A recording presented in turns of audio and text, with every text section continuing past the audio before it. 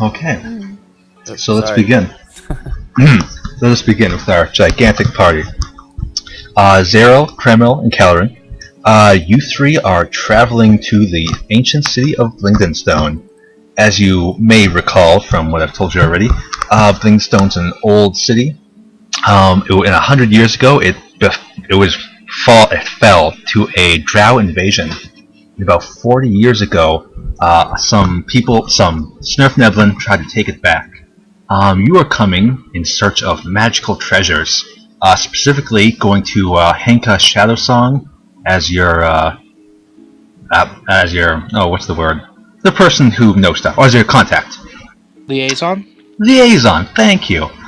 You began traveling up these long stairs, and after about 2 hours of going up these very small stepped stairs, you eventually reach what you see ahead as a clearing.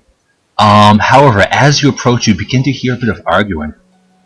It sounds like a large fight going on, but without swords and shields and things like that. Does it sound Sorry, like I have hushed, a- I or have are a- they like really I have going a at it? question. Oh, they're going at it, and go ahead, buddy. Oh, can I not use my token? Can you not use your token? Yeah, like I put my token out there, but now my name's attached to something random. Okay, sorry. I was gonna make you something else. I'll get you your token. Just know that it's. I can do it. I can do it. If you don't mind, because your token's already someone else.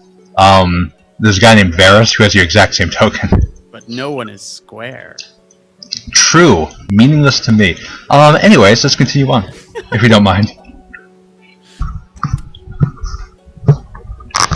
Please continue. Continue. That's Calorin, Crema, and Gerald. Yep, you see these long stairs ahead of you. What do you guys do? Come on. You also hear, of course, arguing up ahead. I resist the urge to taste them and suggest that the rogue go up ahead, because I'm certainly not quiet. Okay. I will move ahead quietly. Cool. Please give me a stealth check. Okay. Be probably 1d20 plus, I'm assuming, 4 if you have high dexterity. 9. Okay, so you start stealthing your way up, sneaking. You get to about here, and your eyes just kind of poke over, and you can see the tips of some people's heads. That's me. I'm sorry. He was walking ahead. Is Gerald, is Lee? There's no use for stealth here. Okay. So you just walk up, you don't even bother stealthing? Oh, I thought we heard voices that we didn't know. You did hear voices you didn't know. High elves Oh. are magnificent creatures. All must behold. They So- can after we know who they are. Well, Gerald kind of gets a jump ahead of you and starts sneaking once to get to here. And he sees ahead of him, it appears to be several elves, Oh, Johnny Five is alive? I didn't know that. as well as a very large and metal door. You see them, they seem to be bickering about something. I had a character named Varus. What do I hear? You hear something about maybe we should enter, maybe we should just wait some more. The dwarf and one of the elves will be fighting pretty hard. The elf and the dwarf? Yeah. Classic, right? Yeah. We have to go. We can't wait here any longer. You might be in danger. Says the It dwarf. doesn't matter. It doesn't matter. What's a few hours? What about you, Johnny? Let's go. Whatever. At this point, the wolf, like the floor starts to line and rise with like a slight fog. Are you casting fog? I don't have anything that really can make fog, other than poison cloud. So sure. Okay, so you guys see a fog start to ascend from the stairs. And I'm walking with it. So I draw my axe and shield. I'm my own fog machine. You see Funa get very defensive as she sees you approach. Who goes there? What's your purpose for being up here with us? I sort of just like start wringing my hands like, "Hello, adventurers. My name is Kramal. Please, hold your applause." I just clanked my axe against the shield a little bit. So what do we see when we look at you, Kramal? I could smell you a mile away. There's that's- lots that's of my one-liners, fragrance. but I don't I know made it who's saying myself. them. So Kramal, what do you look like? He's quite pale. He has long brown hair, accentuated with even longer ears that rise above his face. And he is walking with a long cane that's pointed at the end with a crescent moon, and he wears blue robes. He has a very pointed face, and he smells like roses.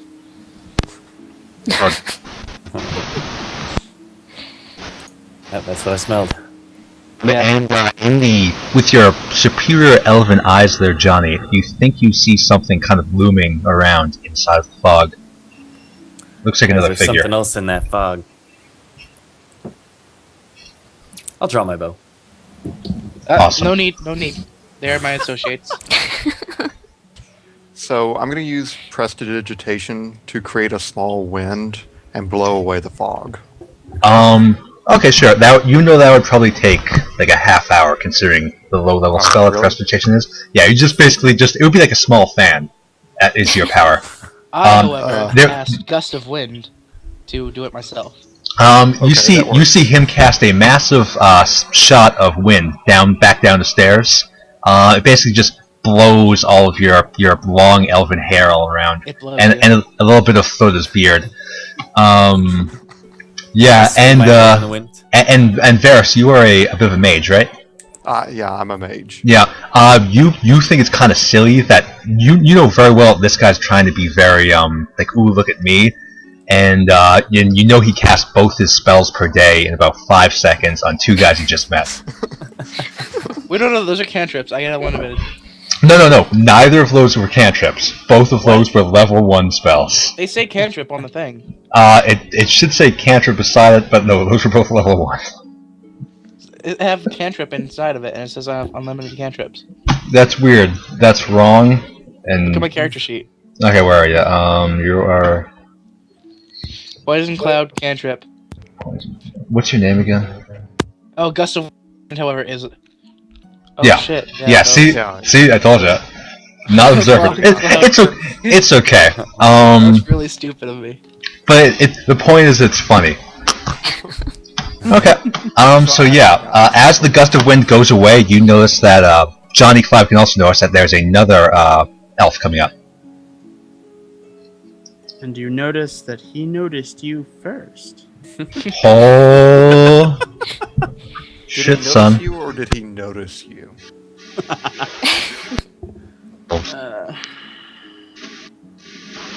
Is this where I'm supposed to do such stuff? Alright, as Gerald approaches a little closer, I'll say, you better get back. This is our cart. We don't want any Oh. bandits. Are you saying that to the guy still in the shadows down here?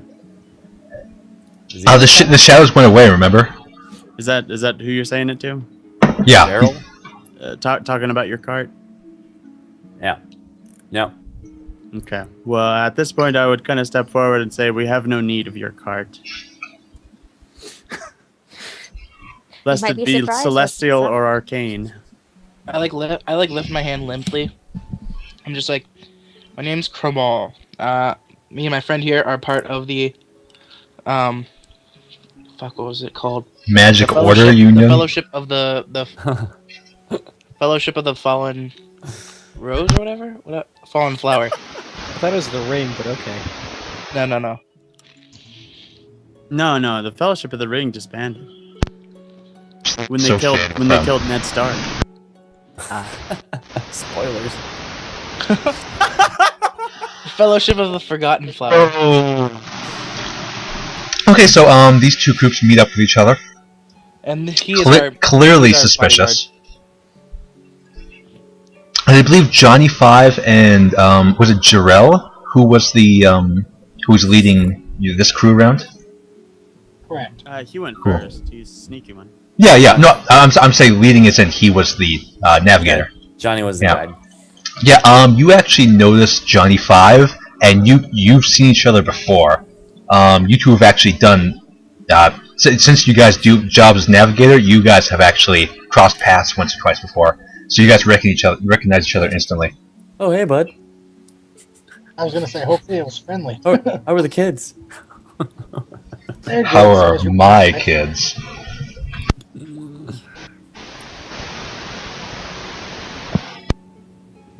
Okay. So yeah, you guys can. You're worried about. What? Yeah. So what do you guys do? I was questioning what they're concerned with. Well, I extended my hand for a handshake, but apparently they brushed Oh. past me. Oh, if he sends his hand for a handshake, I'm gonna go for a fist bump. I sort of like when I see you do that, I just like I don't like really move my hand, so you probably like bump into it, and I just like start wiping my hand against my coat. A fist five. Okay. So we give each other a fist five. It was more like a fist handshake. That's interesting. A turkey, if you will. So I'll like- ask again, what is your all's purpose up here? What are you all trying to do? As I said before, we are from the Fellowship of the Forgotten Flower. We our goal is to search for lost artifacts and magical items.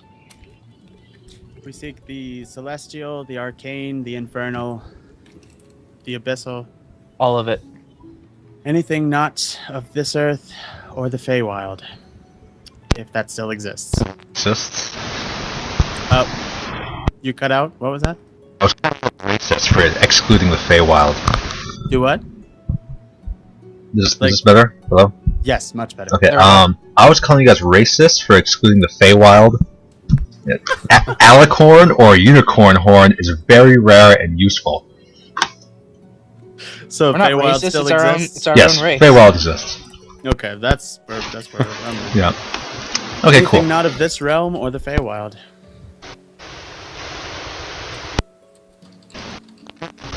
So yeah, you now know their purpose. However, they do not know yours, Ferris, Thada, and Johnny. True.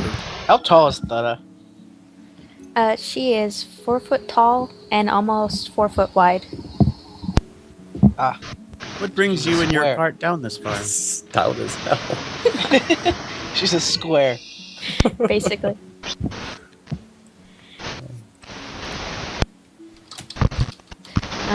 Our business is our own. Gotcha. And we certainly aren't looking for anything magical. So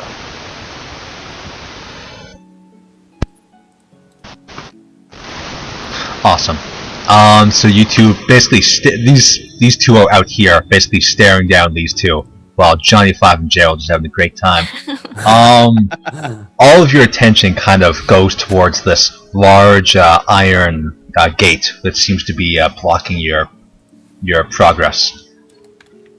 What is this? Start walking towards it.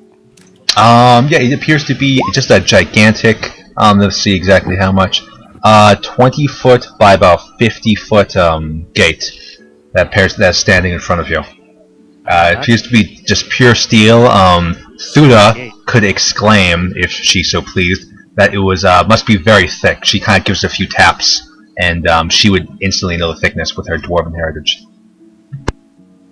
That is Yeah, a sure, gate I would and a check half. I sort of I like run my hand along it, and I'm just like, I like slowly extend my hand towards the door frame, like not the frame, like but the doorknob, or is there like a gate or whatever? All you see is a very large what do they call it? It's one of those bricks that basically make the doors can't open. They can't swing open. Cool. That's the word. So That's what I take the brush. Fuck. It appears Brick. quite large, much larger than even you. Does it look like 25 pounds or less? Nope. Dang it. Dang it. You can use your mage hand to help them lift it up, though, no doubt. Cool. So while they're looking around or looking at the door, I'm gonna look around, look if there's like a communicator thing or maybe something to knock on the door with. Or Please give me a just get some perception check. information. Perception check would be best. Okay. Oh, I just realized I should have cast light on myself so I look like holy. That would have been Yeah. awesome. A few of you guys would be holding torches right now, I'm assuming. Okay, I have advantage on that though. Awesome, give it to me. Okay, so 14. 14's very good.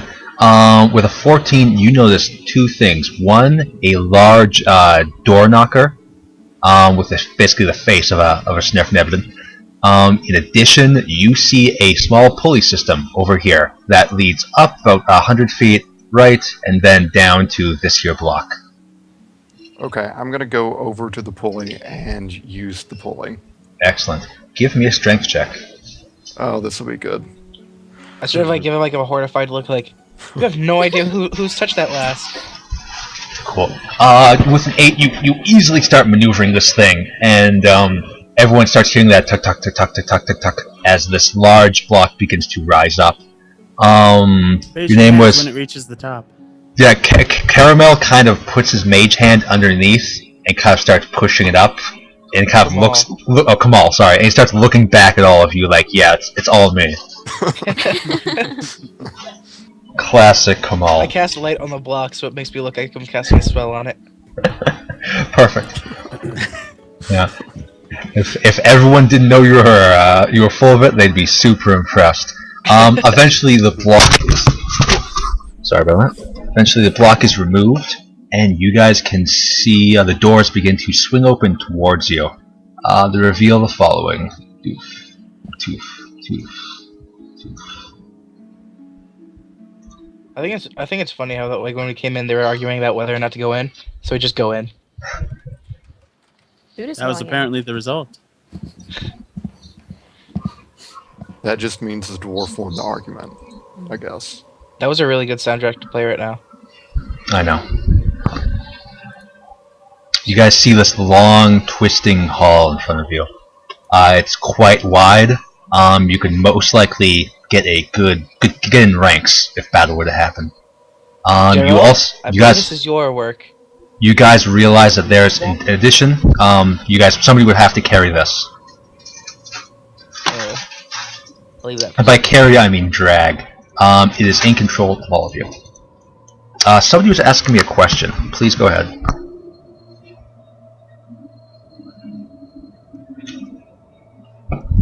Does somebody have a question? I was just yelling at Gerald that this is his work. No. He should scout ahead. That is correct.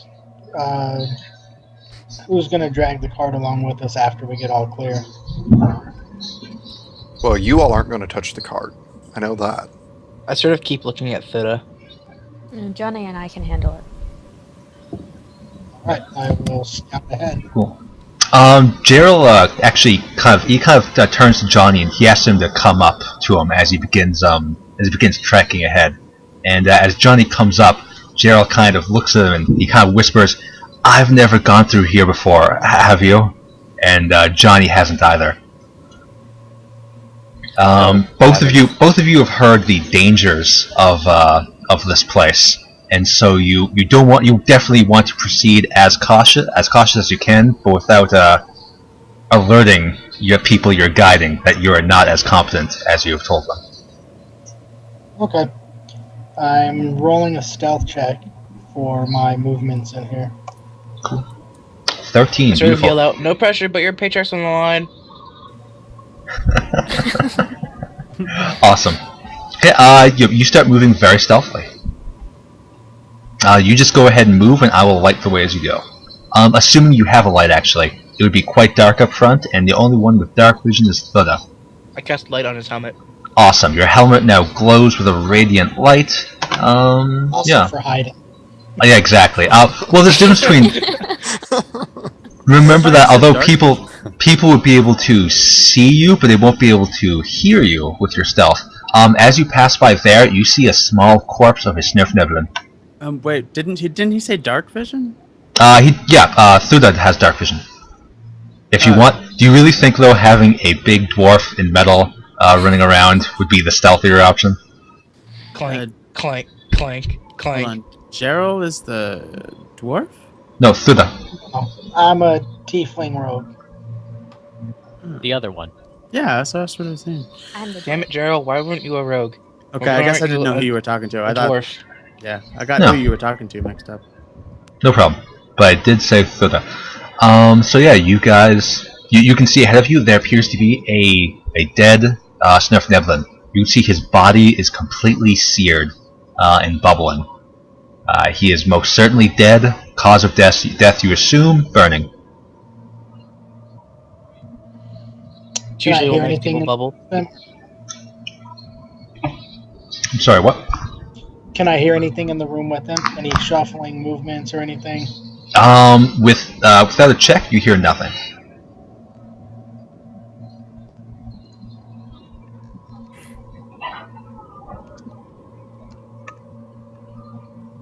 You hear nothing. I'm deaf. No. You, Johnny. Most of what you hear is from back here. I'm sorry, back. Where are you? Most of what you hear is from back here. These guys are talking very loudly, and it keeps breaking your concentration. That's why you got a 3. Okay. Which way do you think we should go, Johnny? You want to check this body out, or do you want to proceed around the other hallway? Yeah, check for traps though, I would assume. Get to there. See about here. About there. I have a search. Investigation check. That would be intelligence. Wow, I suck today. Yeah. You begin searching the walls around you. You don't manage to notice anything particular. Perception check would also be useful for spotting a trap from a distance.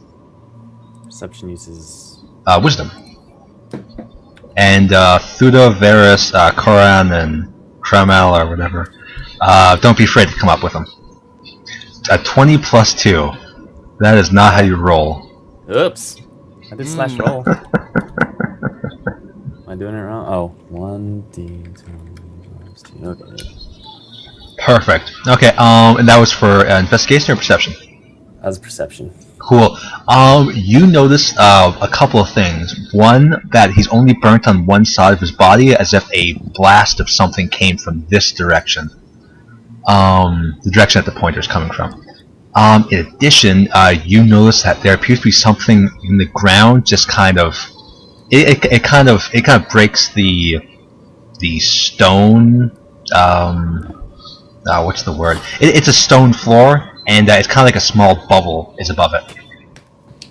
Like this, it's not level with the rest of the floor, and it's in a perfectly circular Like you could kind of step area. on it. Like you could step on it, exactly. Hey, watch out for that, dude. And I point to it. Sure. Please continue. Do I notice anything strange about the walls in this place? As No. we get around city. Yeah, it appears to be all stonework. Very well done. Definitely ancient gnomish. But it doesn't appear peculiar. Oh, I'm sorry. Let me reveal that. Yep, you guys get to there. Yep, and get to there. Thuda and Varus and Carmel and Corin, you guys start to fear that you're losing your guides as they go a little far off. So, Come on, I'm going to Claire. pull the cart up further, looking for them. Cool. Good call. Maybe you- turn this way. Unfortunately, with their stealth checks, you do not hear them. But wheeling your cart around does make a lot of noise. Well, cluck, cluck, cluck. Right here, then. Yeah, Thura takes tiny little steps and she clanks every time she moves. So she thuds as she moves along. Sounds like rapidly thudding. Like, Yes. So I don't make clanking noises, but I'm complaining about having to drag the cart constantly. It's not work for high elves to do. Is it loud? Yes, The cart is quite loud. Very loudly. I'll start groaning about your bitching. Okay. I throw a rock. I pull a rock out of my pouch and throw it at him so they can see what direction we're in. You're just throwing a rock at the guy now? That way they can see where we're at without alerting anyone not else. even your guy. Like, you're gonna throw a rock at the other guys. I don't care. Okay, please continue. Direction.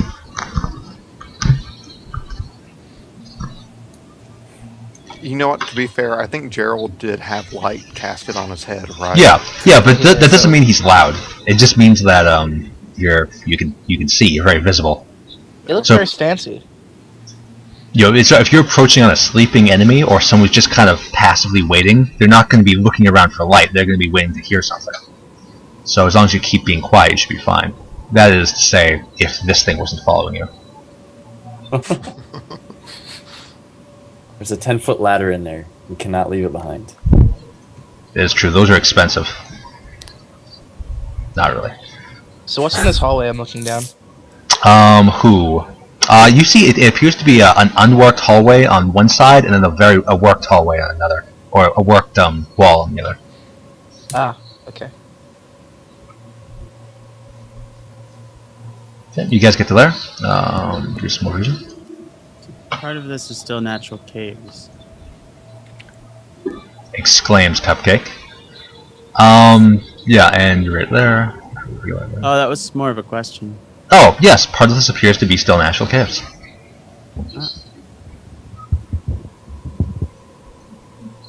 Please continue. I would follow the mage. Cool. Jarell gets to there. The light in his hat reveals the following.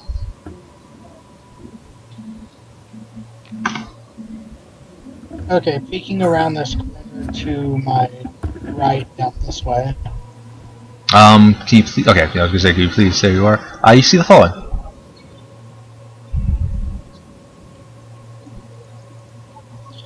Okay, I whisper to Johnny, which corridor do you think we should take? We've got 3 of them in front of us and 1 behind us. It looks like it wraps around to where we came from, possibly.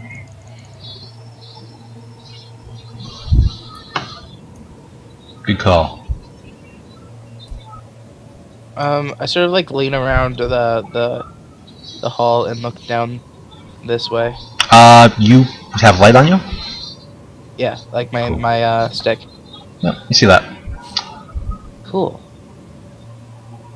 Can't wait for something to go down. I think everybody is. Yep, everybody, please go ahead. We've split the party, which is always the best course of action. Oh yeah. Wizard. I never said that it was a good idea. I was just doing it because I was lost. Hey, it always worked for Scooby-Doo, so... You never Ooh, died. let's find a huge sandwich. I know we're looking for the kitchen. Like, where's the kitchen? So now that we've caught up with Johnny, I'm going to ask him where in the hell we're going. We're just looking around. What do you mean we're looking around? To Making find sure it's magical safe. artifacts. I actually saw a dead, goblin? Svirfneblin, a gnome. I saw Svirfneblin? a dead gnome Svirfneblin. under a pressure plate, so we know there's traps around here. Was it our Sounds gnome? like a food. If I see another one, It did appear to be a gnome that was recognized by Varys, Thuda, and Johnny. Oh, so that was his name. No, Svirfneblin is a race type. Oh, okay. It's rock gnome. It was not the man's name. Svirfneblin. It sounds delicious, whatever it is. Oh yeah, It it's yeah. It's quite the delicacy. Sounds like something you get at IKEA. Svirfneblin. I'm up here. I'm just gonna peek my head around the corner and then. Sure. You peek your head around the corner and you see the following.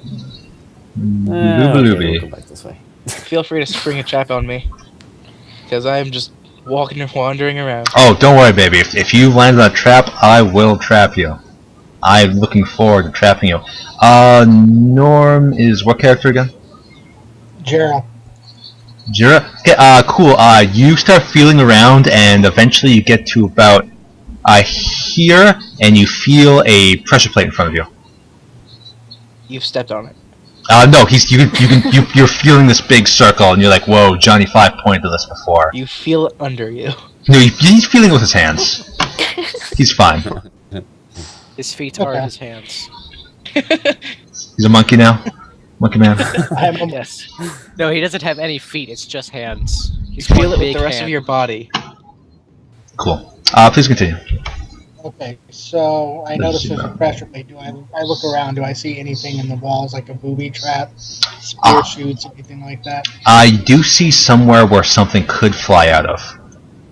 Where is that located? It is along this here wall. He said trap. Okay. I signal to Thuda and Varus to move the cart back up around the wall. Over here. I cast detect magic item. Detect magic item? Yep. Okay, from where you are, you, I what's... don't have that spell. Okay, I was gonna say, what is your range? Because you wouldn't be able to...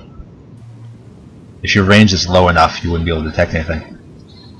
Please continue, Varus and Johnny and Gerald and everyone. Why? So why did we need to move the cart?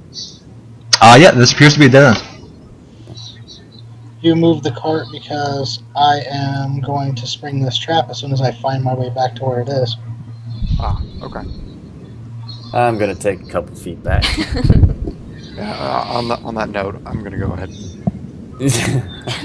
You're on your own, buddy. Good call. I am lost in the dark somewhere. Who's lost in the dark? Gerald? Gerald, how do I find my way back to my piece? Oh, I'm sorry. I will click and drag everybody. There. There we go. There I am.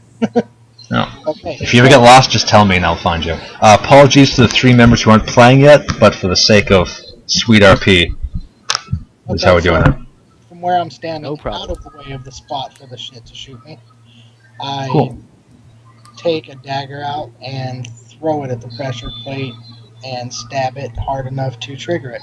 Okay, you're stabbing it or you're throwing it? Throwing a knife at it to trigger it. Okay, it planks off the side and lands on the other side. There's no way you do enough strength attack with that kind of weapon. Alright, It's too late. We're not isolated anymore, are we? Yeah, You guys are all together. I guess we find them and Hold on, I'm I just have like, idea. oh, hey guys, quite loudly. I have idea. Oh, sorry. You go ahead. We know where they are, right? Like we're not lost in the dark anymore. Yeah, you can hear them arguing from a mile away. Okay, and I heard them throw the dagger, right? You heard a tink. Yeah. I cast Mage Hand on the pressure plate. Okay, you are disappointed when 25 pounds is not... Just kidding. You start pushing on the pressure... where are you? I don't see who you are. You're back here? I had 10 Yeah. foot. You cannot possibly see them from where you are. Okay, so I start like walking up to them and just like, oh hey guys, how you doing? What's going on? Quite loudly. Actually, I would just hand them my 10-foot pole. Yeah, you guys can do that too. That's So just like, what what's going on? this is. What are you guys doing? That's what it's for. Oh, nothing. You can just walk up there if you want. That's why I lugged it all the way. Cool. I will take it and push the trap. You just straight up jumping on the trap? Yeah, he's No, I'm not doing that. That's just stupid. Well, is Kaler actually moving himself here, or is... That was a joke. Okay, don't joke around, because... Actually, screw it. You already moved there. Damn it. Yep, sorry, buddy. We don't accept jokes here. Where No time are for you? games. I really. This is serious, guys. What are you guys doing? that for is fun? when- Stupids. Alright. Let's do Cool. this. A large spike emerges from the side of the wall. It jumps out and it stabs into you as if it was aiming for a part of your body. Well, It- I knew about the thing, so I can make. Uh, Can I make a dex check to dodge out of the way Absolutely can, with advantage at that. with advantage? Yeah. So what does that exactly mean? 1d means you get to roll twice to take the higher result. You get to roll 1d20 plus about what did I see you? No, I mean it would be plus My dexterity is 3. 16. It would be plus 3 then. 1d20 plus 3, and roll that Plus twice. 3. Take the higher result. 13. 13. Please, there we go. I was gonna say, 13. That is not high enough, unfortunately. It stabs. It is enough for you to avoid it a bit. It tears into your shoulder, and as it pulls back, you can see some of its spikes on the outside start to drag you in towards it.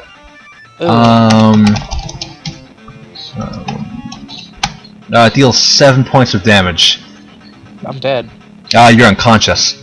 As the spike flies out, and he basically starts freaking out. You see that your mage buddy start to freak out horribly as he is stabbed horribly by this spike chain. Guys, this is why I hired you to detect traps. So You can't speak. You're too. Caramel is way too busy screaming to actually speak. The pain is just overwhelming. I start running this way. Yeah. Cool. Yep, you see it. There is like something attached to him that is dragging him back, right? It appears to be a large chain. Yeah. It's attached to his shoulder, trying to drag him. Two-handed and try to cut it if I can. Is that just like an attack roll against it? Not sure if that's pretty cool if that's true, Keldar. Oh yeah, give me an attack roll against it. It's going to be a very low AC, but give me a roll. Okay. yeah, so if it helps, I'm going to cast Ray of Frost on it first to make it really cold and brittle. Sounds good. Son of a... So unfortunately, you start hit it in a kind of place that's weak or not weak, that you're weak, and you just don't bash it hard enough. That's going to ruin my clothes. Once again, all you can do is scream. Isn't he unconscious? You could say he's unconscious. I prefer to say that he's just so busy screaming that he can't make any rational thought. Is he at Because of the 0 pain. HP? He's at 0, yeah. I'm at Okay, 0 so HP. I touch him and give him 1 HP. Okay, so you are reawakened of your senses, only to be pulled further by this thing, as it deals 1d... as 5 more damage, dragging you back to unconscious as it pulls you back in. And it just starts ripping at your arm. Well, this is why we don't make jokes, guys. Yeah, essentially. So you can attempt to attack the chain again if you like. Yeah, so I'll cast Ray of Frost on it again, trying to weaken it. Cool. Give me 1d8 I'm damage. pulling my second sword and making my 2 attacks. Cool, awesome. So what do you want? Just roll 1d8 damage for your spell. Why not just use Mage Hand 7 Nice. damage. and pull it towards you? Pull against it. Yeah, 25 feet. That's 25 pounds. I'm sure this thing is less than 25 pounds of damage. 21. Okay, the first attack does manage to hit. Okay. Give me damage. You're This using time a it's short not sword? two-handed, so... Yeah, so it'll be less damage. It's a shame. This trap is wicked. Blam. 9. Nice. In a mix of the cold and the massive shock, you managed to shatter managed to splinter off one of the chains. I fall to the ground. It basically withdraws. It withdraws into the thing, and the hook's still attached to your friend. Alright, how do you use a healer's kit? Do you have to have proficiency to stabilize, or...? No. Although you do have Thura who can cast a spell and basically heal him instantly. Yeah, but do I know she's that? not sure she wants to restore him because he's Good call. kinda dumb. What's the roll on that? Colossal dick. Just roll 1d20 plus wisdom plus medicine and skill if you have it. Okay. Before we heal him, maybe we should remove the spiky thing. The spiky healing would involve removing the spiky thing. That would be the medicine check. So you got a 7? Yeah. Okay, cool. I'm gonna roll 1d20 to see how damaged his arm is. That's a shame. Your arm is beyond repair. Looks like, yeah, I'm afraid it looks like you might have to remove it. Unless somebody can get some serious healing in there in order to, like, if you can get a lesser restoration, you can probably repair your arm. But at the moment, it looks like you have one arm that's just not going to work for a while. Stumpy Mage. Is he still dying? After the healing check, no, he's not dying. You managed to get the wound all sealed up. You think the arm may require amputation if you can't get it, what's the word? Cleaned. If you can't get the wound cleaned. So now that the most urgent part is over, I would ask if any of your trades are healing. Yes, are we certain we need this one? He's not part of our party. I don't care. Not really. I would say we need him if we can get him to control himself. I'm watching the cart, so I have no need. Very Yeah, well. I'm just gonna walk back. I will heal him, and I utter a short little prayer, and it is D8 plus 5 hit points. 8 hit points. You're doing power word heal. It's 2d8. No, I just use the healing word. Why would you use healing words? It's weak. 8 Yeah, points, Scott. He doesn't have that much HP. That's true. That's a smart move. So you are back to full health there. How do you say your name again? Carmen? Ramal. Carmal. Carmal. So yeah, you can clearly see his arm is still messed up. You would definitely need a spell of someone greater than yourself through that in order to repair him. I see my arm, and I just like, I look at it. Roll a wisdom save to not pass out. What? Roll a wisdom save to not pass out by seeing your arm like that. 'Cause that kind of thing happens all the time when you yeah, you're fine. Yeah, you see it and you just come to terms with what happened. I start sobbing. Yeah. You do see the small metal spike that did it on the ground with a little bit of chain still attached. Come to terms relatively. What's the shape? The shape, it kind of looks like a bullet, just wreathed in barbs and spikes.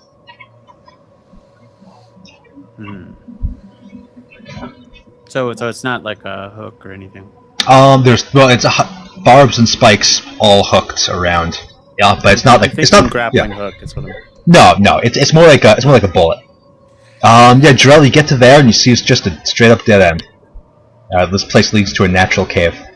All that pain for nothing. I just wouldn't like be so sure. I just like collapse on the ground. I was just like sobbing. I'm just like, thank you, Thuda. I wouldn't be so sure. Wounds can teach what I would words have died cannot. without you, but I'm gonna lose my arm. Yeah, well, Is this you might want to look where you're the going flashy next mage? time. Yes, this is the flashy mage. Oh, okay. His good robe's now just covered with blood and torn all over. Fuck He's you, definitely gonna be Johnny. noticed now. Buddha shakes her head as she walks away, just saying elves. Quietly. Excellent. I cast like Mage Hand on Johnny and just push him back. Okay, it would be very easy for him to resist if he wanted to. I'll fake like I'm being pushed. Awesome. Okay, so you continue that way. You get to right there, and underneath you feel a little ka-chink trap go down. Yeah. Give me a dexterity saving throw. No advantage for you. I'm sorry, repeat the last part. Oh, just a dexterity saving throw. A 7. I'm afraid you have no time to react as a small opening comes above you and acid pours down. Oh. These traps are ridiculous. You take 4 points of damage before you can move out of the way. Move to about there. This area right, where are you? Area right here is now covered in acid. On the floor anyway. It stops spraying after about 3 seconds. These traps are hardcore. What are we paying these guys for? Well, I mean, Johnny hasn't steered us wrong Oh, yet. sorry. I was so- muted the whole time. I asked the healer if it's the kind of acid that continues to eat, or if it's... It appears that the damage is done. But Should be okay now. but, I want to keep through your the- eyes open. Thuda recognizes that the psychological damage will most likely take months to recover. Does it burn all of his clothes off? Fortunately, it was a type of acid that reacts to the skin rather than burns everything. So it appears that although your pig leather, what's the word? Water skin has been dissolved, most of your items seem intact. So he's naked. Nope, he's once again most of his stuff is intact. Got it. So please continue. 17 investigation roll. Good call. You notice nothing until you get to about here, which in case you detect another one right there. Okay, so I move forward, avoiding that. When Cool. I hit this corner, what do I see coming around this way? On both ends, you see nothing but another dead end.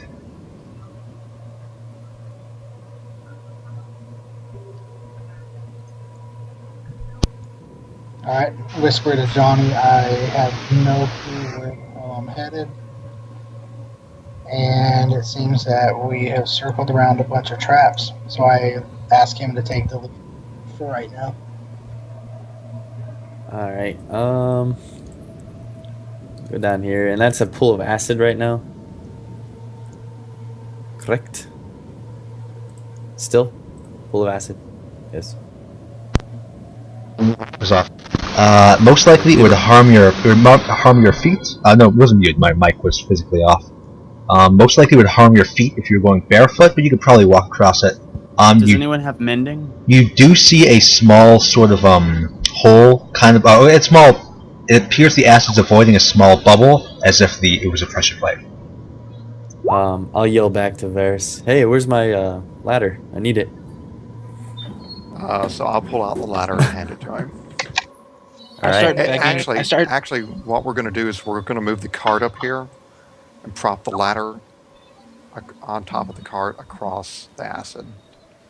Cool. I start begging Thuda to fix my arm.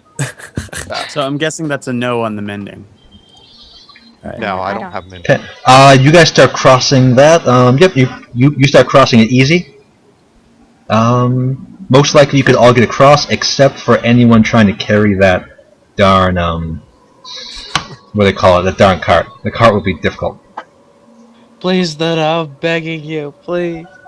I'm sorry, there's nothing I can do. God dang for you. it. You should see me in a few months. I'm terrible at Yeah, rolls, I'm that'd be sorry. Let me reveal tiers. So you guys can probably easily get by now. You do see a dead end up there, but it appears the path continues south. Go.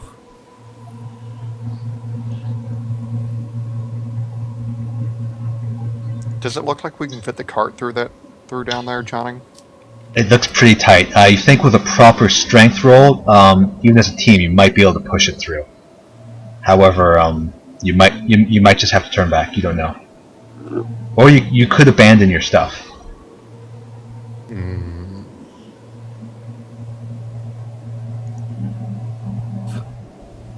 Okay, so is this a two-wheeled or four-wheeled cart? It is two-wheeled. Okay, so I'm going to tell the rest of the party to get out of the way after everybody's across. And then have Thuda and we're going to pull it back, and then, like, we're going to get a head start, get some momentum up, and then jump up on top of the cart so we make it across the acid. Okay.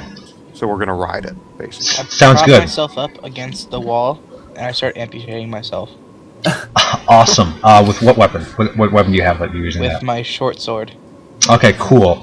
Anyone who's by him can see that see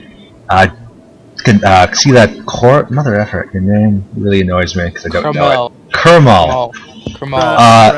You can clearly see that Kamal is starting to go crazy, and he's started to cut himself. You think that he's just desperate at this point, and you basically start restraining him, just because he's starting to cut himself horribly. Yes. So who are you two? Basically try to jump over. Please both give me strength checks. My beautiful elven skin is tainted. Thermal and Varys. You don't need to both pass, but at least one of you should get over a certain amount. Okay. I rolled a 3. Okay, so we'll all look into you, Thuda. Okay, let's see. 3. 13. I'm gonna give it to you guys. So you managed to push it over. You do manage to trigger the trap, but the speed at which you sent the cart, you managed to get through without anything actually happening. Awesome. Okay. Did I get your whisper? No, I was asking Jake. No, it was towards me. Okay, good. Okay, so you guys are across, everyone except for you, which you can just walk across because there's a ladder there. Assuming you haven't removed it yet. I'm still picking my cloak up and anything else that might drape into the acid. Yeah, you'd be fine. Good man. You guys eventually get to the other side. Okay, once he's over, we grab the ladder and put it back on the cart. Cool. So you guys want to try to squeeze this thing through. Give me a strength check. So we're gonna have everybody help pull/push the cart through. Sounds great. Let's just give it to Thuda. Thuda, roll with advantage with a +7. Or wait, 1, 2, 3, 4, 5. With a +5. In addition to what you usually roll. Okay. So. Yeah, 16. So you guys managed to get it across. You feel like one of the legs is probably broken or breaking now, but you do manage to get to the other side. As you get to the other side, you see the fallway. Kind of like the elf. Yeah. Although the elf would not have been able to help very much with his broken arm. I used Mage Hand. Once again, that doesn't help very much. You really overestimate what Mage Hand can do. It's amazing. Okay, you guys get to this hallway. What do you do? It's like Thunderbolt. It's like the same. I suggest that we send Kramal forward. I just glare at you with a passion. I'm searching for traps. Cool. You start walking forward as you're searching for traps. You get to over here, and you notice one right about there. Another pressure plate. From the end of the hallway, I use Mage Hand on the pressure plate. Not enough pressure to do anything. Are you kidding me? Okay, What? okay. Hang on, guys. There's got to be a better way to deal with these traps. I don't think we're doing this the smartest way. You have a rope? Is there anyone that can I think disable it? Caloran knows how to do that. Anyone with thieves' tools should be able to disable a trap. However, if they fail, they'll most likely activate it. I have a 10-foot pole, very visible. 10-foot pole. 10-foot Just wait. pole. I mean, the Gerald 10-foot has these pole. tools. The 10-foot pole will let us trigger it, but it doesn't stay triggered, right? I mean, the Exactly. acid trap was one off. No, it triggered it again. It activated again. I mean, we Why can don't we try just it. send Kramal in? He could lose another limb. I'll disable. You can poke it and see what it does. Give me another roll. Most likely you would roll. You're a rogue, right? Correct. Yeah, so it'd probably be it would probably be the +9. Plus what? +9 would be your roll. Beautiful. So you start moving it, and you know that you can't actually disable it, but you can stall it for enough time to get most of the people across. You will probably be left behind, though. Okay. That's fine. Cool. So you basically start getting them all ready to go, and you tell them all to go as quickly as possible. They have about 6 seconds, or about 10 seconds to get across. Before I yell at them to get across, do I see any other traps ahead where they're headed? You do not. You don't perceive any anyway. Okay. Search check. Are they leaving the cart behind? We're No, barreling they're down bringing it across. So while you two are barreling, can you two give me a dexterity saving throw to try to maneuver it correctly as you're going through? Sure. Both of you again. Thuda and your friend. First. Yep, Varus. Are you actually staying that far behind, buddy? I'm not sure if you're... Is he like holding it? Like, how is this being held back? Basically, he's he made the trap think it was triggered, and then he kind of stopped it from triggering for a second. He basically just he manipulated a glitch inside of it, but he thinks he'll only be able to do it once, and that he will probably be left on the other side. He deleted System 32. Yeah, something to that effect, whatever that means. Is that it's the kind of thing that could be jammed? Unfortunately, no. Not with his roll, anyway. Nope. You guys need to just get across, and then once I'm trapped on this side, I can figure out a way through it. Okay. I run through. Cool. Everyone manages to get to the other side, especially with Varus. Thuda kind of launches the cart into the wall, and Thuda just kind of commands her to quickly shove it the other way, and she kind of picks it up and drags it through. Eventually, you guys get to the other side and leave Jarrus where he is. I seem to have lost my guy. Just disappeared on me. Bloop. Oh, wait, Seems to be moving in Varus himself is just gone. Yeah, well, he may not be, but I can't see him. He's probably gone. I'll just grab another one. Because you guys are all clones. That's not canon. You are clones. There you go. Can you control him? Good. Yep. Okay. So yep, you guys can see ahead. You noticed whoever did that investigation check, Johnny 5. You noticed right where Carmel is standing. There's a trap right behind him. All right, I stay silent. Right here. Fucking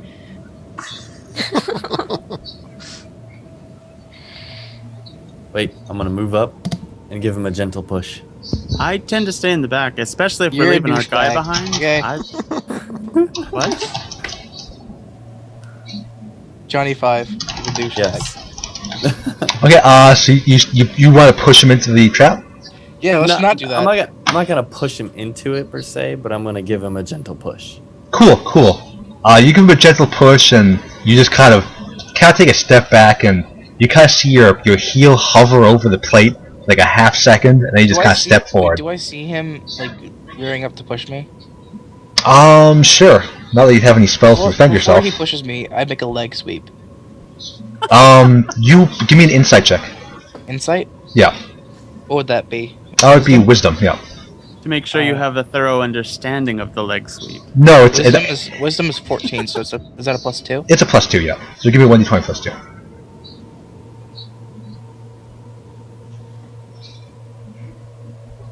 13.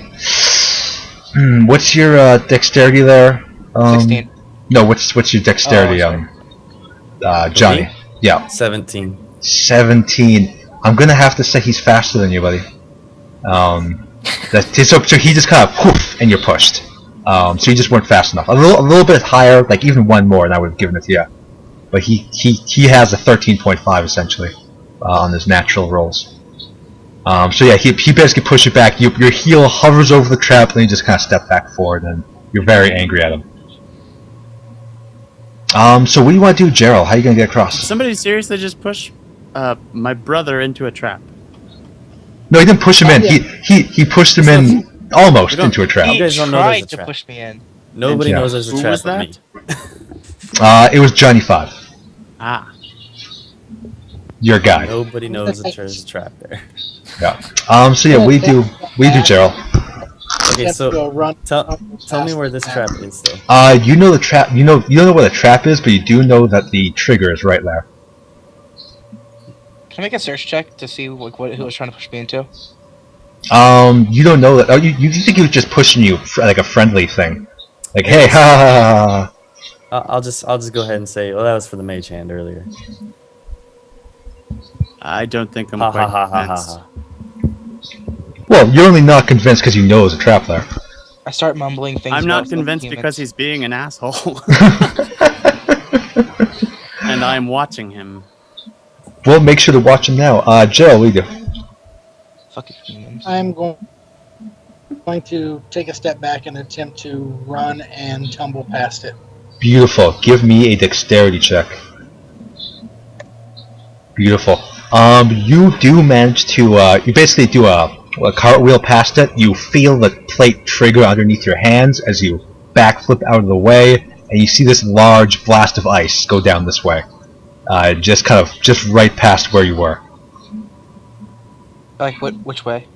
This way. It was just kshink, as you kind of look down the hall, you can see the whole area is just absolutely drenched in ice. Whoa. Oh, that was close. Damn. I'm glad we weren't all in the hall. Okay, what do you guys do? I would like to make a dex check to do the same thing, except the other way. That way. Okay, give me your roll. My dex is 16, so that's a plus. Note, I just want to note that failure will probably have you tripping and falling into it. Just saying. So 16 okay. is plus 2, right? Do you want to try to disable it, buddy? No, not disabling it. No, I mean Over the it. Norm is going to try to. Oh, sorry. That You is want- correct. Cool. With the 21, I'm going to say you can definitely, you basically take one of your daggers, and if you're willing to lose it, you can shove it under there, and you find a flaw in it. It's kind of was put on improperly. You can actually shove your dagger under there and keep it from going down. But you would have to lose your dagger. That's okay. I have more than one dagger. Cool. So he sacrifices the dagger, and this area is now clean. I see him disabling the trap. I'm just like, you tried to push me into a trap? I stay silent. He stays silent. Despicable. All of you. Okay, you start looking down the hallway. After it takes you about 30 seconds to do it, and eventually you see it's just another thing down And there. you're still going in front for them? I go back to Caloran and I'm just like sitting there with him. Good call. By the way, I just realized that we are the same age. Oh, I rolled 5d20. I rolled 5d6. And I got 20 as well as him. Johnny 5. Yeah. No, You actually notice that there is a trap right about there. Really? No, that Yeah. was the beginning of a sentence. Alright, I'll shout to Gerald. Hey, there's a trap over here too. And I'll point to it. Cool. So we're basically So- twins, except he's the jockey one. It's right there-ish. Can you see where the actual attack comes from? You look around and you cannot. Okay, Even- can I do even with a perception 16. check? Investigation would be your best bet, and you already failed it. Where's the trap? It's right there, yeah. Okay, I didn't do an investigation check yet. Oh, I'm sorry, I thought Norm did investigation. Okay, give me an investigation check then. 17. You still cannot find where this trap comes to. Okay, so My I'm my investigation was actually for down here before Oh. I heard him pull me up. Yeah, you look down there and you find actually some old bones and like a decrepit old pouch that he was carrying. Appears to be of a Svirfneblin. Okay. Love that word, Before I Svirfneblin. investigate this, I'll snatch the pouch. Okay, as you snatch it, it kind of crumbles in your hand, and you see this big spider kind of left in there. I'll hit it Poison with save. a short sword. Cool. While it's in your hand, Yeah. He cuts Flat his own side. hand off. blunt side, sweet. Roll me 1d4 for damage. Because going blunt side wouldn't be the same. Oh wait, it would be just 1 damage plus your strength. Never mind. So roll attack, please. 1d20 plus dex, etc. Cool. You smash it in your hands. On closer investigation, it was a plastic spider, but it did spook you. Nice. those Alright. jokesters. Yeah. Would have been great though if you cut your hand off attempting to kill a fake spider though. You gotta admit, if you cut your hand off. Everyone else is at the trap. I will roll an investigation up there to see if I can find where the trap leads. Good call.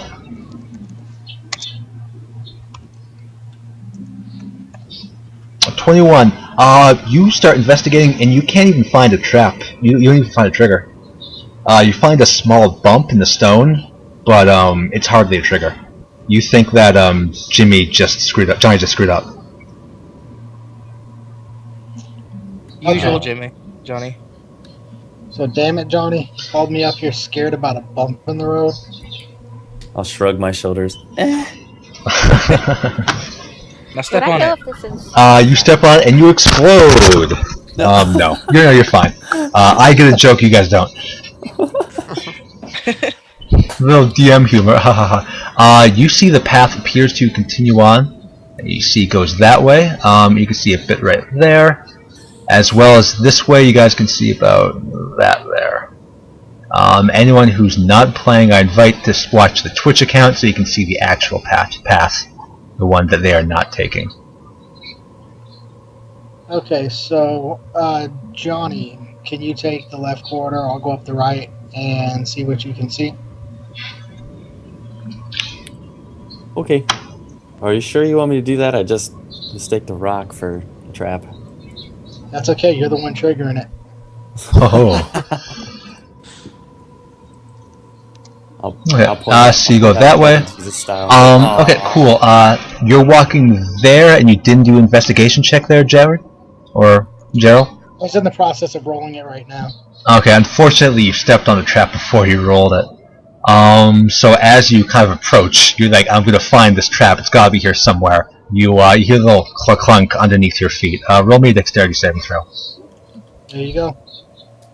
22. Okay, you just backflip again and just jump against the wall, as you can just see this this large cloud of gas just puff out into right here. It's kind of this green and rancid, but you jump right against the wall and start holding your breath against it. Luckily, you're fine. Sweet. As you start backing out. The gas does appear to linger. Hey, welcome Okay. back. You want to trigger some more?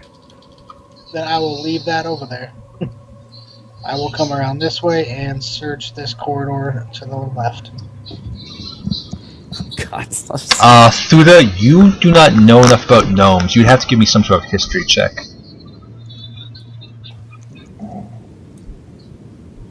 I think I have. Yeah, that's one of my proficient ones, so I get Awesome. +1, correct? Indeed.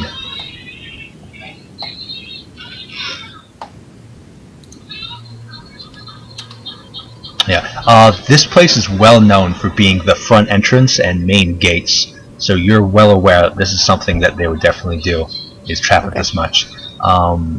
Unfortunately, during the fight, the drow did not come through these gates. If they did, they would have been slaughtered.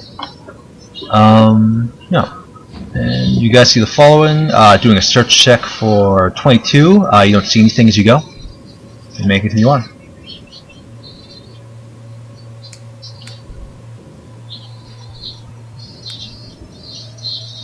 Johnny rolled a 6. He doesn't see anything either. Yeah, you get to there. You see a little bit in there. See a little bit there. Yeah, you can see that. A little bit there. A little bit there. Alright, you managed to see down that hallway. Bloop. Bloop, bloop. Bloop, bloop. Yeah, essentially move forward about 10 feet. You're going through a trapped area. You better move at 10 feet. That's...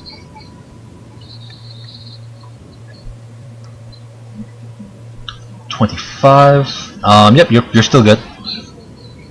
What's the +9? He's a rogue, so he really knows this stuff well. Okay. I've got my dex plus I automatically get for my searches for being a rogue, so it's ridiculous. Yep. Alright.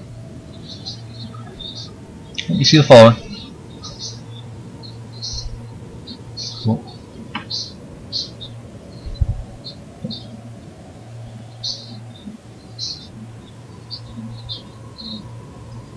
Continue. Looking for more traps. Awesome. Cool. You get to about there, and as you're kind of searching this way, Gerald kind of grabs you by the cloak and pulls you back as he points to a trap right here.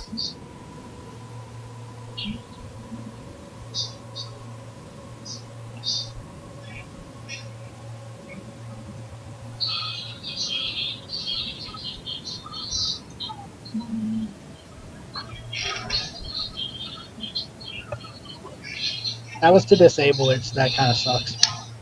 29 to disable it, or an 8 to disable it? You got an 8. You got an 8 trying to disable it.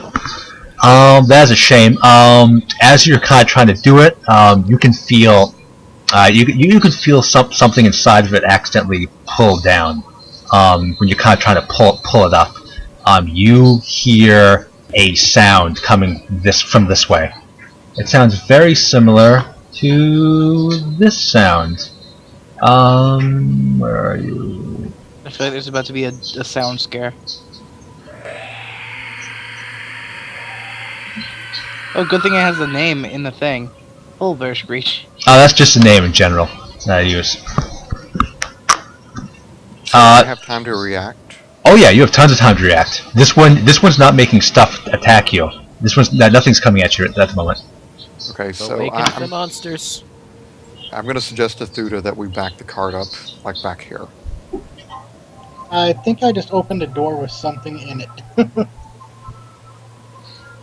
Oh, What do I see? Looks like a minotaur. Yeah. So It does not look happy. is it like charging or is it just like walking? It basically walked out. Now it sees you. It looks like it's about to charge. So, Alright, I step back. question out of the game. Go ahead. What language would a minotaur speak? What language did minotaur speak? Probably giant. But it would probably have its own variation of giant. So it's kind of like dialect, local dialect. If I spoke giant to it, it could understand me, but It might understand certain words, but if I spoke British to you, you might not understand all of it. okay, that's fair. You would understand all of it.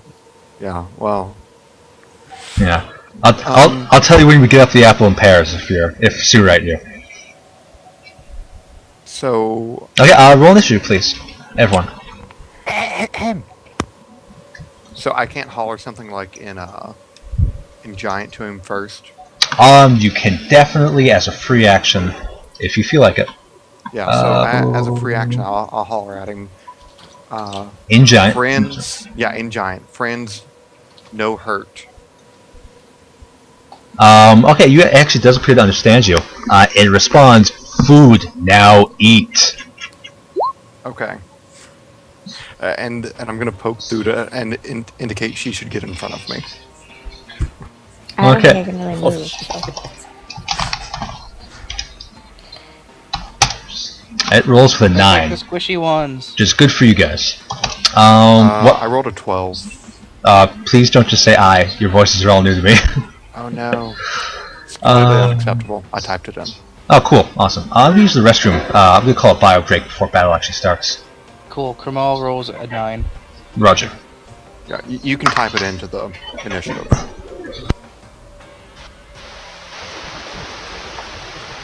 I'm glad my initiative is the same as the Minotaur because I really wanted to get this in before he charged.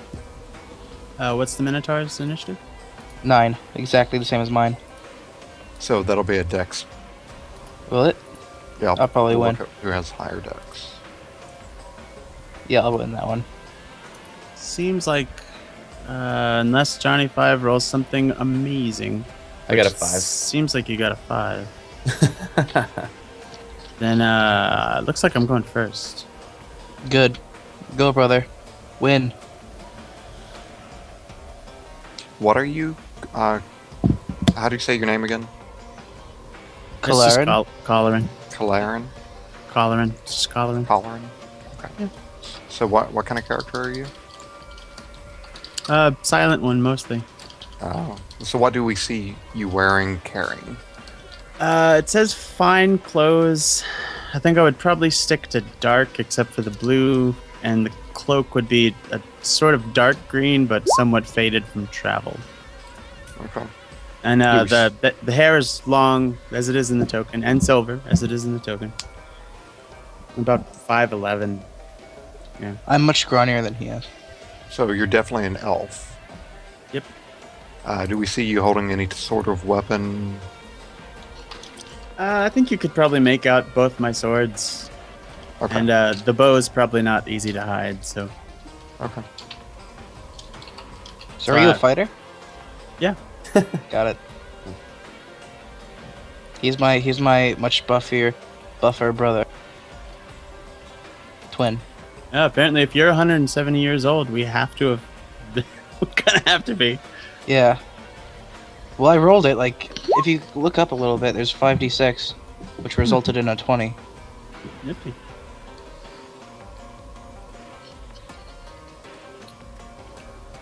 Before you even asked me.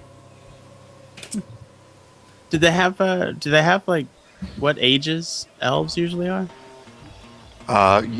You have to be over 100 to be considered an adult. So if you're 170, Did they have that somewhere in Nex? see it?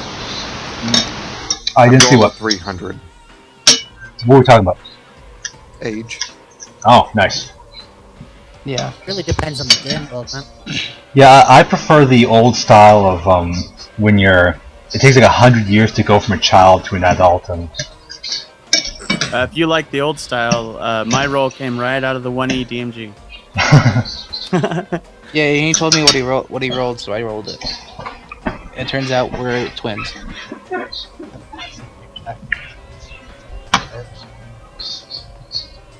Thuda, what's your or rather not Thuda, Johnny, what's your actual role? What's Or five. or was it? It was true to the name. Oh, rather Thuda. What did you actually roll? Suga. Yeah, so when I clicked the macro thing, it didn't work properly and just popped 5. I don't know what that came Cool, from. just My roll- actual roll was an 11. Okay, cool. So there's 2, I have 2 names on there somehow. Roger. Usually when you roll that kind of macro, it adds an extra one. Okay. Yeah. Okay, we ready to do this? Let's do it. Could take that as a Before yes. we do, me and the Minotaur rolled the same thing. Oh, did you? Yeah. Oh, cool. You automatically go first because you're a player and you're awesome. Cool. Okay, and so Corlin versus. So remember, we're gonna do the 10-second rule. If you guys can do the stuff quite quickly, then I'm gonna give you a +1 on your attack, assuming you want to attack. Go ahead, Corlin. Oh, lazy today. Carlin, Yeah. definitely not getting the +1 there. I don't want to take a nap because I don't want to get up too early.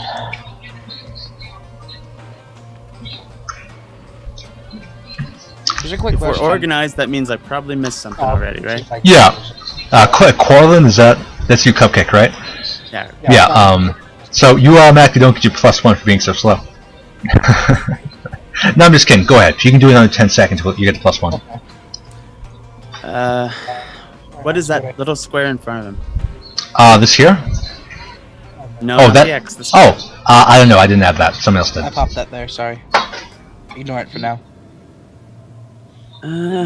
Charge adds 10 feet to your movement, right? Essentially. Alright, so that's not gonna work. So looks like my actions are going to be double moving so that I'm standing in front of everybody else and pull out both my longswords. What's your movement? 30. 30? Why don't you just move 30 feet and then prepare an attack? Or like go defensive or something. Because 30 feet gets you here, that's still in front of everybody, and it means you can. If you go defensive, he gets disadvantage on attacking you. Are you guys going range? Do you know? Yeah, I'm going range. I drew my longbow as I moved out of the way. Yeah, I think I'm I'm the going only range. other melee. You're going melee? Yes. Alright, well in that case, that's what I'm doing. Cool. Okay, you want to prepare a dodge or prepare an action? I want to hit. Okay, cool. So when he comes close, you'll hit him. But it will reduce your AC to 9 or 8, so you can actually do it. Is that cool? Not especially, but okay. If you want to just dodge, it'll keep you at 20. But if you want to actually attack him, it'll reduce it to 9. My AC is 18. Or 16, sorry. No, not your AC. Your attack or your speed. Because you're at 20 speed right now, or 20 initiative. Yeah.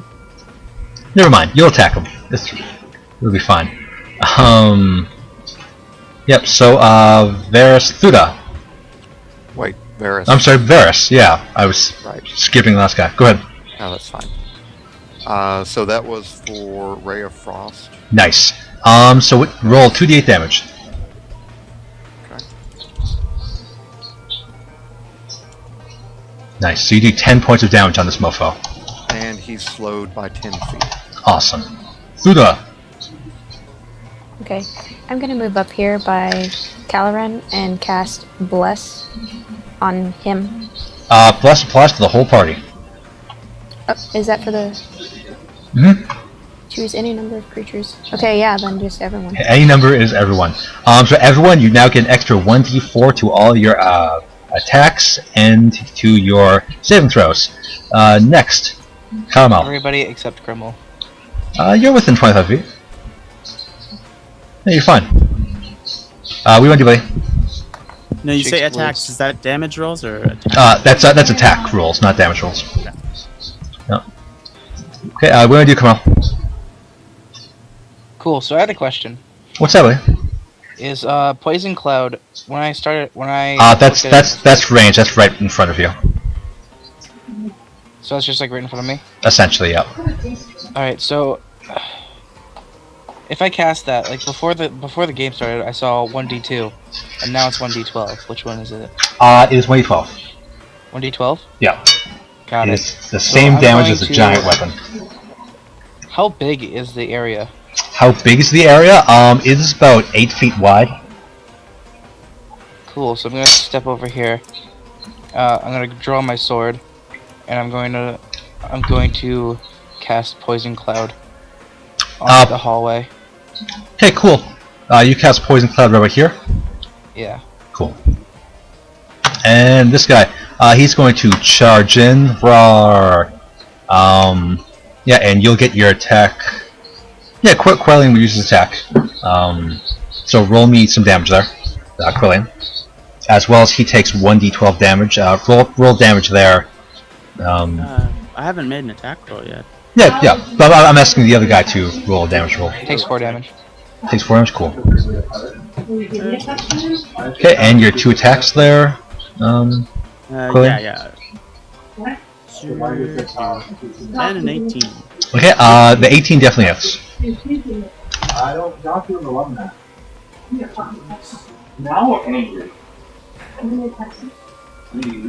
Wait a second. Does the offhand get the strength mod? It does not. So 6 damage. So 6, yes. Cool. So this guy, he continues to attack. He's going to gore Quellian. I don't want to roll that. That is my Twitch account. Hey, Quellian, go ahead and tell me if a 21 hits your AC. Easily. Okay, cool. So you take 20 points of damage. You take 11 points of damage from the guy itself, but the other damage is from him basically goring you against this wall as he charges through. Ooh. Yep. So 20 points of damage. You go unconscious. Yep, not enough to kill me outright though. So Dang that's straight. Yeah. Varus is very surprised to see his friend just kind of knocked in and stabbed in here. Quellian, you're up. Quellian. Should tap provoke attacks of opportunity though for Carmel and Thuda since there. they're space. I will absolutely accept it. What was going on? Carmel actually hits with a sword, and Thuda, why don't you give me an attack with your weapon? See, this would be a. That's 3. Okay, give me damage. You accidentally hit your friend. Wait. Let's see. Who? She accidentally hit the guy who's being gored. What? Yeah. You guys want to take attack of opportunity? 7 points of damage. Okay, you take about half of that, so you take about an extra 3 points of damage there. He is now outright dead. No, he's not. He's fine. Gerald, you're up. Q, you take 3 more damage. Wait, do I not do a save? You'll save on your next turn. You used your turn to attack, remember? I thought I used my first turn to attack. You used your first turn to adjust your turn so you could attack him when he gets near you. Yeah. That's what Gerald, what do you want to do? I cannot occupy the same space as somebody. Preferably not, but you can enter and go through it.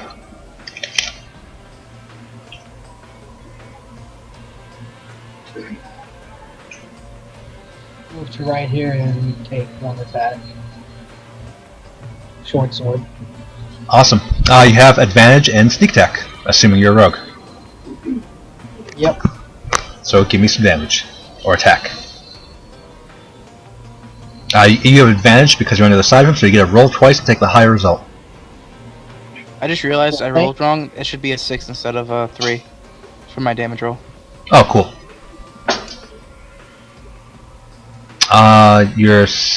Okay, I'll roll again, Norm. Oof. Oh God, I suck. Yeah, so you try stabbing. Unfortunately, you can't get him. You have two hands, right? Why don't you? Got an armored asshole. It's more like you just keep missing as he moves around you. Roll with the other hand, assuming you have one. Do you have two weapons? Yes, I do actually. Yeah, use your dagger I then. have a short sword and a hand. Let's see what your hand dagger can do.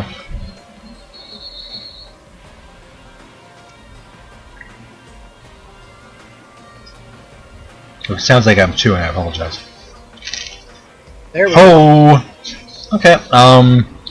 So roll me 2d4 plus 1d6 damage.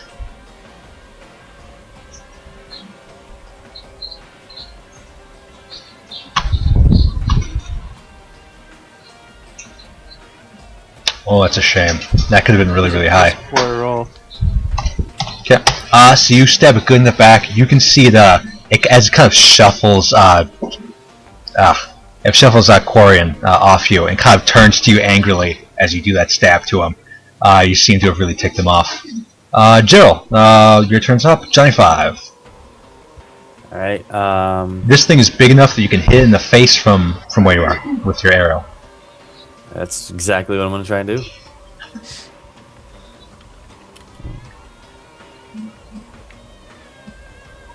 And we got that +4 for attacking, right? Yeah. Sure. Oh! Wow. Roll me take that. using a longbow? Yeah. Okay, roll me 2d8.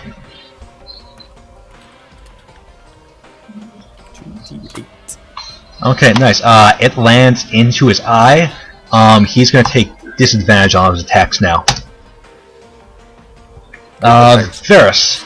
So, okay, before my turn starts, how's this guy looking? Which way is he facing? He's facing this guy over here, but you know he can turn around on a dime.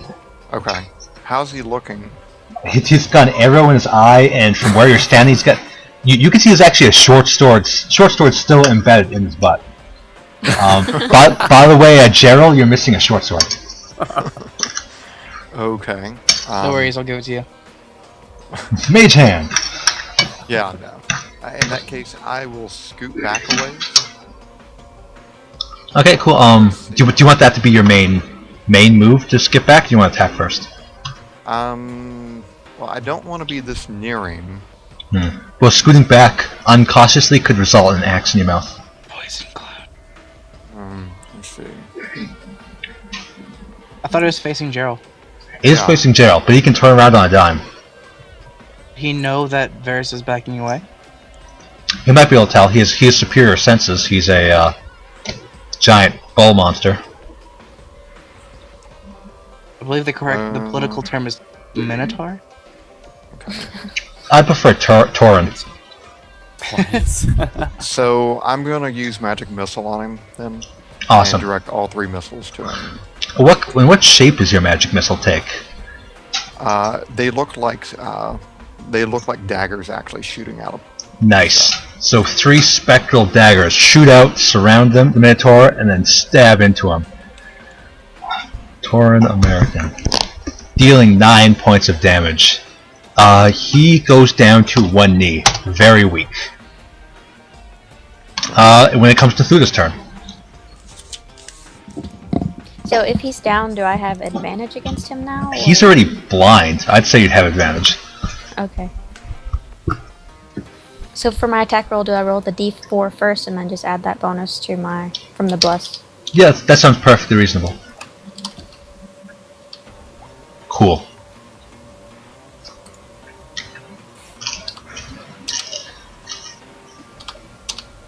So I guess I didn't wait long enough. Yeah, we'll just do it again. In case you get 20. Oops, that's the wrong button. So That's a yeah, shame. I'm swinging my axe at him. Sweet. Roll damage.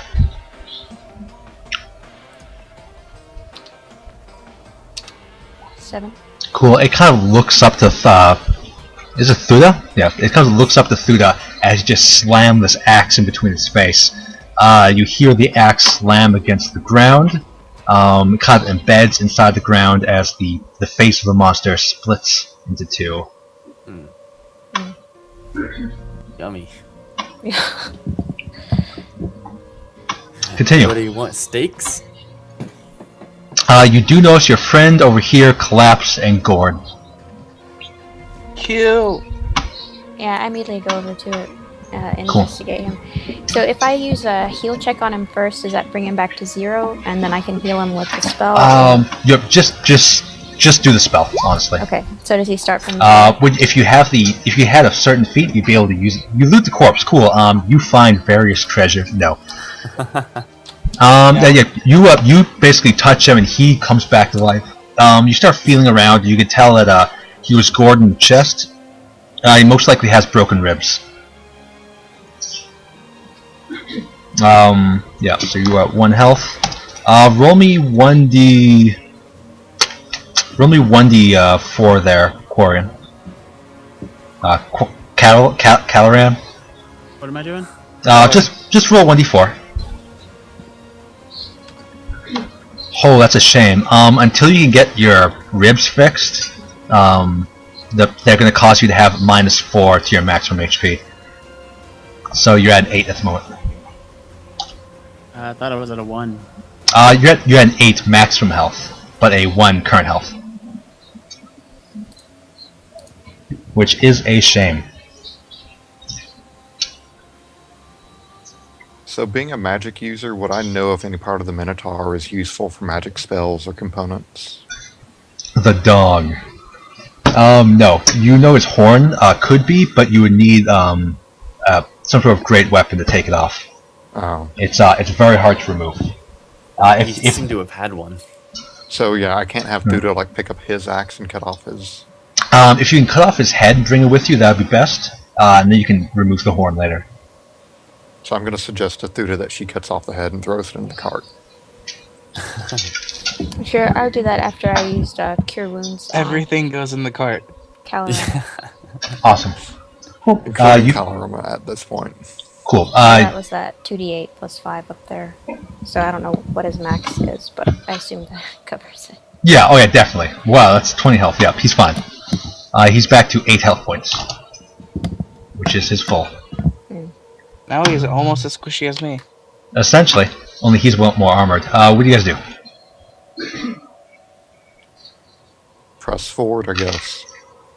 Tell him the lookouts to be more careful. It's kind of a, what the hell are we paying you all for? Cool, continue. Gerald, I should tell you that your paycheck is in serious jeopardy. That's but becoming an for all you know, I'm understatement. going to be ninja looting your paycheck, so it doesn't matter.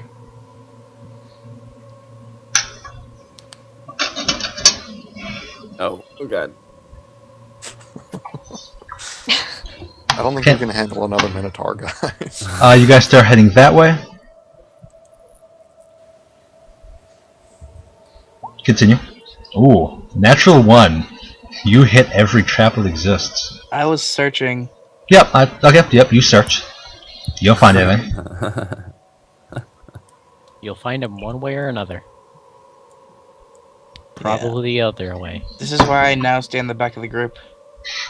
Okay, Johnny 5 continues on.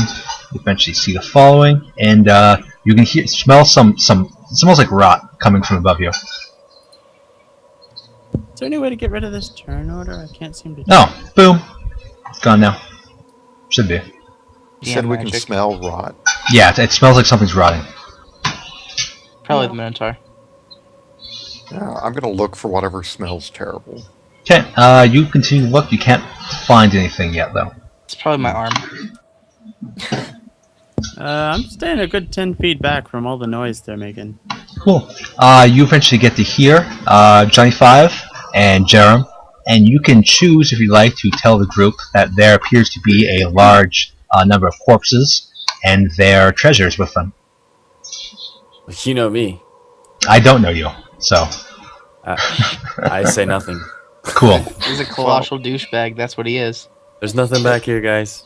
Except, well, are you going to actually say there's nothing back here? Yes. Okay.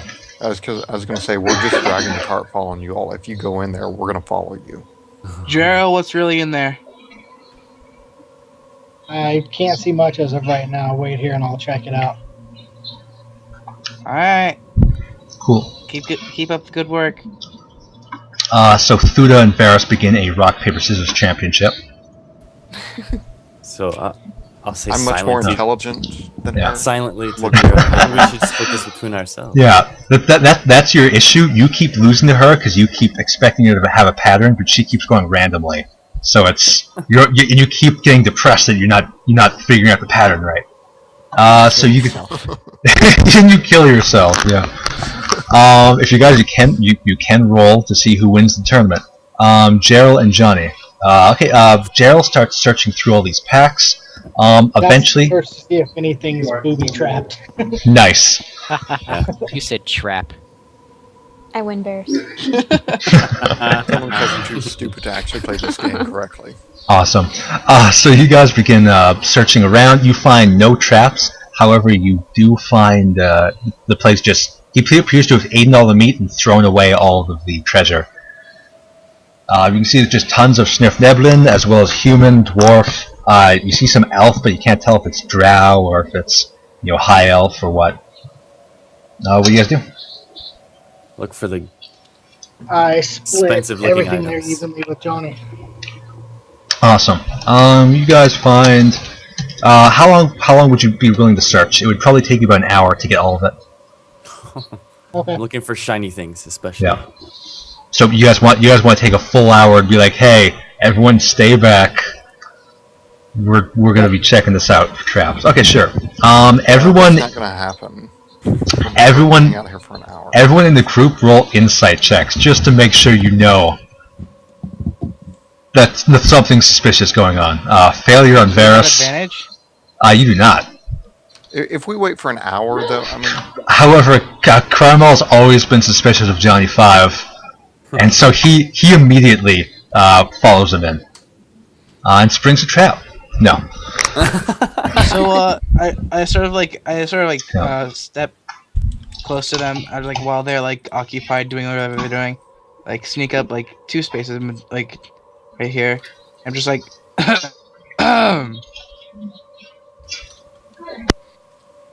I ignore him. How are you? you know what? I didn't really want to do this, but seems you forced my hand. This is a listen check to hear him coming in from the distance before he got within eyesight of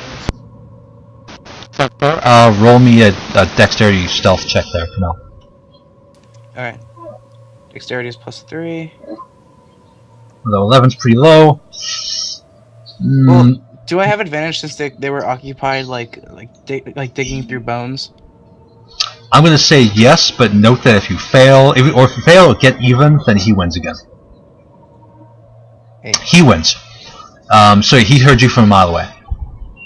I meet him back over here, where he still can't see us, and explain to him that we're searching for traps in the room since we sprung some. It is rather dark over here, and it's kind of low light when it gets to about here. So you can't really see much. Is this Johnny or Gerald? Johnny. Oh, sorry, wrong guy. That was Jared. Yeah, there we are. Yeah. Apologies for giving everyone control of everyone. We did spring a trap. Is that what you said? I don't believe you. If I'm gonna, do I really have to start splitting information here and start whispering to people so that you guys can actually roleplay properly? No, but I mean, I do think an hour-long wait is a bit ridiculous. Yeah. Yeah. I mean, I get bored after 10 minutes. So. Well, that's what you guys do in the contest, and you lost. It's a large area to be searching for traps, and you've seen how many we've already sprung. One per fair, he corridor. was living Well, here. it seems. Well, No matter how you look at it, an hour to search a small area is not He's not gonna. It doesn't check out. It's No. ridiculous. It's nonsense.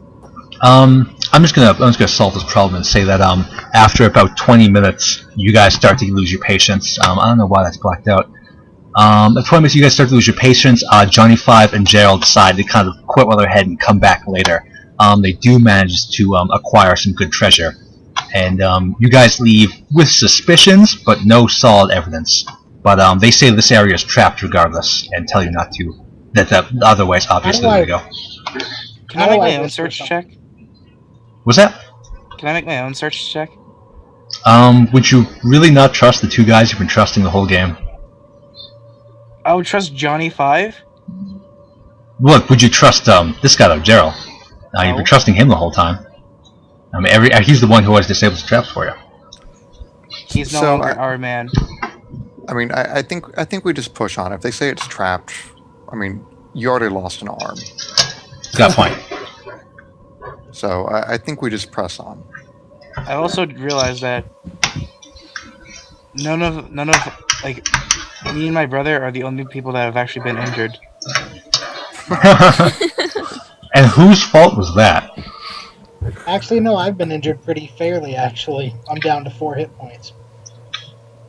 And it was our party that healed you all. So It wasn't your party. It was your healer that healed us. That's part of the party. You would have left us. true. So that sort of nullifies the taking credit for it. He is a human.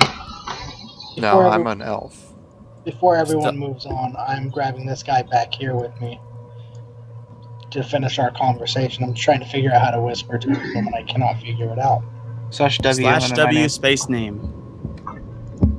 we really message. we don't need the group splitting up and hurting each other. So it's just gonna waste time. Let's keep going. I'm still searching walls. Yeah, of course. Poorly. Oh, You guys find about 22 silver pieces each. Johnny 5 and Gerald. You can call it gold pieces. I usually work in the silver system, but about the same.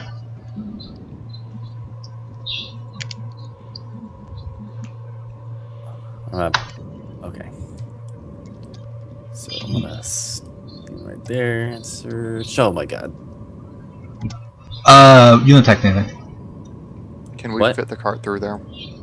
Through You have to take it. You have to take all the stuff off and put the car on its side. It would waste about 20 minutes of time, but you could do it. So- Stupid cart. Yeah. I mean, this cart is our mission as much as anything. So I vote that we do it. If you Duda? wish. I'm gonna call back for the rogue.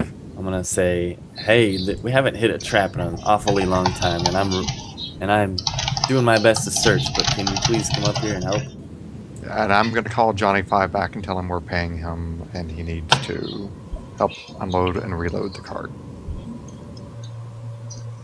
Fine. Okay, well, it takes you guys about 10 minutes, but you finally managed to do it. Okay.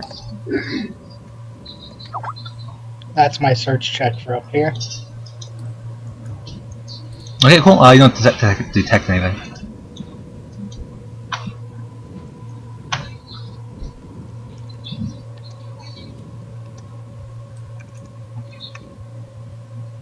Eventually you see a crossroads again. It's a big maze. Fuck. Yeah, it's almost as if it's defensive.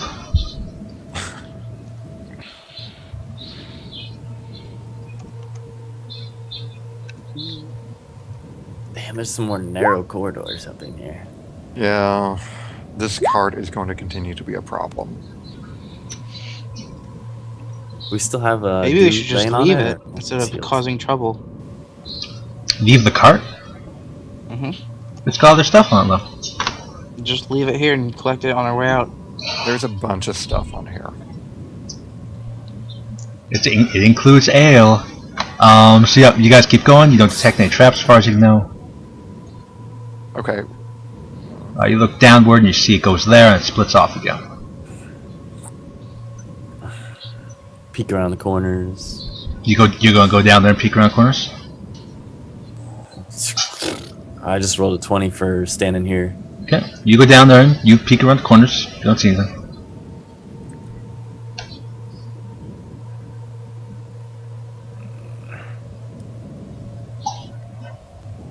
What's Gerald doing? Gerald is behind you. You can see the little guy whispering in his ear. The mage, or one of the mages. So, I guess for now, until the cart becomes too big a hassle, we're going to continue to do what we have to do to take it with us. Yeah.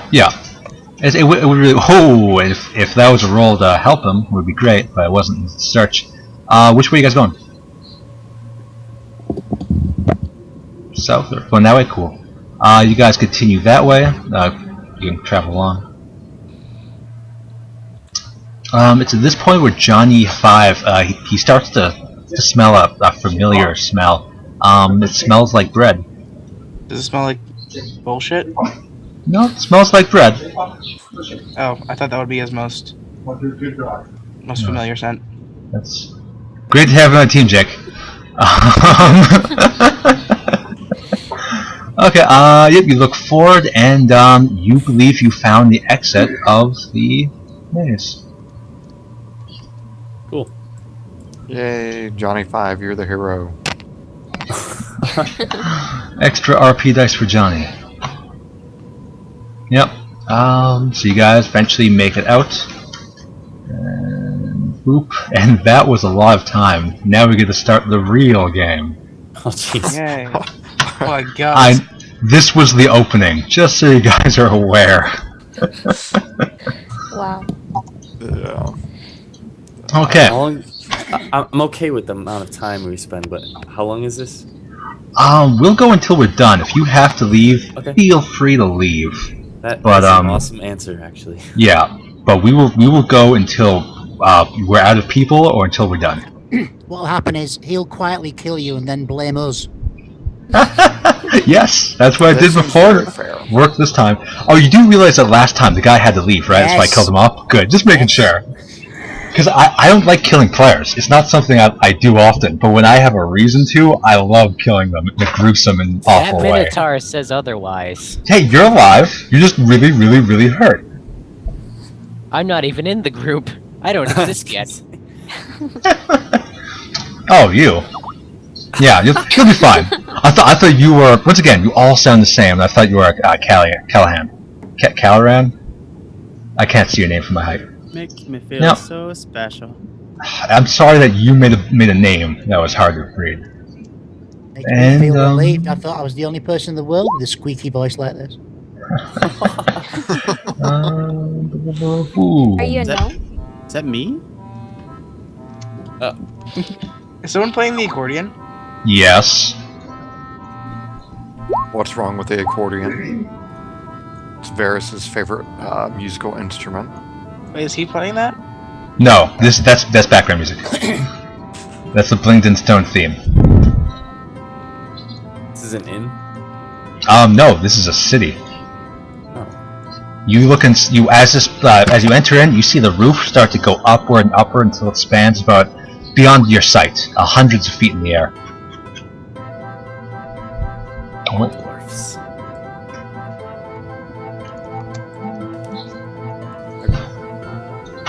Go to Lee's turn. Yep. And as you go in, you can actually see a couple guys. You see them preparing to go to war, essentially.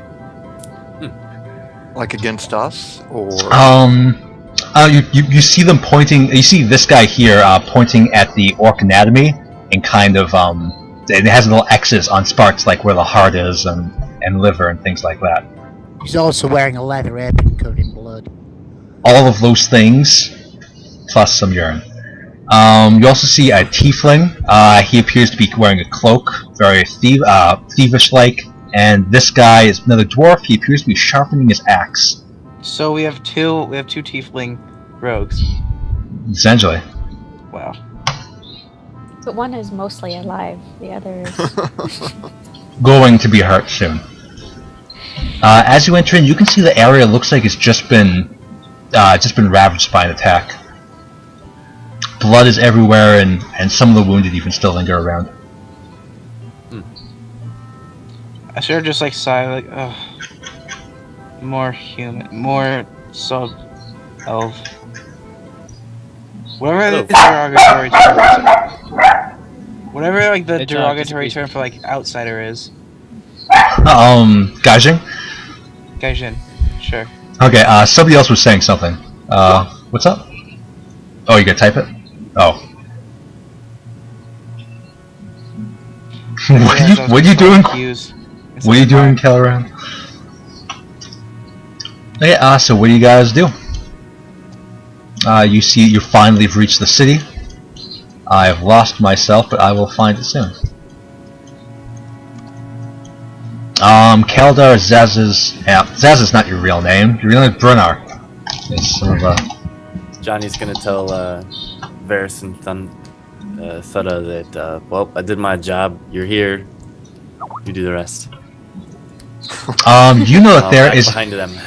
You know that there's a pubbery just down this way. A drink might be a good idea right now. Especially rest. After that kind of attack. That looks like what? 4 elves, 2 dwarves? Or 4 elves, 1 dwarf, and a halfling? Yep. Essentially. Arrows. Great. Arrows. I actually go around and see if there's anyone that needs like some basic healing done. You see that this person here appears to be a cleric. If somebody needed healing, he'd be the guy to ask.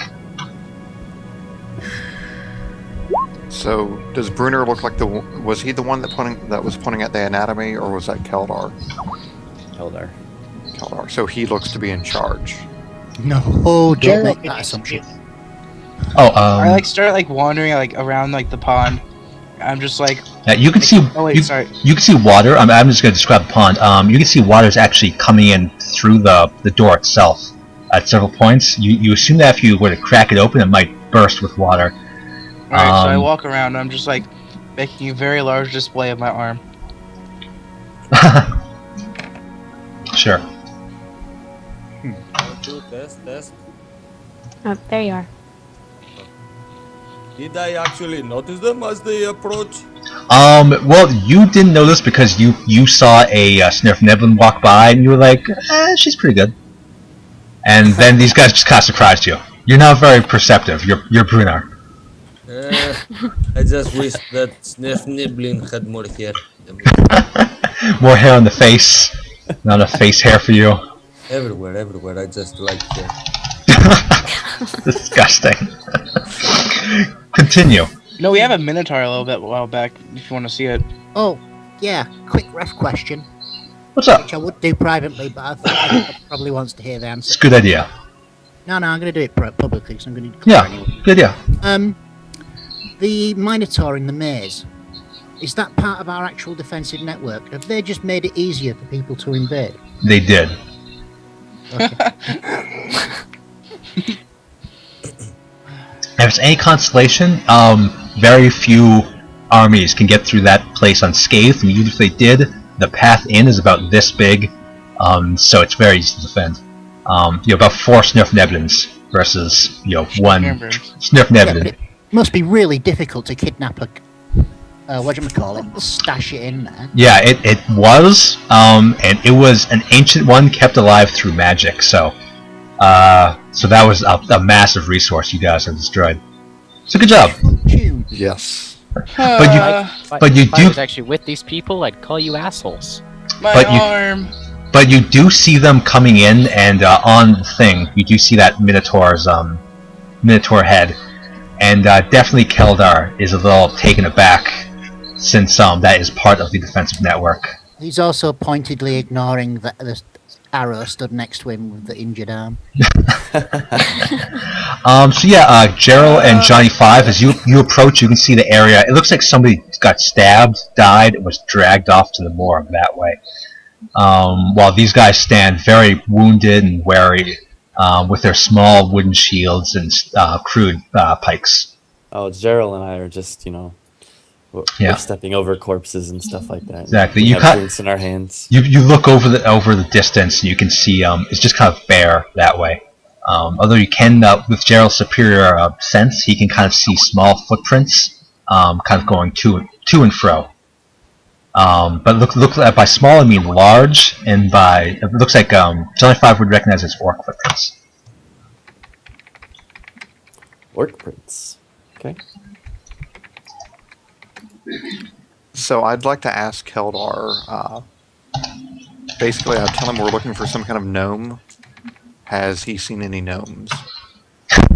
As you say that, Completely yeah. ignoring everything else going on. As you say that, a gnome just passes right behind you. Yeah, another Svirfneblin. I can't get over that word. It's so good. It's so fun. So I'm just going to say gnome. Svirfneblin. Svirfneblin. Continue. I remember illusionists, and it just makes me want to hit something. Yeah, so Norm's inviting drink, etc., etc. Continue. Alright, so I see that he's ignoring me, so just like, I drop the act. I'm just like... and I just like, hello sir, do you know where we could go to get some medical attention? Oh, God. Oh, bloody hell. What's wrong with him? You can see his arm is gone. Actually torn off. No, you see you know where his shoulder blade is? There's a gigantic hole, where his shoulder blade should be. And also my brother is, Wow. Yeah, his entire arm is kind of limp because of this. He did and try he's, to amputate his own arm, too. Don't yeah, worry and about that. you do see some there's cuts. like a very large gash in it as well. Yeah, Huh. and that part was never healed, of course. And somebody's taken a pop at healing it already. Nobody's taken a pop. Somebody's definitely kind of gotten rid of the wound and cleared it, but She was nobody. healing words. She just basically told me like to deal with it. Yeah. So it was definitely taken care of, but you would need a spell of lesser restoration in order to fix it completely. Unless, of course, you were a very good surgeon. Let me guess. He does not have that spell. Nope. Good God, no. It's like a level Bruenor 5 spell cuts or into something. the Level 2. conversation and offers one of his water skin. Here, take my medicine, it fixes everything. And offers one of his water skin. Is it full of booze? I don't know. I don't know. Or I'd sort of take it from him. I'd take like a sniff at it. Oh, it definitely smells like ale. Alright, I guess. I take a little spit, like I take a sip. Okay, sure. Is he an elf? Yep. What Yes. A high elf. Yeah, he appears to be an elf. So A high elf, so he's even smugger than usual. Yeah.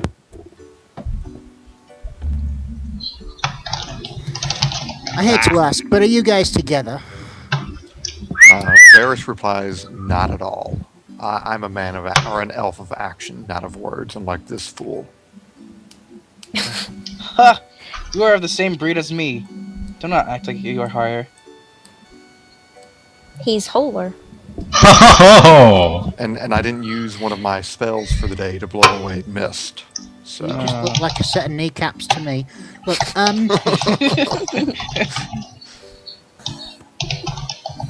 if you guys have nothing better to do with your time but fight random things in mazes, you might want to go talk to the warden.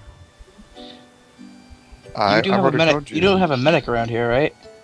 I am the medic around here, You and don't have a you surgeon. are doomed. You are doomed.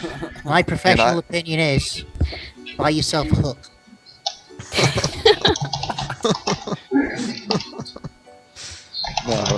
No, you. What are you? Are you a dwarf?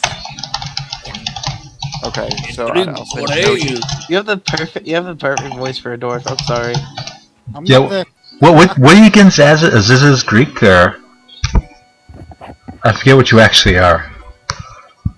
I think people don't hear me in bloody- Skype because they talk over me when I talk to them. Definitely, every time.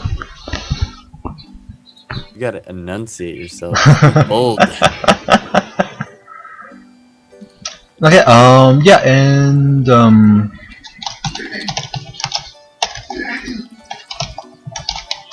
Hey, Keldar, I have Yes. some ideas about the attack on the orcs. Do you think I should talk to Warden about them?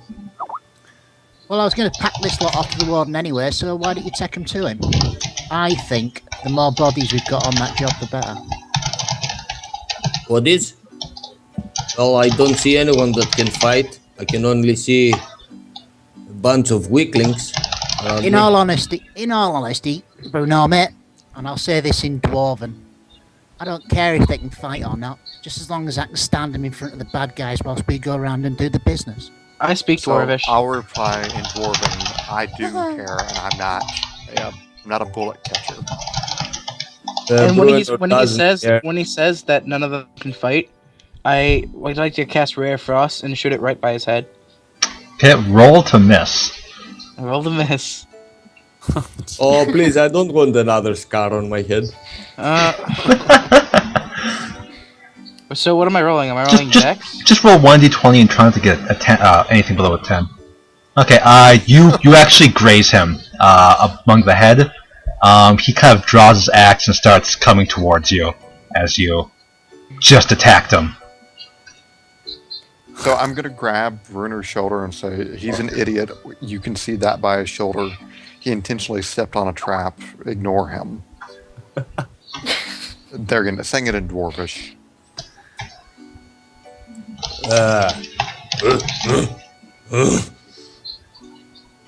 Try that again, fool.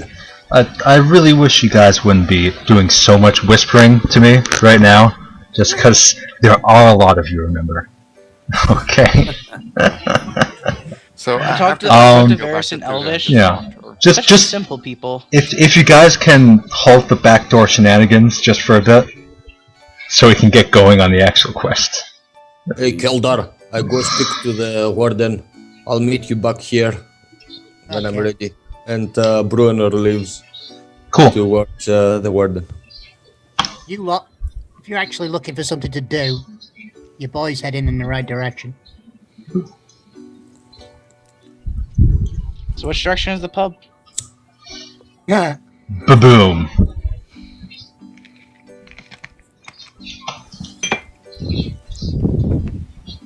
So I approach Kildar and ask him if he has heard of the gnome priest. Was his name Pinktu, the man we were supposed to meet? Ping 2, yep. Good man. That sounds familiar. There's a priest. Have you seen him? Or know where I might be able to find someone such as him? Kelda would be able to point you out to the singing stones. They're that way. They're just past the pub. I nod my thanks and I tell Varys what we want is this way. Off we go. Should we Try not collect to the insult elves? too many people on your way.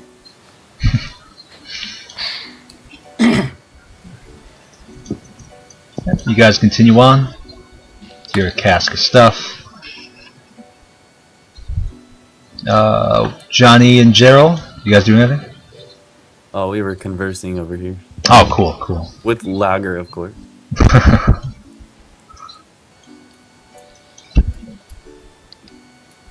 We're still deep in conversation. Cool. Yeah, you guys go. Everyone else can go ahead and keep going wherever you want to go. Oh, jeez. I sort of watch them as they pass. I want to see where they go. Jeez. You guys get to about here, and you can see in the distance Brunar sitting at a table drinking. That's not my seat, by the way. My seat is up here. Your seat broke last time you were here, so you exchanged them. Just so you know. Yeah. I took a chair from here and put Yeah. it. He got his own personal chair from his house. Yeah, so you come in and you see Brunner's actually, instead of going to the warden, you came here for a quick drink. Does glass. Keldar And look to be something by official quick with drink, the city? it's keg. Let's go for Ziz's and then the other one. Ziz's, yeah, what were you saying? My quick drink would be a keg. You have a bucket, yes, and you have a keg that you're kind of pouring it into whenever it gets empty. Yeah, you can notice the whole place is actually pretty empty. You only see a few people. And so, what were you saying? Not Zaz's? Ziz's? I was just going to say, should we deliver the buckets of ale or the barrels of ale to the pub? Is that why we're here? Or thought this was for us. I don't know why. The items were definitely your own supplies. You guys don't travel light. Okay. Then, press on to the singing stones. Maybe we should ask directions here. Does Keldar look to be something official with the city? Keldar does appear to have the symbol of the Svirfneblin welcoming committee on his on one of his as kind of like a badge on him, among a bunch of other war medals and things of that nature, as well as one of those little plus symbols or little crosses for health. You guys continue that way, and you notice the following: a little man around in a small temple, a little gnome rather. Do I know if a priest would be able to do small restoration spells? Might be able to. Alright. I'm gonna watch them and wait till they're finished. Okay, so Varus and Thuda, this is definitely the guy you heard about. Thuda has met him in a previous encounter, so there's some familiarity, but you sort of forgot everything you knew about him. Okay. I just walk up and give him kind of a nod and try to extend a hand. Yeah. See if he recognizes me. Oh, you see him and he recognizes you instantly. He kind of extends his hand and he kind of grasps your finger with his whole hand because he's very small. And he's like, "Oh, good, you shaved the beard." Yeah, I was getting in the way. Kept trimming it with my axe, so. Good call. It's a good look for you. Thank you. Look at you finally arrived. Yeah, it took longer than I thought, but we're here now. He says, "Well, yeah, that is the very well said." He says, he kind of looks left and right and says, "Do you have the package?" I do, sir. How would you like it delivered? Well, he says, "Just right here." And he kind of opens his hand. I try to slip it to him. Cool. So he kind of opens his hand and you kind of take a gold coin and you put it in his hand, and with your other hand you slip him the large diamond.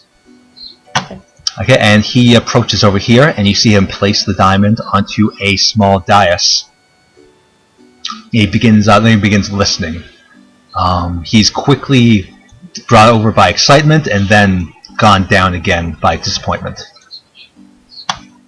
He sighs as he says that it's not working again. There's something you need me to do? He says he requires a different kind of gems apparently, or he thinks more maybe. He says with all the orcs it would probably be impossible to find them.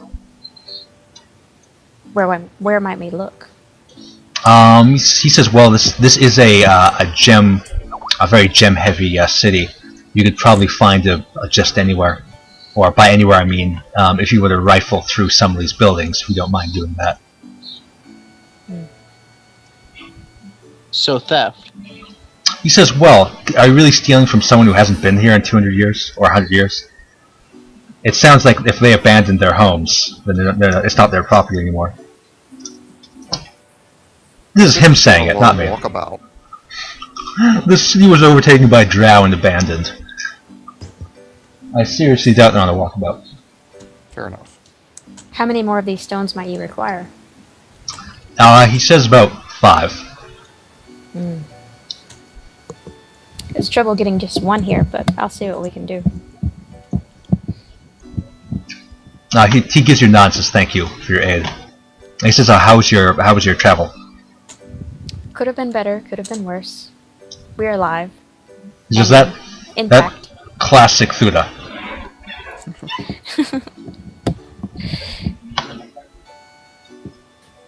He gives you a nod and says, very well. I'll continue my work. Sure. If I I hope to see you remember again correctly, they took a Minotaur head, right? Yes, you can see it on the back here. Can I try and steal that? Sure, give me a roll.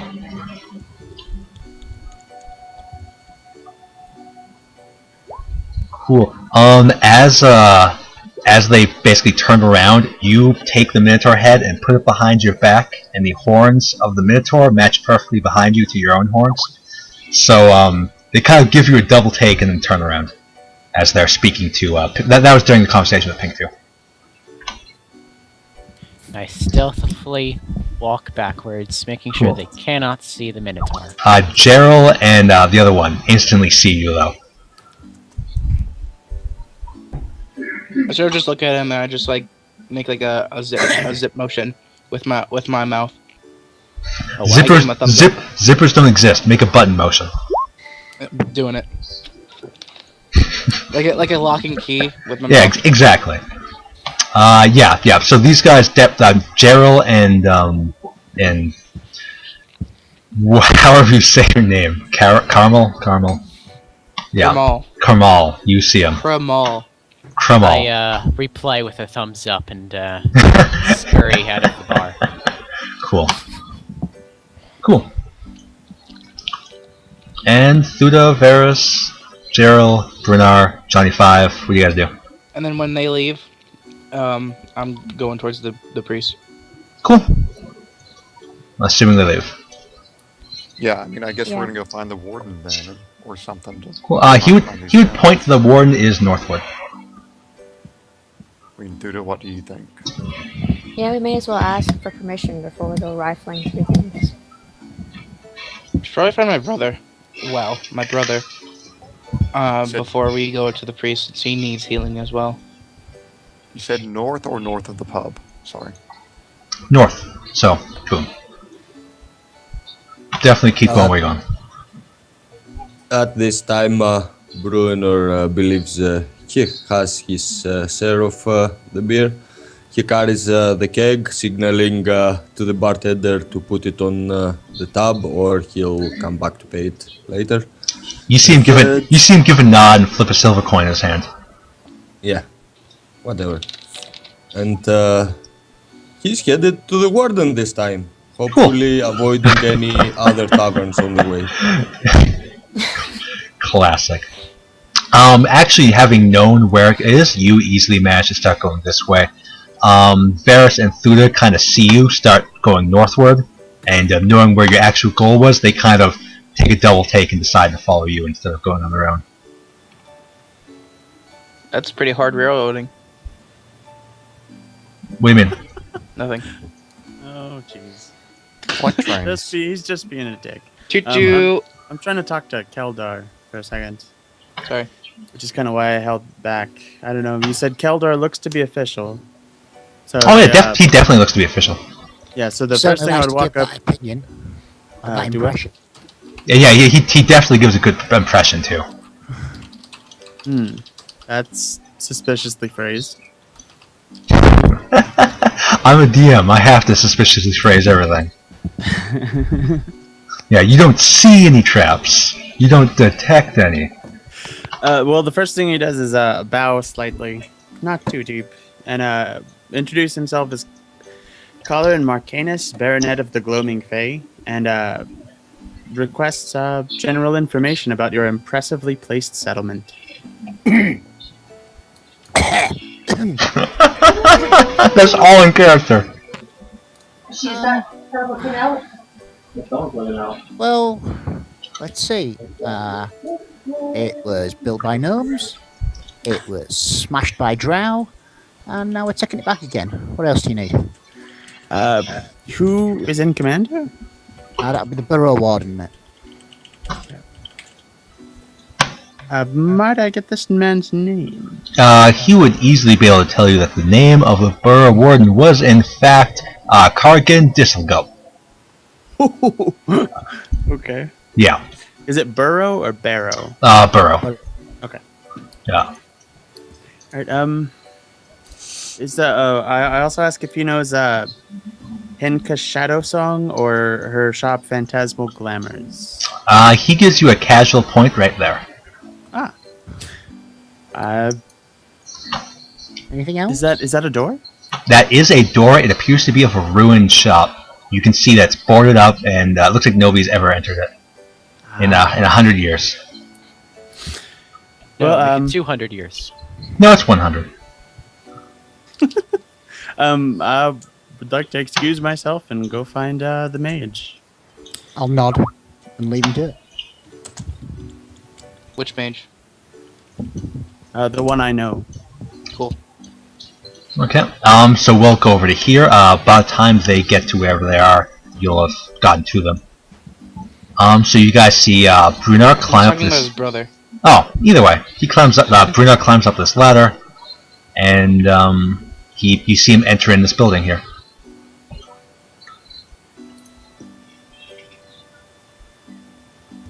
I offer to wait with the cart while they go in and talk to the warden. You lost somebody off the call. Actually, I'm going to suggest that Thuda goes up, being as these are dwarves and they don't seem to care for us elves very much. I agree.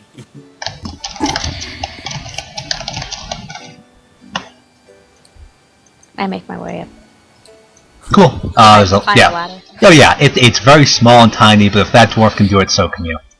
Okay. So you enter in, boop, and you can see Brunar is speaking to a very small Svirfneblin with a small golden crown on his head. He looks like a regular soldier. He's holding a wooden shield in one hand and a spear in the other. You can also see this place appears to have lots of supplies, weapons, food in there, as well as guarded by at least 3 Svirfneblin, as well as 1 outpost back here. So this place is ordained with statues, as well as the ground is kind of marble-ish, with a large symbol of the Svirfneblin flag. I cannot picture anything that was named Svirfneblin guarding anything. Well, they do. I could imagine them guarding a mushroom. Possibly a brick wall. with like toothpicks, spears. So I walk would. up and- Sorry. Oh, sorry. I was just say I walk up and make idle conversation with the guards while Brunar is talking to the warden. I was just going to say that I would inform the mage that the shop we came in search of appears to have been shuttered for quite some time. I'm going to ask how he fared. We should still investigate. However, I have found information that there is a priest in town, which we have been battered quite roughly. So I think we should meet with the priest and see what he can do. Go to the priest, you say? Yeah. I'm good. I sort of point towards the singing stones and be like, he seems to be over there. I start walking. You start walking, you can see this guy is kind of messing with one of the stones. I sort of just like walk towards him and I say, hello, good priest. He kind of gives you a look over his shoulder and then keeps going back to what he's doing. I've been wounded in battle, but it seems that your man Keldar. Keldar, he kind of interrupts you and he says, "Keldar is the main what's the word? Is the main healer here. You should refer all spells to him." I see, but he apparently is not strong enough to heal what I. He interrupts you again, saying, "My work is." He kind of looks to you sarcastically. My work is far too important to have to deal with every single wound that comes to me. And he turns back. I understand this, but it seems that Keldar was unable to treat our wounds as it was too dire. He says, "Well, he only heal twice per day." What a coincidence! There's 2 of us. I said he can only heal twice per day, so it makes sense that he can heal everything for you. There's a lot of Svirfneblin around here that are wounded. I'm willing to pay you if you're okay with it. Where are we on the lesser restoration? What's that? I think was we need a asking, lesser restoration. Yeah. Jacob. I mean, you're talking to the guy, right? Yeah, No. I'm talking to him. He looks to you and says, "How much you have?" I sort of look at Keller and like, how much do we have?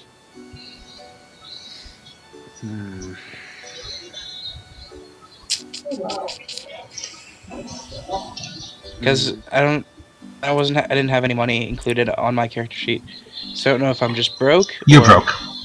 Got it. They accept trading. You can trade with them.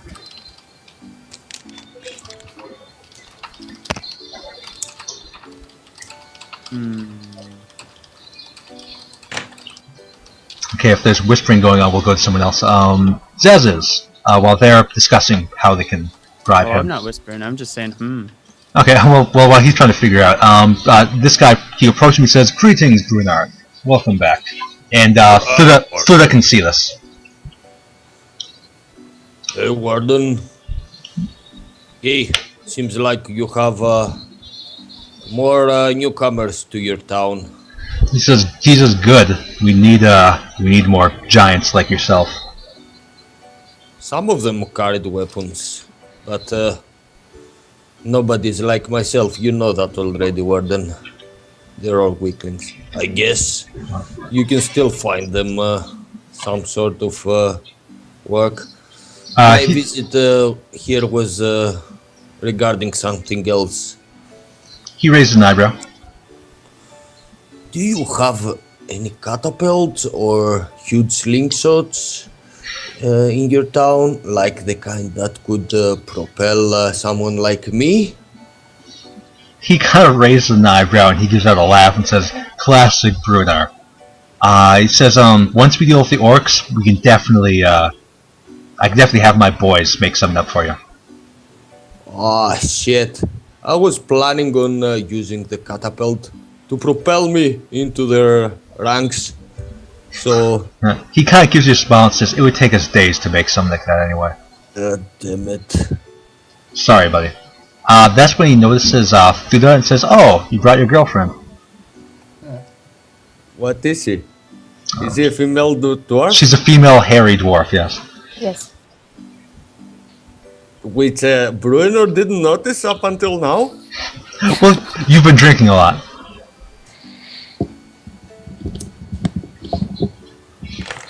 Bruno, as the warden introduces her, turns around, sees Duda, and immediately runs to her, like a hopping run, opening his keg and offering her some of his ale.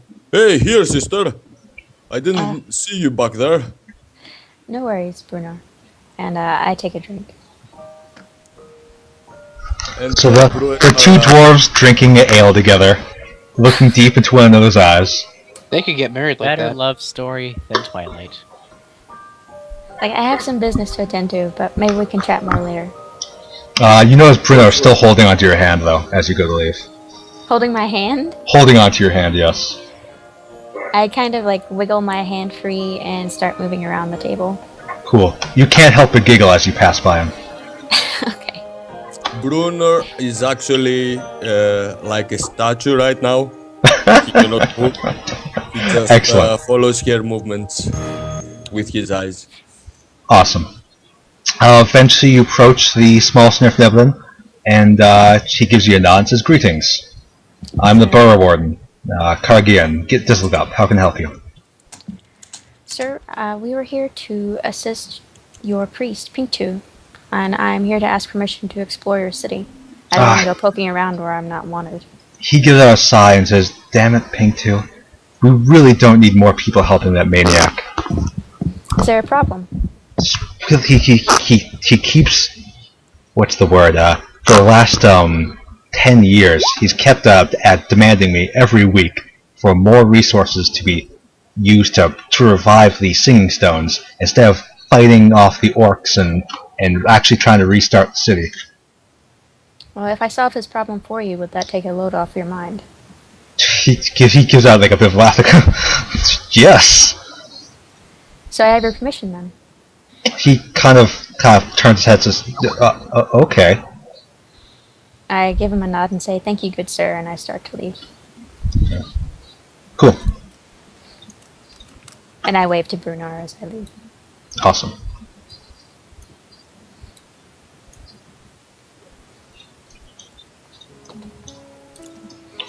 All right. Bruner has Um, recollection on what he's doing right here, right now, so he just follows. No problem. Yeah, you follow down the stairs. I'm just gonna skip to somebody else. These guys down here who are in the midst of a bartering for some healing.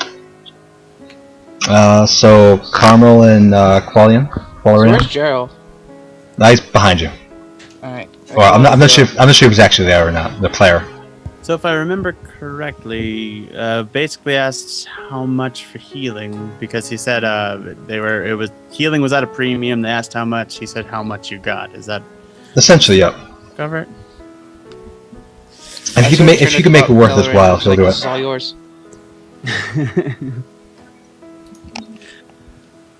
All right. I have something unusual to try. And that is. It's essentially going to be a persuasion check or an attempt. I don't know. I guess would that be a persuasion check? Yeah, sure. Okay, and that's charisma, right? Yeah, definitely. He's basically saying like we can promise. Okay, hold on. Okay, I introduced myself with Cool. the full title, Caloran Marcanus, Baronet of the Gloaming Fae of the Feywild. Baronet sounds female, but whatever. The third. Said anus. Keep going, please. Indeed. Baronet. And I offered to trade a writ with the noble seal of our house, promising aid to its possessor. You offer him a what? It's a piece of paper, basically. It's a parchment sealed in sealing wax with the seal of our house, promising aid to whoever possesses the piece of paper. He waves his hand and says, "I don't accept checks." So we're not Would a even going to Minotaur head help try him? that? As Devin starts offering a Minotaur's head. Check? You can try a check, but with that kind of It's just not going to work. talk, it would require a very high roll. But you can give me a roll if you'd like. Okay, it's worth a try. 15. That was quite high. Was that wasn't added with anything? That was added with some? Yeah, 14 plus 1. I'll accept it. He says, very well. He says, which one wants it? It kind of looks to you two. Is your arm keeping you from doing anything? My brother requires it more. He approaches you, and he lays his hand as close to your chest as he can, and he kind of starts waving his hand around until he can feel where your wound is coming from, and eventually he feels it on your chest, and you see him kind of give out a zap as your chest becomes healed. Oh, jeez. That was surprisingly intense. Will this Minotaur head help pay for the other one? He shakes his head and says, you guys can do something else for me, as he turns around and he starts walking back. Says, the Burrow Warden won't let me get gems until because the orcs are carrying the orcs are occupying the areas outlying the city, and because of that I can't send people out to go get gems that will reactivate the circle here. He says if you guys can convince him that it's not a problem, then or convince him to let me go send people out, I'll heal your brother's arm too. Right. He says that a healing quarrel ran was a down payment. Healing what? Doing a lesser restoration on Quelleran. Oh. Yet if I Yeah, had you to get the guess, first he one would for still free. take the writ if I gave it to him. Is that about the size of it, you think? Oh, sure, yeah, he already took it from you. Okay, cool. Yeah. It's a parchment, sealing wax, signet ring, the whole spiel. Cool. You see him kind of Super open it up and look fancy. inside, and he starts reading, and he doesn't read Elvish. Yeah, it would be a second paragraph. We written could in probably common. just give him a grocery list and it would be the same exact thing. Yeah. No, there's a second paragraph in common. He's seen how wounded Qualramal is, So he's pretty sure you guys will do what he wants. For healing. So you guys eventually get to here. You see the 3 other guys, packing up, getting ready to go. Brunar with these doe eyes, kind of standing on this little thing here, looking down. I'll whisper to Thula. You know you have somebody watching you, right? Yeah, we met earlier. I don't think make it'll be a a- problem. Wait, what are they named? The gnomes? Svirfneblin? Can I make a history check to see like what kind of what sort of customs Svirfneblins are accustomed to? Give me a check. All right, so it's written on my improved skills. So what? Okay, so 1d20 plus 3 plus 4. Plus 4. Yeah. 9. 9. Unfortunately, you do not know enough about Svirfneblin to know all of their customs. You know a few, like humans. They like it when they go on their knees when talking to them, sort of kind of bringing down their height and being on the same level. Cool. And there's just other stuff. Other stuff you know is just too obscure. That's about all you know. Alright, so I knock softly. I rap softly on the door. Cool. I start rapping softly, and eventually it's opened by a small Svirfneblin. Cool. So I sort of walk in, Cool. and then when I approach the head Svirfneblin, I get down on my knees, and I address him thusly. As you do, he kind of raises an eyebrow, as that tradition hasn't been used in about 100 years. So he's kind of like, hello? As you see these guys all begin to bicker and laugh. I think you just curtsied to a cashier or something. Essentially. So I'm still like basically sitting on my ankles, and I'm like asking him, you know what? Can we like go look for like crystals or whatever? Like totally. Me and my brother were wounded on the way to your great. He looks at your arm and he can see clearly. Yeah. Yeah, and he seems to be holding healing over our heads. Not very diplomatic. Yeah. So I'm just being straightforward with this guy. Like, I know, like he just wants to be like everybody else. He says if unless you want to get wounded more, you shouldn't leave the city, or shouldn't leave our perimeter. I know this, but we don't really have anything to trade with him, so this is the only way we can really get healing. So I would respectfully ask that we would be able to go outside the perimeter and look for orbs. He says if you feel like doing it, go ahead, and I will not send people out to find the corpse. But we can go. Go ahead. Thank you, sir. Nope, do not tell that to any Svirfneblin. They are not allowed to leave. Just the people stupid enough to come here without a plan. No problem. Out. He gives you a wave as he goes back to his paper. I rise and go back to the door. Cool. Bumping your head only slightly on the low door, on a low roof. I give Colorin a fist bump. Cool. Bow slightly and back out of the door. You can see these guys down below you, about 15 feet probably. Okay, I have a question. Go ahead, buddy. These singing stones or whatever, you said they needed gems to like reactivate it. Indeed. You said that the gems they brought through their cart didn't work. Indeed. It wasn't enough. It Where wasn't are enough. they leaving these gems? You can see this guy has a small case on him. You're pretty sure they'd be in there.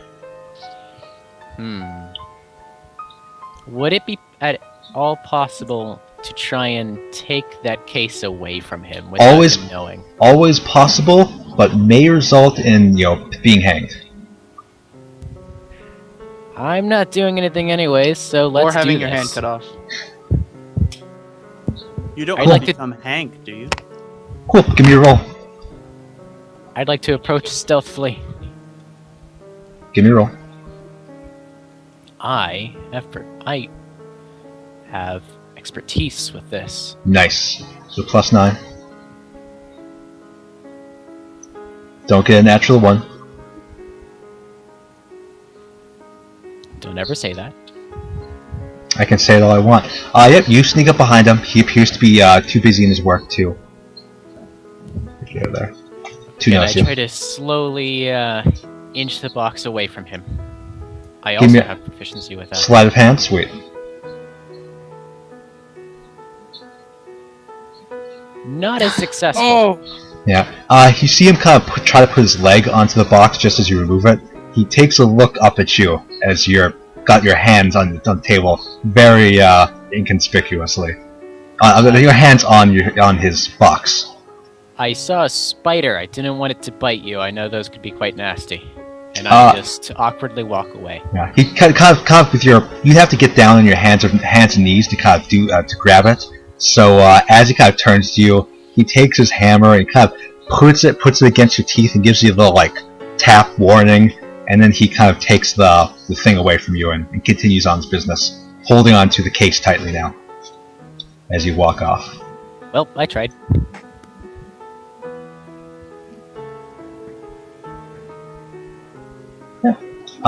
So I believe. Can I buy a drink?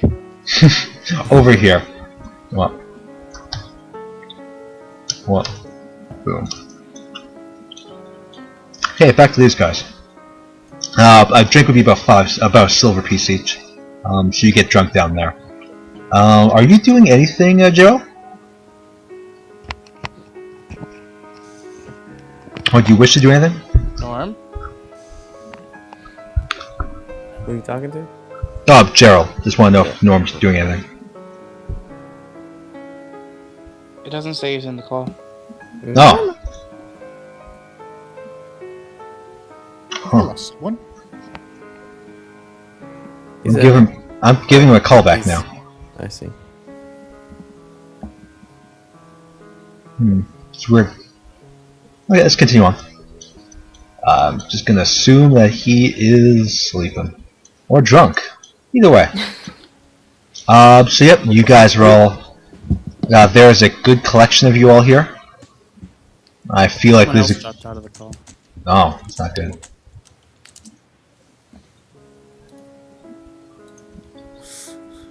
I don't think anyone's talked to you for a little bit. But if you want, you can start doing something. You guys need to start doing stuff. I actually stumbled and fell down from that porch. Awesome. Being enamored by Thuda. That also made me remember I had a job to do. So since I grinded my weapons to perfection, I'm checking my armor. Is it squeezing? I'm checking the joints. What's that? Does my armor make sounds when I move my hands and arms? Sure. A little bit. Like a little bit of clinking. Yeah, Bruenor will be looking for a bottle of grease or oil.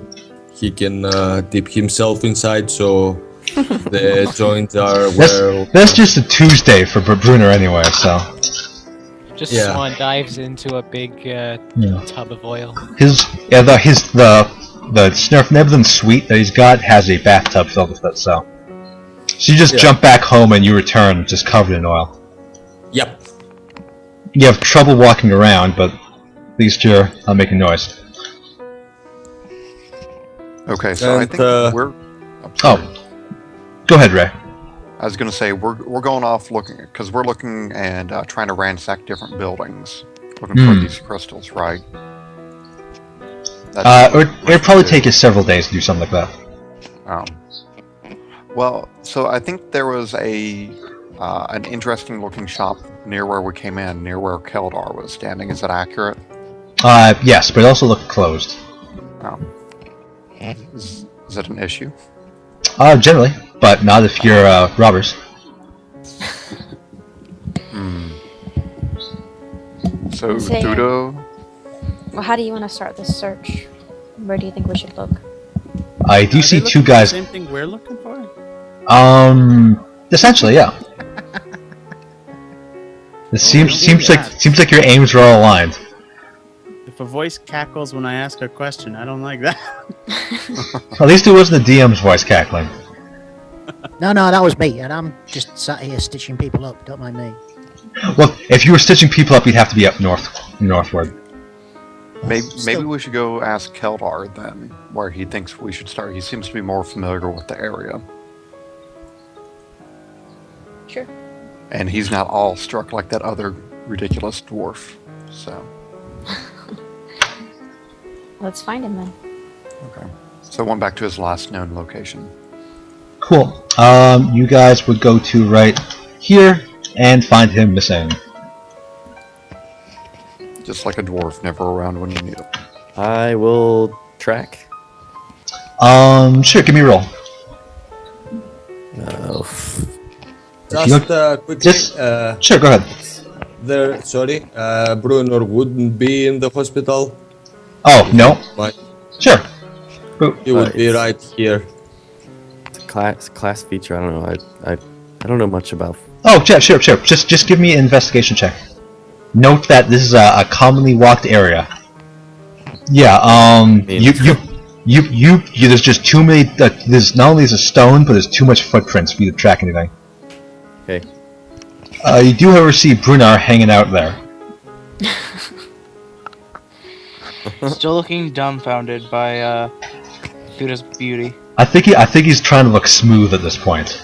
Trying to put a caramel. He's like leaning against the door. And he just like breaks the door and falls in. I lean down to Thuda and I whisper to her, maybe you should go talk to him. Maybe he's got a key to that building. Could let us in. I just kind of roll my eyes and then start walking off. They're looking at the magic shop, right? Indeed. Yeah. All right, we're going to the magic shop as well. I say hello again, Bruno. Oh, hi there, Thuda. I'm having the greatest time here. Is this your shop? Shop? No. There's an old hag inside. An old hag? Yeah. Is the store open? Or does it have hours posted? Oh, I don't know. Let me find out. And Bruno turns around and knocks on the door very heavily. Cool. Shouting, hey, old hog! He starts knocking at the door, and you can clearly see the door is boarded up, and it seems that it looks abandoned for like 100 years. And you see him start knocking on this door violently, going, "Hey, old hag, come out!" Are you sure someone's inside? Well, yeah, it was an old hog, at least for some days ago. I don't know, haven't visited here. After a brief moment, his butt's kind of knocked by the door as a small woman comes out and says, "Yeah, come in." And she goes back inside. I slowly walk in. Does she leave the door open? Yeah, she does for you. You enter in and see the shop. Although small, it looks very well kept. I will try to stand as far out of the way as I can. Cool. She sits in a small corner of the room, outside the door. And you can clearly see that the inside of the door looks a lot better than the outside. Ferris kind of touches it a bit, and he quickly establishes that this is some sort of spell to make it look this way. I nod my head in approval. I also know this? Ferris gives a thumbs up. Yes, you would know this. Cool. You look at the stairs, and you kind of boggle at how something could be small enough to go up them. You think you couldn't crawl up them if you were half your size? Oh no, I'm just like resting there. Yeah. So you see magical items, potions, all the like. Wow. It's just like I dreamed it would be. Yeah. You see no crystals, but she does appear to be talking to Nice. So Q brings Kelda a drink. She appears to be talking to Brunar in a very like she's very familiar with him. But you're not sure why. But they appear to have a rapport with one another, and it seems fairly positive. If I when I was in the bar, did they sell like wine? No, it was straight up ale. All of it was from the surface too. Gross. Okay. Qualaran, Varus, Brynor, Thuda. What about me? You guys want to do something? You've gone to where a place you wanted to go. So I'm gonna go up to the old lady. Obviously, she's magical. I'm magical. And I'm gonna say, very nice job with your illusion spell. It's very convincing. It must have taken some time, some skill to perfect this. She says, "Time, no. Skill, yes." I nod as he says this. I'm impressed. She says, "Illusion is one of the most powerful arts." Unfortunately, I'm still rather young in my magic, and I've not had a chance to specialize. So, as an elementalist myself, I admire your skills. Says the elementals are nothing to joke about. Evokers are very powerful. An aspiring elementalist, I should say. She gives her a laugh and says, "Very well." I'll ask her if she's seen any kind of crystal orbs or large, diamonds, things like that around, looking for magical stones to use with these. She kind of raises an eyebrow and says, "You've been talking to Pink too, haven't you?" He did employ us to bring him a rather large diamond. She gives you a smile. She gives you a smile and says, "Yeah, he's been after this for a while." And she kind of takes a necklace from underneath her shirt and kind of pulls it up. He sees just this massive diamond the size of your hand. She says, "He's been after this for quite some time." And is it something you're willing to part with, or? She says, "Well, perhaps," and he kind of looks over at Bruno. I look at Thuda. Bruno, how do you know this woman? The old hog? You seem quite familiar. Of course. I've helped her. She helped me. I've been here quite a while, I've slayed drows, I've slayed orcs, I've slayed zombies. So you've known each other? Of course. That's why she opened, I guess, for you to come in. You've known each other. Brunner, Brunner doesn't understand the implication, the suggestion. She does, and who's the one making the implication again? The mage. Which mage? Not Varus. Not Varus? Okay, Kramus finds himself teleported right there. Damn. Yeah, give me a dexterity saving throw. Dexterity? Yeah, balance specifically. And his other Okay, yeah, you fall, but you manage to grab onto the ledge. You start screaming, and Caloran kind of comes out and takes a look, and Johnny 5 looks up and laughs. Yeah. How'd you get up there, you silly person? Ray of Frost at his feet. With what hand? The one that's not holding on. With the broken one? Sure. Okay, so that's gonna cause an explosion. Deal damage. An explosion of ice. Yeah, where your hand is. Okay, so you were dealt 1 damage as the tips of your fingers become frostbitten. Tips of your bad hand. As well as a bit of your crotch area as well. Yeah, and a ray of frost goes straight down as that's where your arm is pointed. Corin, do you want to help him? He looks like he'll fall if nobody helps him. Yeah, there's nothing else to it. Cool. So Thuda, Brannar, and Varus, while he's helping them, you guys got some time. So I want to ask Brunnar, what does this very skilled lady want for this necklace? Do you know? She kind of points to two to a small satchel he has on with two little orbs in it. They appear to be they appear to be relatively large, not like the size of your fist, but they're like large diamonds. So he has 2 of the diamonds that we want as well, or Perhaps he has Bruno would tell you that he has the eyes of a great elemental that he slayed. oh, Bruno, that's very impressive. It was only a day's work. Must have been some day. Just a Not Thursday. really. It was a bit hard because I was dragging a lot of weaklings around with me, but in the end, Bruenor prevailed as I expected. Yes, for a mighty dwarf as yourself, I expect nothing less. She says begrudgingly. Slightly. You should show him some He arm. kicks his feet a little. Maybe a little bit of leg. Yeah, he probably I doesn't don't want to see know. that. He might be trembling. Depends on how much hair is on there. So yeah, are you willing to give up those for the diamond? For what? No, that was supposed to be my bargaining chip to get any weapon or armor I could get from the old hag. She saw and says, very well, if you're not interested.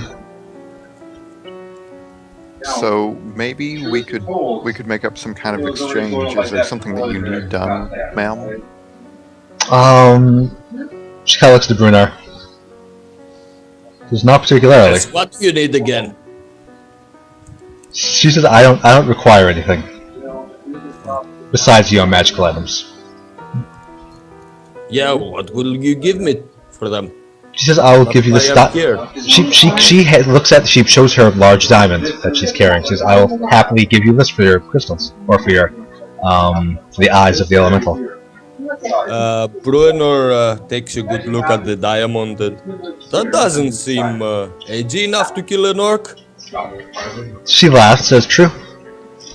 But she looks at Thuda and says, but your friend seems to be very keen on it. This is my friend, this pointy ears guy. She was pointing to Thuda. I say, we're in need of several of these, actually. We're trying to save the city, and we believe this gem could help. She gives out a laugh and says, orcs are a much bigger problem than resurrecting our spirit stones. What do you know of the stones? Only what Pink has told me, that they have, and what I've experienced from the past.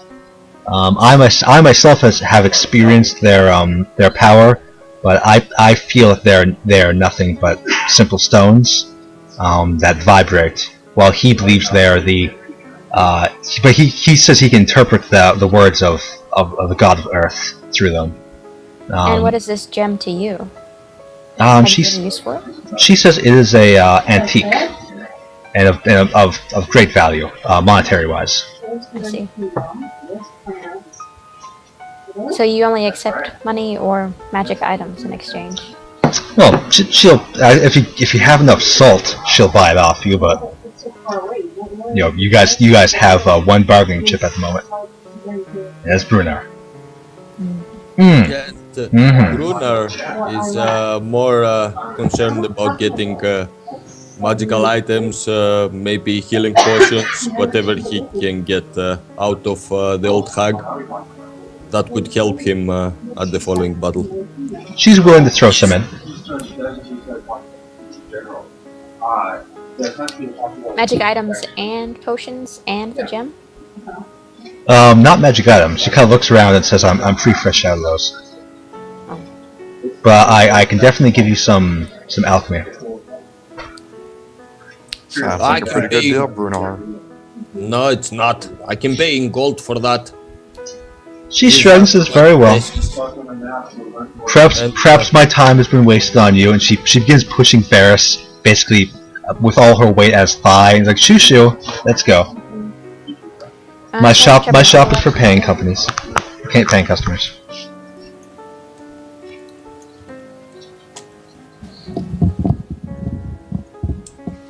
Okay, I'm wondering for a little clarification. He said we could go. Did he mean the two of us that were in the room? Or did he mean that the gnomes who lived here couldn't go? The gnomes shouldn't leave the city. Okay. Alright.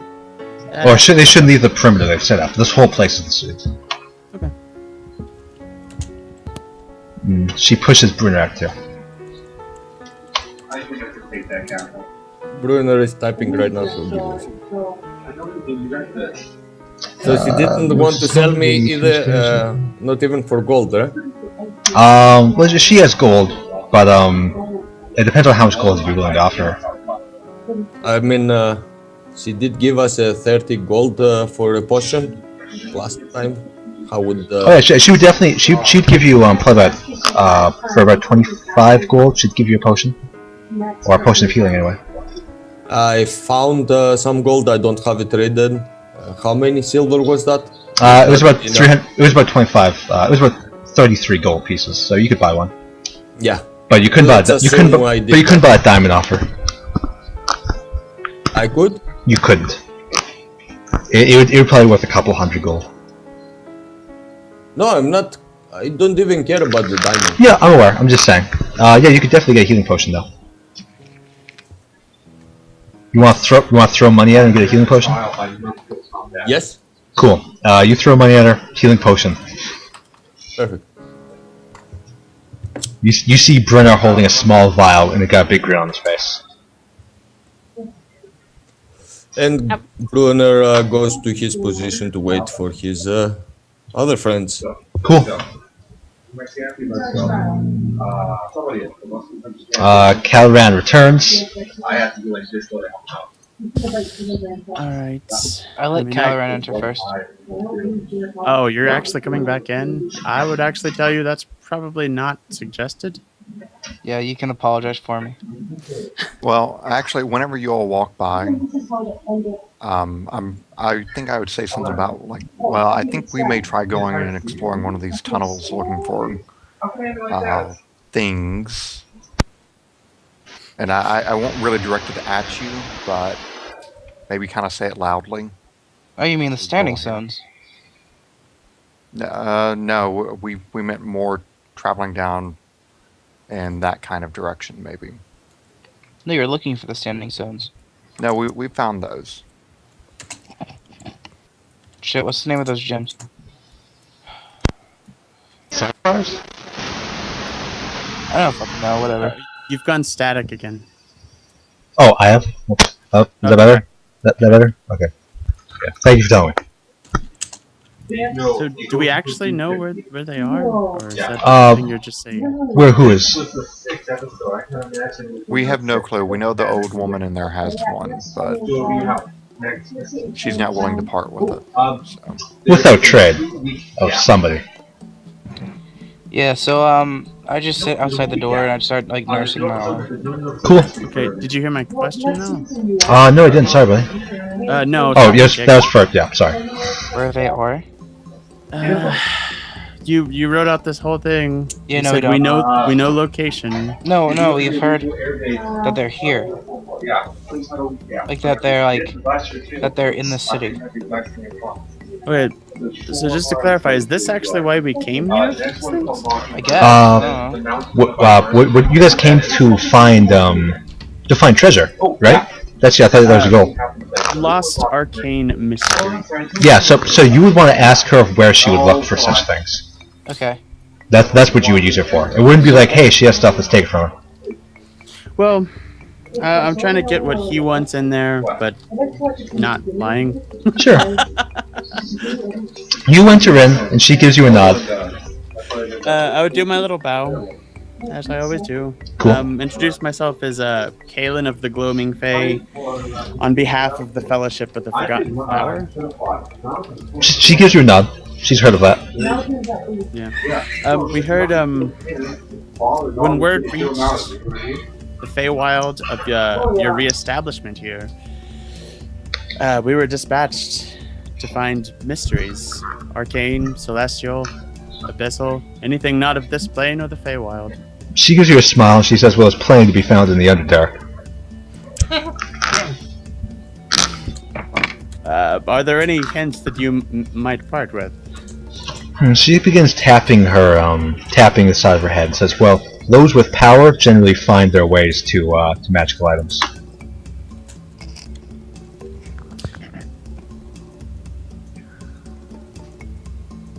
That sounds like a clue. She kind of rolls her eyes and says, "Search for warlords and powerful enemies and slay them." Have you heard anything of deeper mysteries? Deeper mysteries? She kind of shrugs and says, "None that I'm willing to give away to a stranger." A nod. That's understandable. She gives you a smile. All right. I suppose I should ask about these standing stones. Yeah, she gives you the information she gave the others. That all her information is given from the Ping to himself. They are apparently supposed to be the words of the god of Earth, but she has her doubts. And their vibrations are to be translated by a priest. However, she doesn't believe in that kind of thing. As far as location, she personally worships Azarath. Has there been any word of such things? Of what? Those standing stones. She says, "Yeah, like location-wise."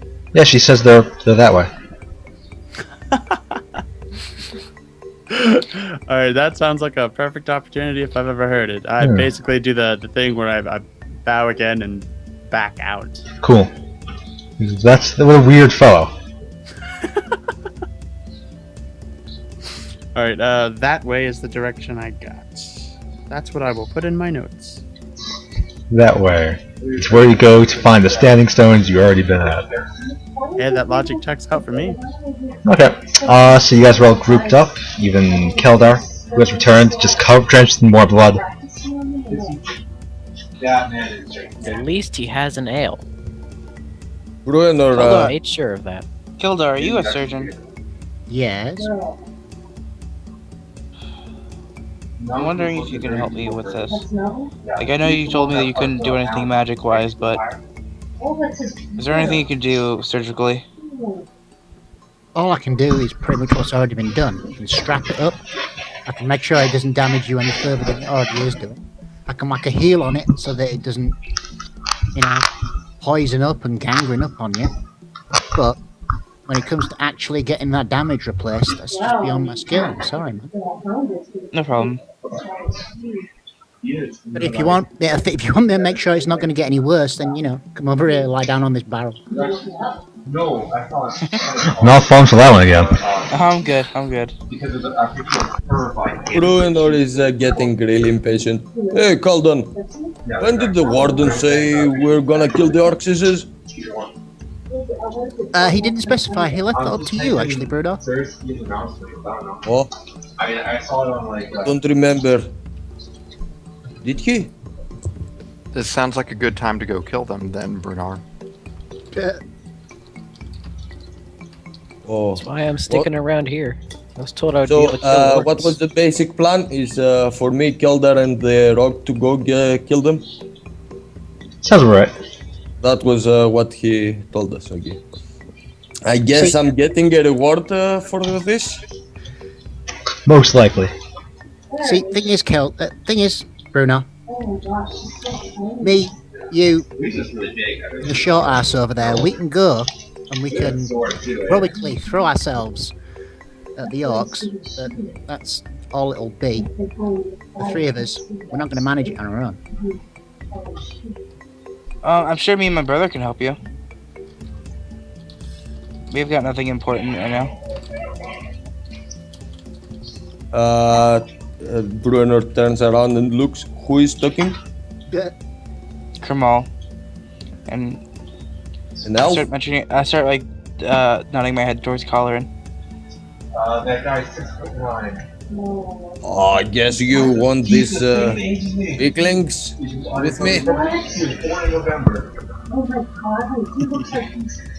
cast light on my hand to show him. Cool. Someone has a lot of background noise. Is it me? I'm gonna turn my mic off.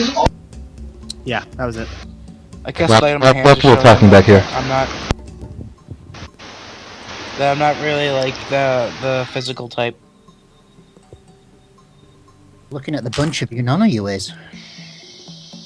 And of course, the Yeah. weaklings handle magic. Ugh. And Bruno I spits slap on the him on his ground. bad shoulder and say, "Don't worry, neither am I, but I'm still surviving."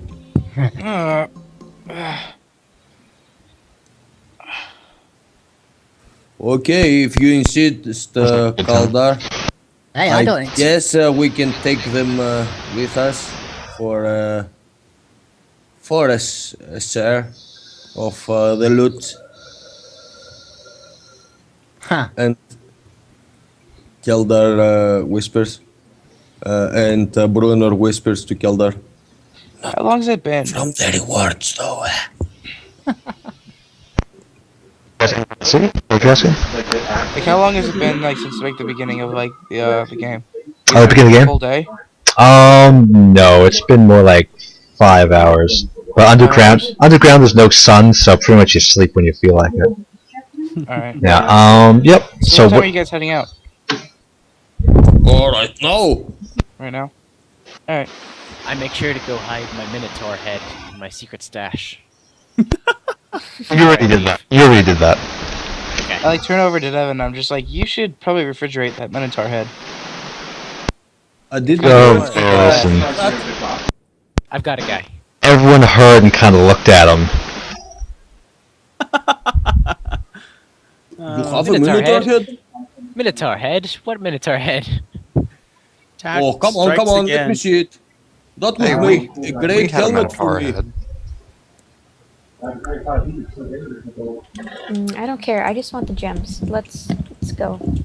Yeah, I agree. I'm gonna take a second to cast Mage Armor on myself. He has so many good spells that I have nothing. Because you wasted them at the beginning.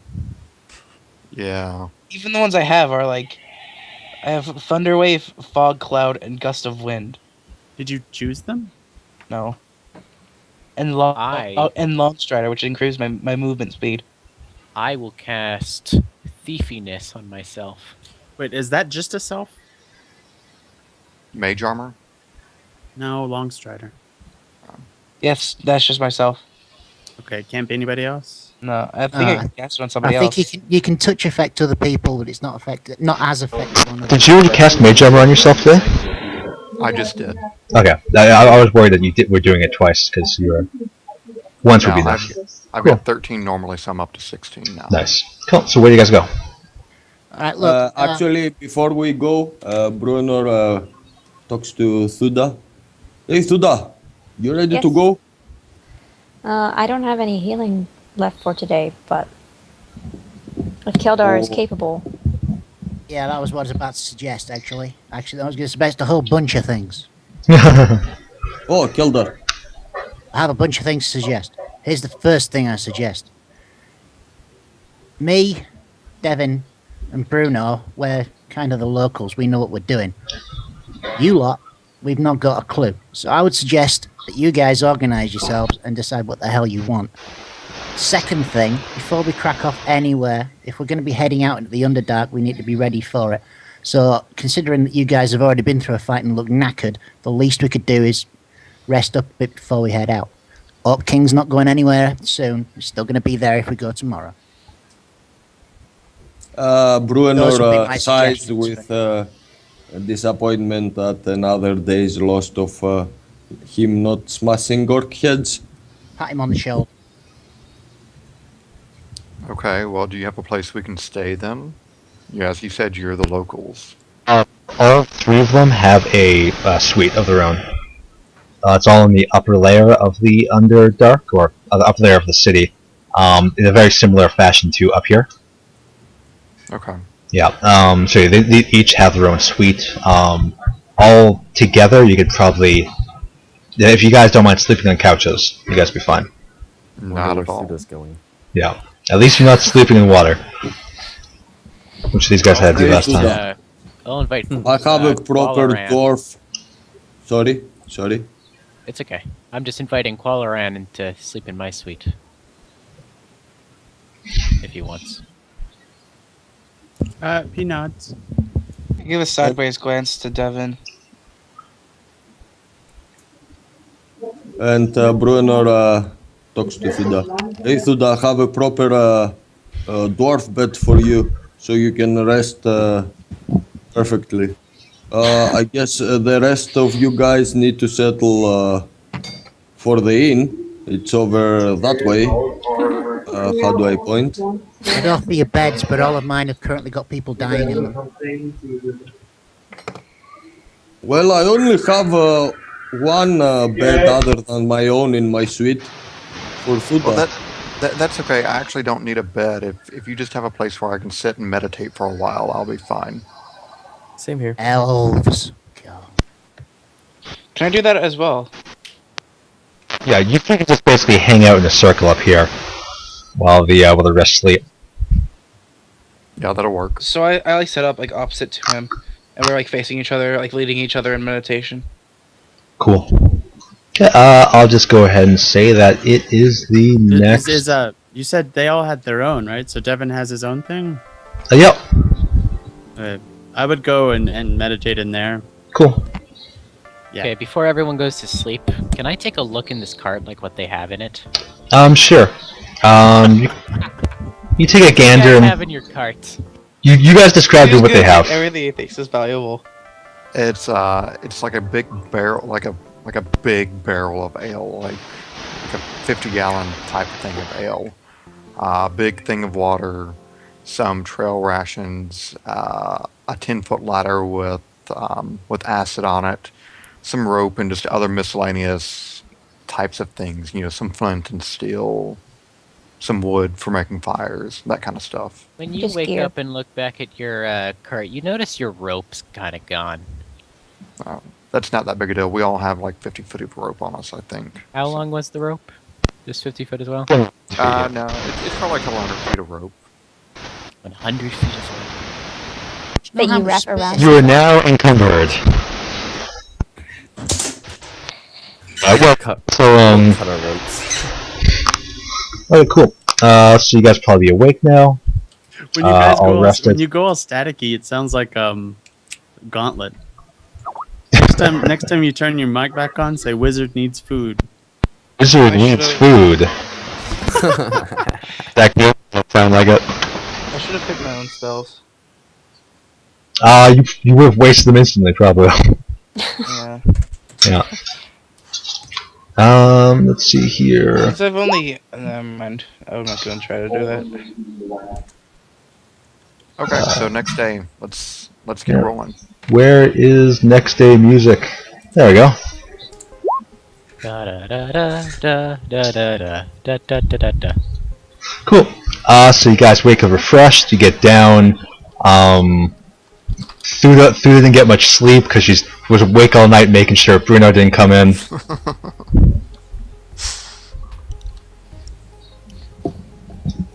And you see Brunner climbing down with a glass of ale in his hand. Whoa, good morning. By glass, do you mean bucket? Yes, but that's a dwarf glass. Good call. Yeah. It's called breakfast, right? What do you guys do?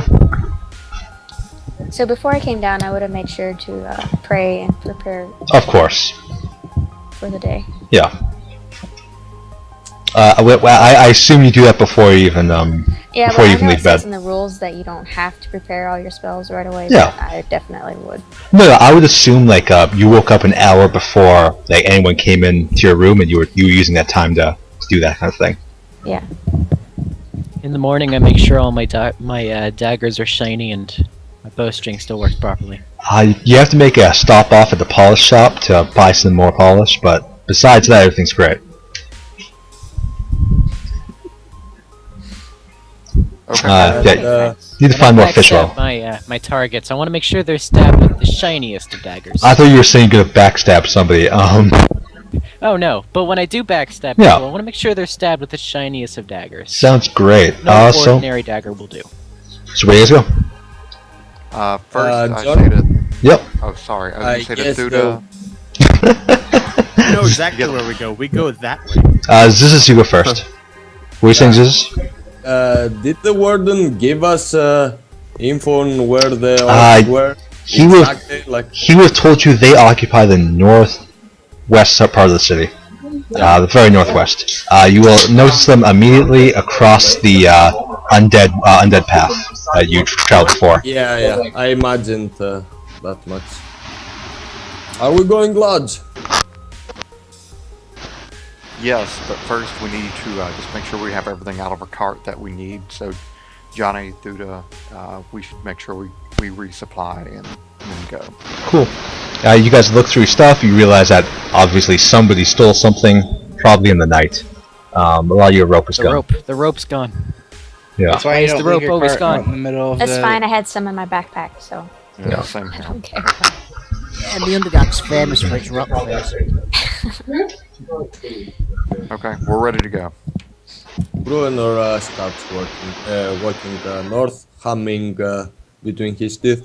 Orcs, orcs, orcs. I'm gonna kill some orcs. Orcs, orcs, orcs. Buddha harmonizes. You start to hear a rumbling as, oh man, why are you guys all turned around? As from the right of you, you see some people come in. Oof. 1 second here. You see these guys marching in. Oof, oof, as you come in too. I know I've already spent like a day with this character, but is it possible for me to re-pick my spells? Go for it. You'll only be using 2 today, so just pick the 2 you want. Cool. You see. Of orcs attacking my infirmary.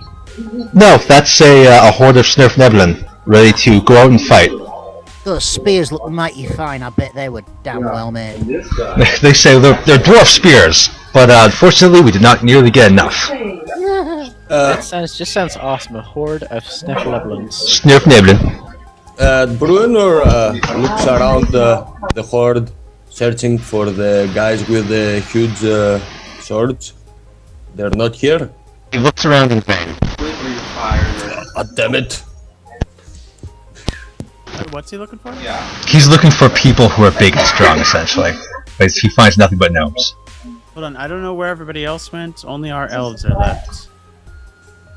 Hey guys, are you going to the Orcs? They nod. Says that if you lead the attack on the left, I'll lead the attack on the right. Well, we can meet in the middle. Orcs. He laughs and nods. You elves, if you find yourselves getting lost, remember that you're elvish. Just, try and locate the scent of very overspent beer. Henka comes up behind you and holding a plate of potions. She offers them to you.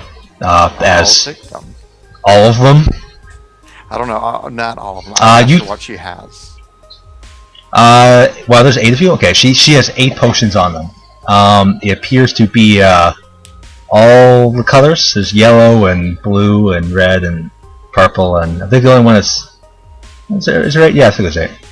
So yeah, there's 8 colors. Each potion's a different color, and there's 8 of them. I'll take the Can't believe you lightest can't sing a blue she rainbow. has.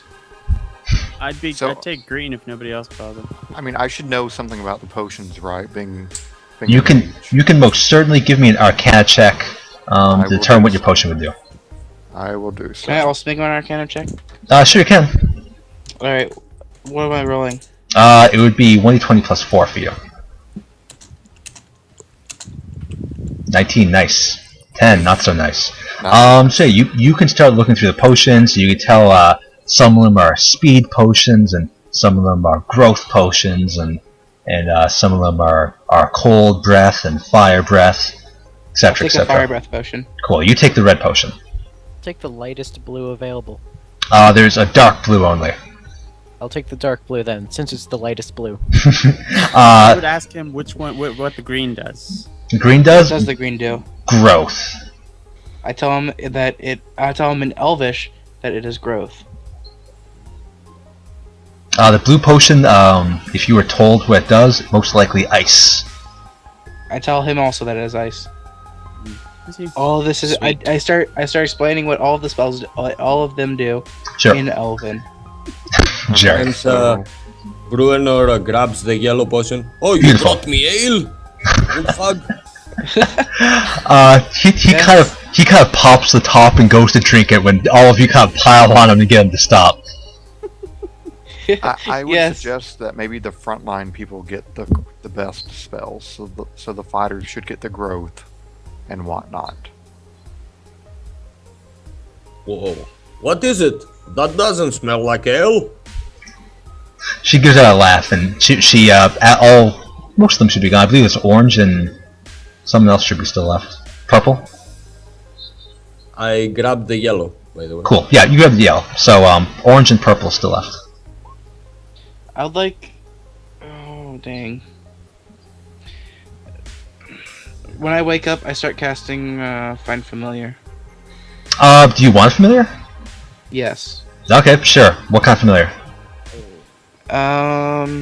It's just like a. It just says tiny celestial fey or fiend. So Yeah. What kind do you want? Be a fey. No, I mean, do you want like a like an owl or like a mole or? Triceratops. Dragon. It would be a tiny triceratops. Would be useless in battle. Can I have like a Game of Thrones like dragon, like resting on my shoulder? You can have a worm, but it wouldn't be a dragon. Would it look like a Worm dragon? with wings. It would be very similar to a dragon, but anyone who is good with Arcana would know that that's not a real dragon. Let's do worms. Sure. Well, it's a worm, WYRM. Spin it But, up. but It sure. has 10 HP and 20 speed. Cool. It has 2 strength, 12 dex, 6 con. It could probably fly too, Yeah. and make it can make a small amount of fire with its breath, not enough to harm, but enough to illuminate, or to begin burning something if something's very flammable. Alright. Light cigars. Exactly, you can light your cigars with it, or exploding potion. I believe there's still an orange and purple potion left, if anyone wants it, or if anyone hasn't got a potion yet. What do the orange and purple potions do? The orange one, it appears to be one of those, well, the purple one is a necromancy potion. It'll basically drain health of enemies you splash it on. Yeah, well, the orange potion remains a mystery to you. Yeah, 19's not enough to know what it is. Alright, I look at Dev and I mention toward the purple one. I say, that one's for you. Thanks. So that would be a purple potion of like health draining, basically. Essentially, yeah. I tell him all you need to know, is throw it at your enemies. Put it on yourself. Good call. It does not come at a close. I already is have the- a plan for it. Did anybody When I else look write at- down that they got When I the look at green? Bruner, which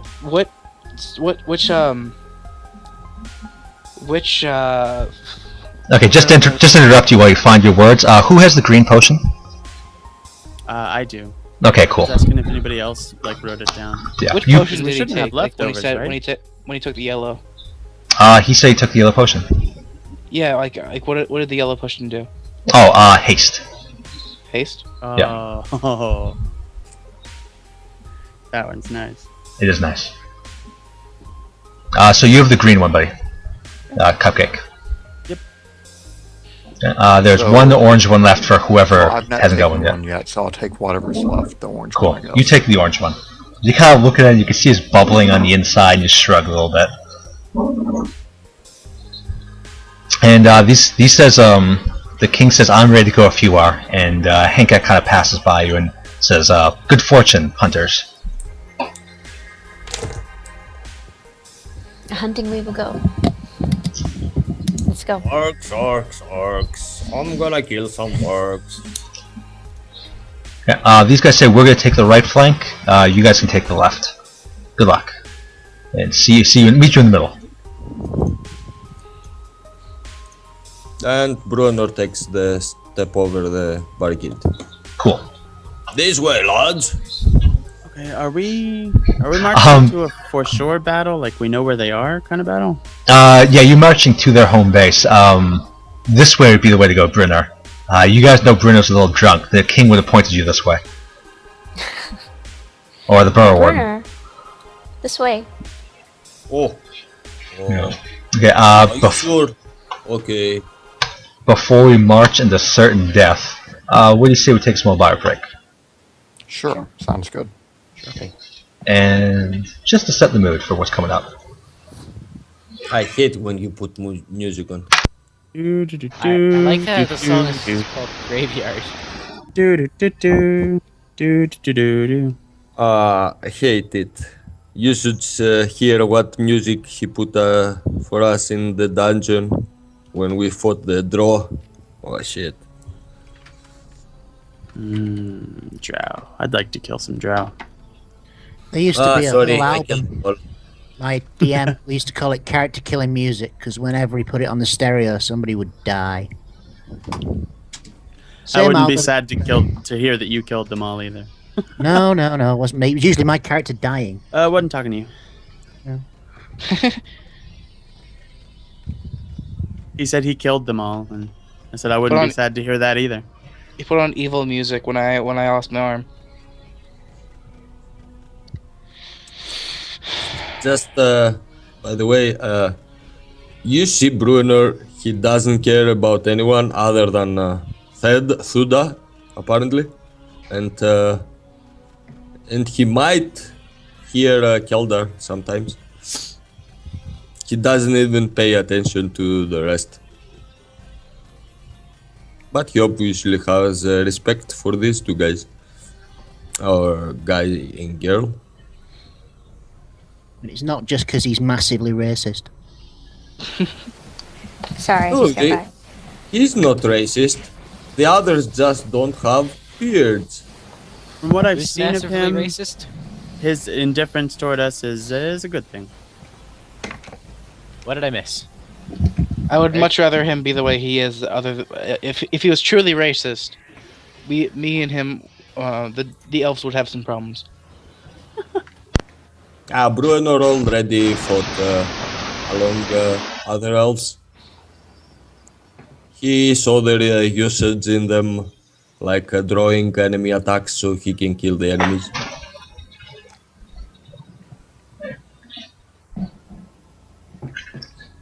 Okay, are we mostly here?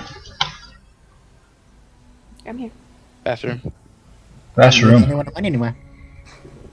Was I the only one who went anywhere? I want to go grab a drink, which is almost gone already. Classic, whoever said that. Thank you. Okay, so you got this guy moves out of the way of the barricade. So you guys surely press on.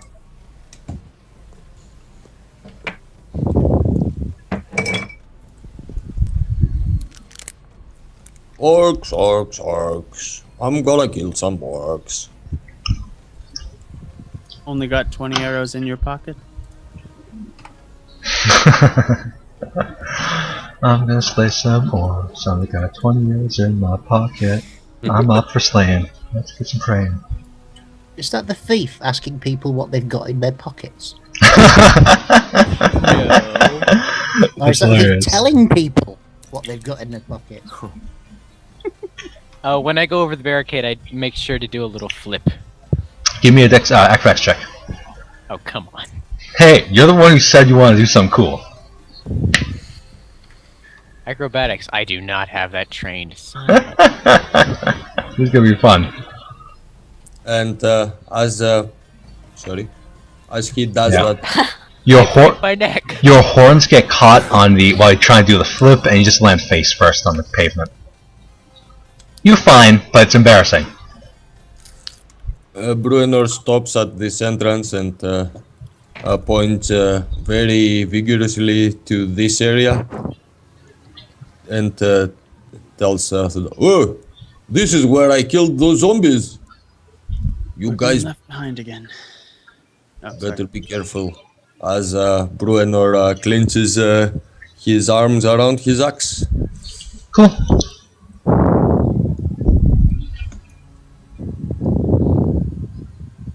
This looks like a place of an ancient battlefield.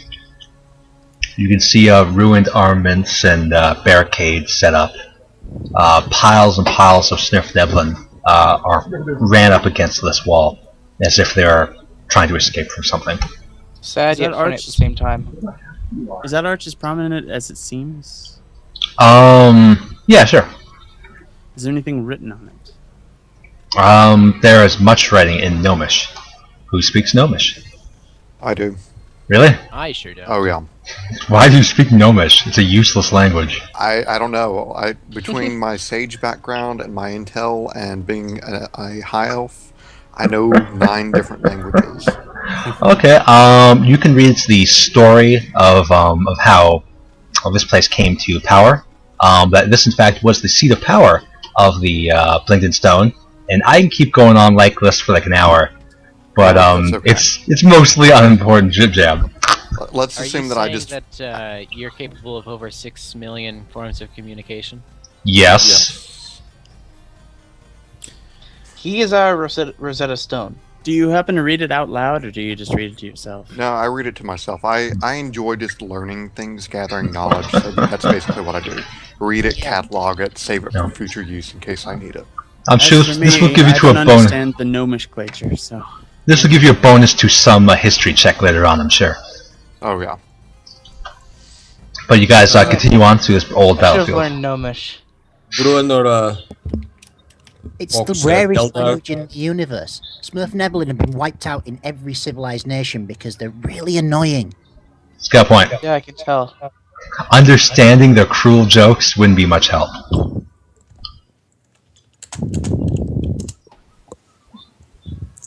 Bruno pokes Keldar. Start following Keldar very closely. And whispers, "Hey, seems like I forgot. This stupid gnome ale makes me forget." As you see, Bruenor smelling around and trying to listen for orc sounds. Oh, God. You don't even need a check. You can hear them over here. Can I take these spearheads and try to use them as throwing daggers? They are far too big, and as you pick them up, they seem to break in your hands. They're ancient.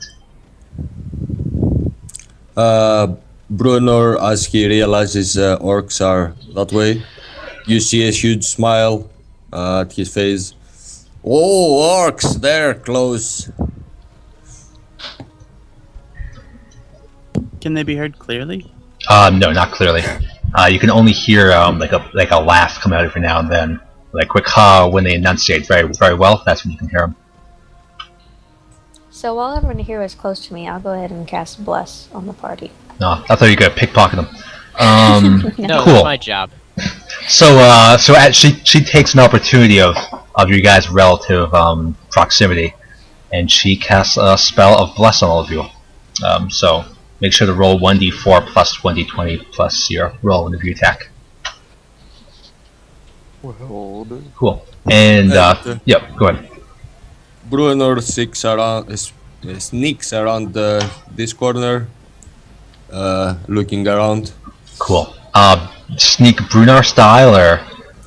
It's the basic sneak I used in the dungeon, like peek around corners. Cool. Yeah, you peek around and you see some barricades up ahead. They seem to be of not your make or old Norse make. They seem to be relatively new. We're getting close. I don't see orcs yet, though. I like mumble to Brunner and Dwarven. They'll taste your X soon. Yeah. Get to about there. You can see at this point clearly there are some orcs in the distance.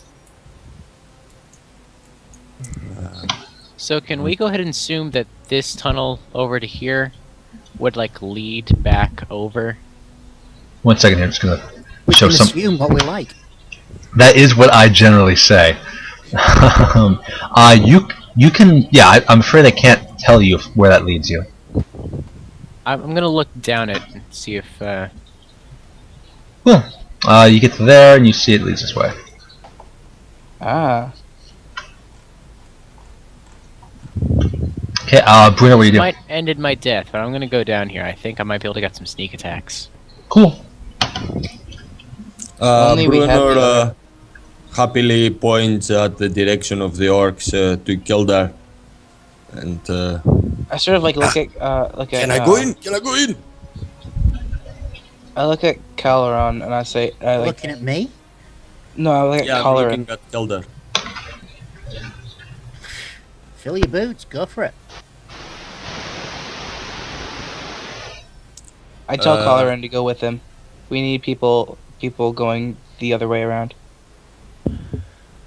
Oh, jeez. So I'm supposed to be going with this guy now? Yeah. Somebody we need has to get the back up flanking. Bruno. 95's going to. I'd look doubtful, but I'd go. Well, Letting the sneakies go well in front. let's hope this doesn't ruin the whole sneak aspect of this. All right, fine. Bruno, charge. Brunner takes a sip of his magic medicine, which is ale. I tell him And, that's haste, by the way, when I learned about it. I think he just means regular ale. Oh. I sorry. was about to drink only ale, but since he said that it's a haste, I'm gonna drink that as well. I guess what's the Mix it in with the duration ale. of haste? Yeah, he like stirs it in like it's tea. And drink that as well and start foaming. My eyes turn red and charge.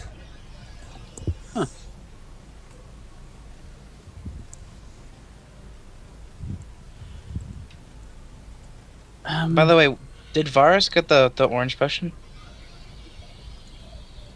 Yes, I did. Can you set my token to me so I can use some of this stuff that I'm making? All these macros and stuff?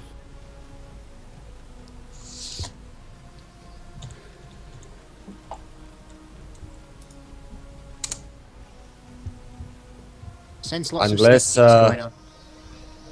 Unless I get a bonus from haste, I don't know. For the initiative. I have no clue what that does. What does the bless do again? Gives a +4 to attack, plus a 1d4. 1d4 to attack, and plus 1d4 to saving throws, if I remember correctly.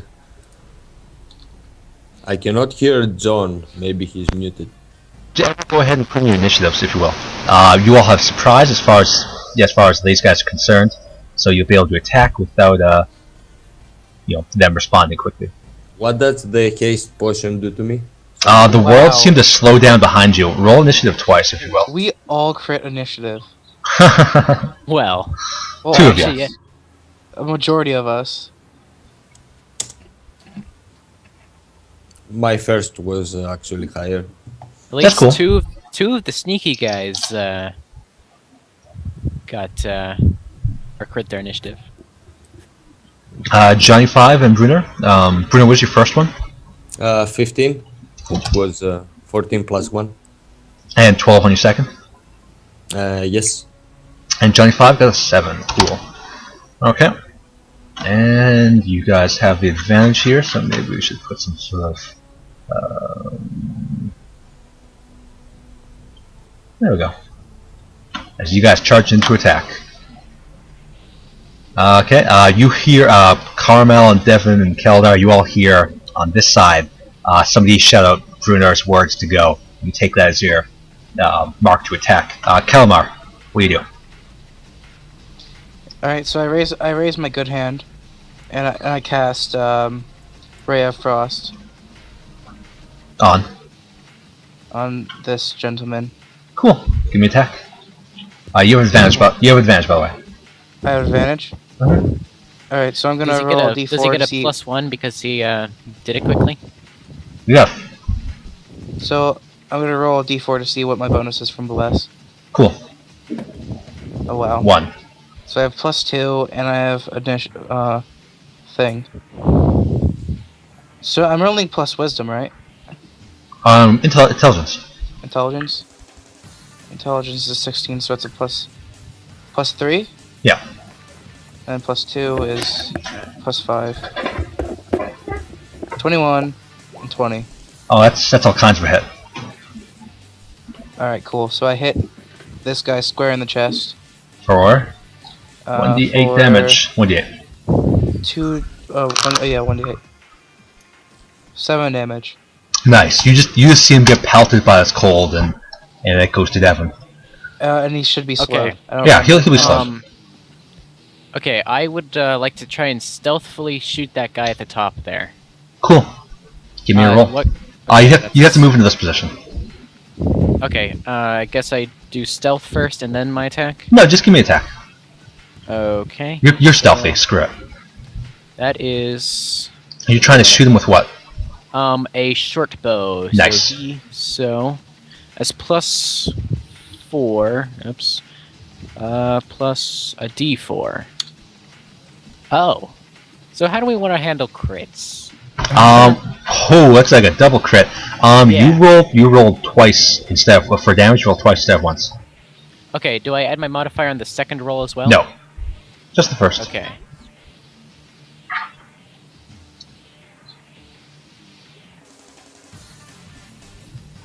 Make sure the modifier is correct. Speed is reduced by 10. Yeah. This guy's speed is reduced by 10. 6 damn. That is kind of sad. You're a rogue, right? Yes. Sneak attack, an extra 1d6. I almost forgot about it. You could be doing 12 damage here. Or 7. 7. Yeah. Okay, you shoot the guys for 7 damage. He's gonna roll a acrobatics check, d20, or else fall horribly off the thing it was, about 15 feet. He's gonna roll to tumble. He succeeds, which means he only takes 1d8 damage and doesn't land on his neck. But he does land prone and on his back. Okay, and I will scoot back to remain stealthy. Done. That guy's not happy. Keldar. I'm gonna hold my action until Bruno's had both of his. Cool. 11 puts you ahead of Quellerin. Now, Varus. Okay, so you attacked this guy and he's still alive, accurate? Yep. Okay, so I'm going to attack him with Ray of Frost as well. Might be good to get in position. Can I not see him from where I'm at?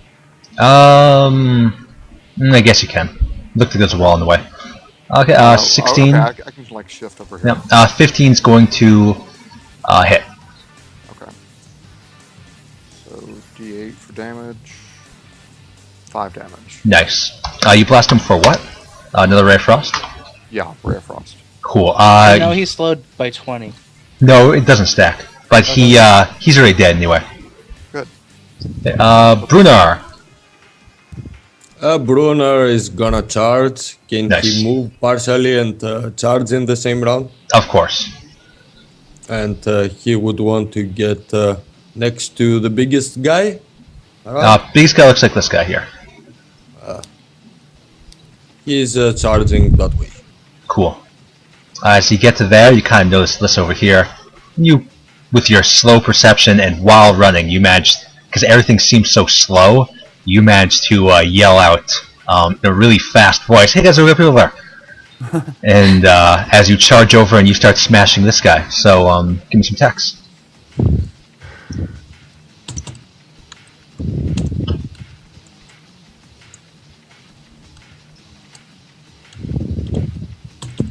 Now, am I wrong, or is the crit rolls like max damage and then an extra weapon roll? That's how they did in the. I'm doing how they do in the alpha phase of D&D Next, where you roll twice instead of doing max.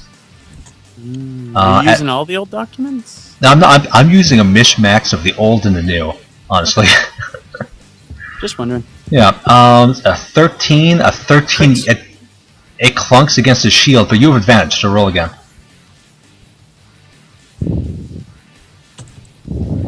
Because this guy didn't see you coming.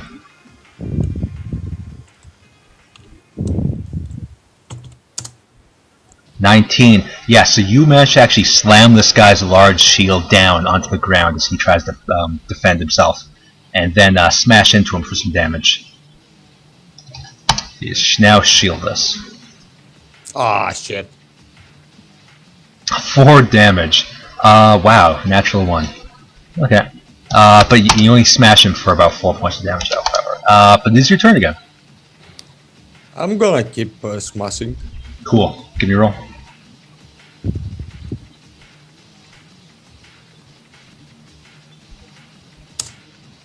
Oh, roll what? Just roll 1d20 to see if you'll crit.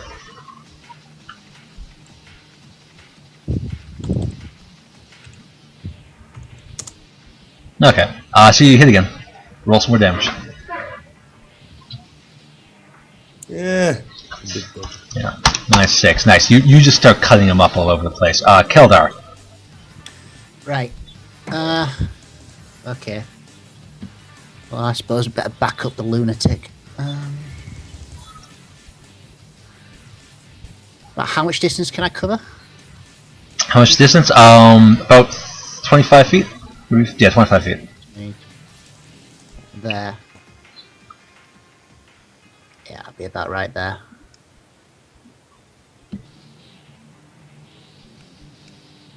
Cool. And I assume I've noticed them at that point. Yep.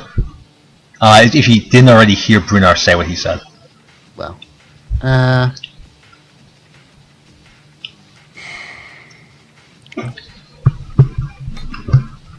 Can I blast that one with some flame? The one that's top here, looking down on us. Definitely. It's my north. Go for it. Yeah, he looks like he needs whacking. Beyond my wisdom, because it's a cleric spell. Exactly. You have advantage because you didn't see it coming. 12 misses, so. Was that advantage? Yeah, you have advantage, so hit again. Oh, well, okay, so you only miss, unfortunately. Okay. Caloran, you're part of the sneaking team. Has any of them been actually hit from this side? Yep. This guy was brutalized when he fell down the stairs. Oh, so nobody's been hit from this side?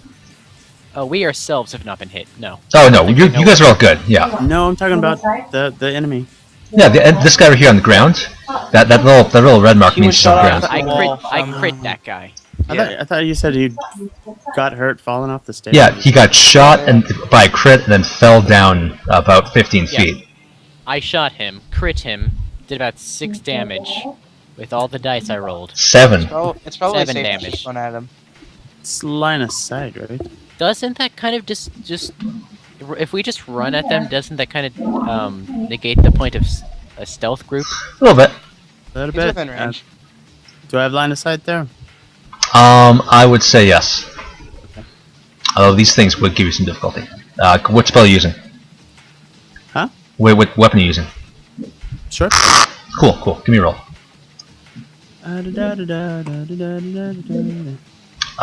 Hey. That's gonna miss. This was OD&D. I could have hit a level 2 creature. Yeah, 25. Wait, does he have advantage? He's hitting a guy who's already prone, so no. Okay. So he just doesn't get disadvantage. Oh, okay. 25 movement there. Okay, never mind. I'm not sure how to do the. What do you want to do? I'm here to assist you. Pointing good stuff. I want to shoot said guy. With? Longbow. Cool. Just give me a roll. Does he have line of sight? Yeah, he's right. Oh, he try to hit this guy or this guy? No, you can't take your stock up. You're trying to hit this guy. You need to move up one more. Okay. Cool. Yeah. With your superior elvish vision, you find something terrible to your right. Terrifying. Bloop. A horde of blah blah blah blah. Svirfneblin. Cool. Give me a shot, buddy. Yeah, I'm typing it. It's +4. Okay, we got that blast too, so that's okay. That sucks. You have advantage.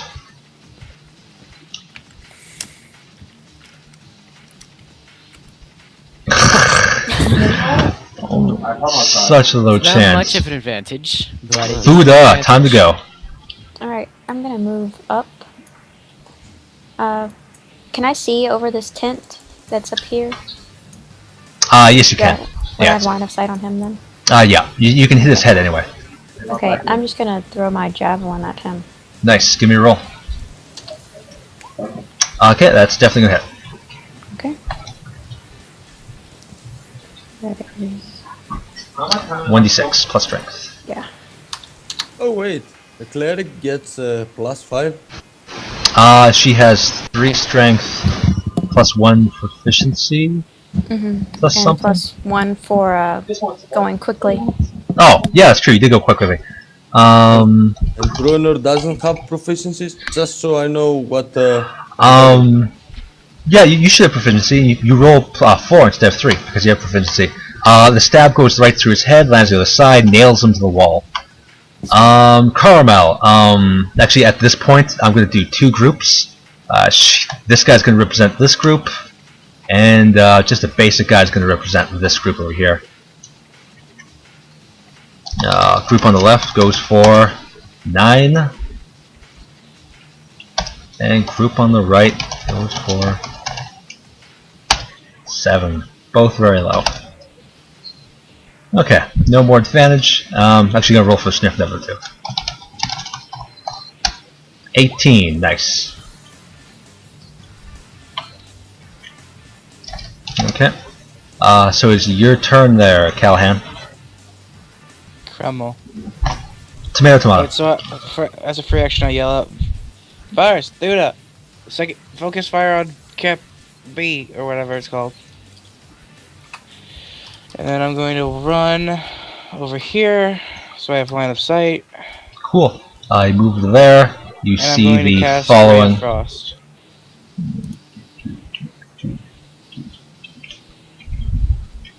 Alright, so let's do this. Which one you cast Wow. Ray of Frost on? Ooh, nice. Double crit. Cool. So you're hitting this guy here. Aiming at this guy. Cool. Okay, roll me 2d8. 2d8. Yeah. 2d8. 8 damage. Nice. Devin. I will move. Oh, if I could up 1 so I can shoot. Oh, that's not the tool I want. That guy easier. Beautiful. I still got disadvantage though. He's lying down, really hurts you. Disadvantage. Okay. Yeah. Roll twice, take the lower result. And then do I get the +1 because I acted quickly? Your roll you should be done by now if you acted quickly.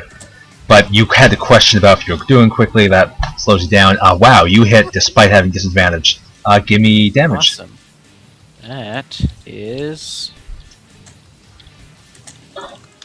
that. 7. Nice. Yeah, you impale him to the ground. Oh, do I get Oh, it doesn't matter. I was gonna say. Doesn't matter. He's gone.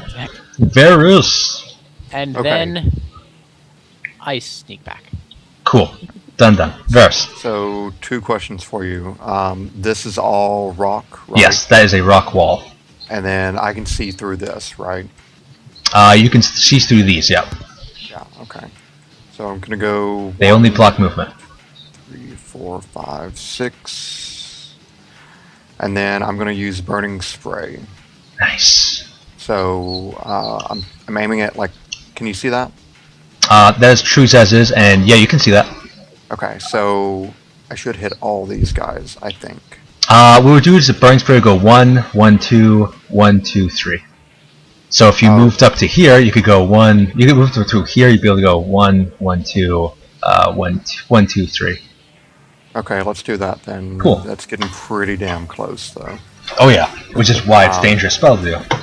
Yeah, well, you know, go big, go home.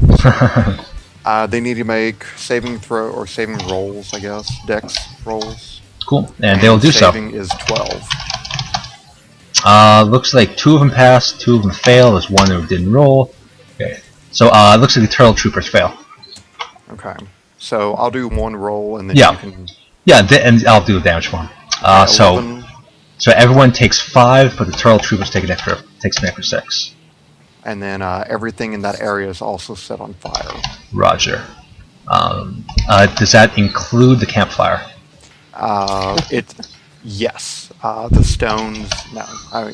So basically, anything that can catch on fire that's not on their bodies is on fire. One guy in particular doesn't start on fire because he's already ice cold. That guy right there. He just warms them up a little bit. Yeah, but he does appear to be dead.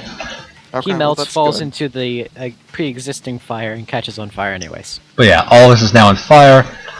You hear a hurrah as these guys all charge in.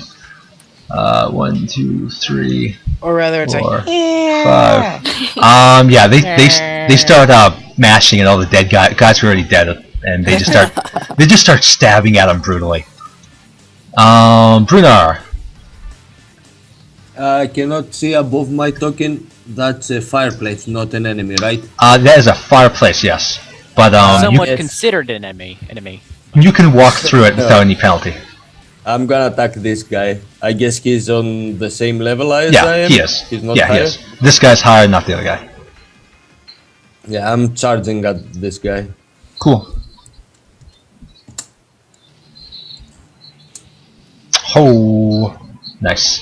That hits. Yeah, that's a bit better. Yeah, that decapitates him instantly. Rah. And then you decapitate him, then you start breathing really heavily, looking around because you have nothing to do, and now he's dead. What do you do? I cannot reach these guys over there, down there, right? That would be quite the... Yeah, you could actually. That's what I'm doing. Okay. It is on fire, however. The whole area is on fire? The whole area is on fire. You're the fire and the flames. If you're willing to brace it, I say go for it. No, it doesn't like fire. Cool. Bruenor moves ahead, searching for more orcs to slay. Orcs. Cool. You approach to there. Ooh, 1 second before I reveal it, I have to grab something, which I forgot to grab previously. It is a certain character. You go to there and you actually find some more orcs to your own pleasure. Yeah, you wish you found a dragon. Yep, you look inside and you see there are much more orcs.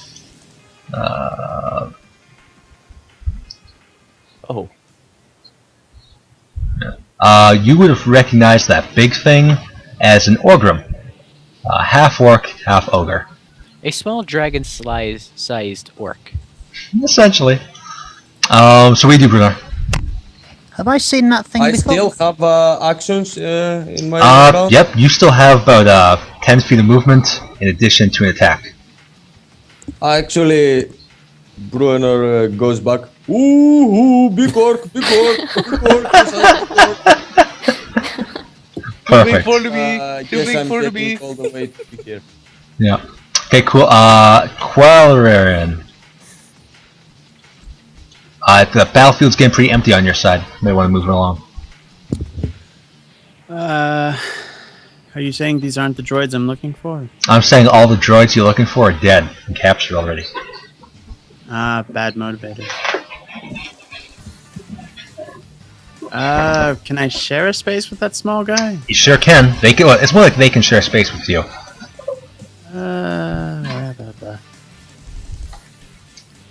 I hope they are not semantic gnomes. They're Nazis. Is this guy... Can I see him? You sure can. Okay, he's not like too high for me to see. No, he's only 50 feet high. Or 15. I throw an arrow at him. You throw an arrow? That sounds like it wouldn't be very effective. Until he got high. Yep. So that does damage. That hits. Deal damage. Huh. The blessing worked. Yeah, generally. Okay, arrows... 1d6 plus 3. 3? No. Really? You get proficiency on it? No. Oh, do you only have plus 2? Plus is 2 it dex? dex or is it strength? It's dex. I got 2. Cool. Okay. I'm usually on the other side. Damage. I don't have these things memorized. Okay, that guy gets slashed. He rolls 1d20. Gets a 4. He steps back, falls through this thing. He's going to try to take one more check to make sure he doesn't. Nope, he falls on his neck. Into the fire? No, there's no fire down there. He falls through here into the camp. He Into the falls. campfire. Anyways, so Bruno kind of looks behind him. He just slashes him dead. As it just finishes him off. Killed her. Oh. I've been pretty sidelined by the winds of war here. What happens? This is why I wanted so many people to do this task, because I knew it would actually not be a problem for you. Don't really want to charge into a room that Bruno's just come running out of. There's a pretty you bad saw sign. me, There are orcs over by me. You By saw me Varus. telling you to come in. Oh, big orc inside. So I'm just going to continue doing what I've been continuing my plan all along, which is essentially just back up Bruno. Yep. You can do it, Bruno. That's why Bruno likes Kildar. Okay. Deep muscle massage for Bruno. Okay, cool. Turtle I heal Trooper, Bruno, these guys. Bruno kills things. And you guys like me because you're the only people I don't steal from. Almost forgot how to word that. Do more gold. These guys are lucky. These guys are lucky enough to wait. I'll roll one more time. One of them's lucky enough to be able to withstand the flame, while the other ones manage to get out. One of them actually has this here. What do they call it? The walkway collapsing on him, killing him instantly, or impaling him anyway. The rest managed to get out rather unscathed. One actually tries to tackle Varus. Varus, give me a roll to try to a dexterity or strength roll. Try to be not grabbed, and be a 23. Go dex. And you get the plus D4 on that as well. True, you do get plus 1d4. I still doubt you can beat a 23.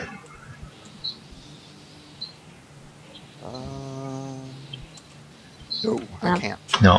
He kind of pushes you, grabs you. You're both kind of knocked prone. We'll put this back. As he is now on top of you, you see him take out a small dagger and get ready to stab the heck out of you. While these guys go down, this one's going to mark this way, and he starts yelling out in Orcish. Does anyone understand Orcish? That's one of the languages I don't speak. One of the few you don't. Right. Ray Wood he's close enough. Ray Wood, you know that he's yelling for reinforcements. Well, this guy sees a certain mage down there, and he's going to go for him. Let's see his speed. Hey. 1, 2, 3, 4, 5, and he starts slashing you. You see his eyes red with bloodlust. How much damage? Ooh, that's a plus, a large plus. Ooh, 2 10s. Lucky for you. So he misses both of attacks. Yeah, did too fast. There. But yeah, he missed. So Johnny 5. Listening to, and what did he say? You heard who's saying that? Quarian? Or Varus? For LM. If you're trying to listen to an orc, you're too far away. Apparently He's listening for anything that's in like the tunnels nearby. Oh yeah, that too. Did you Yep. happen to see that? Johnny 5, you're up. Do I see or hear any enemies down either of these tunnels I'm standing next to? No. Okay. You look up at this one. You see it appears to be just leading back there. I'm gonna take steady aim at the orc that's on top of Varus. This group's already dead. Cool. Give me a roll.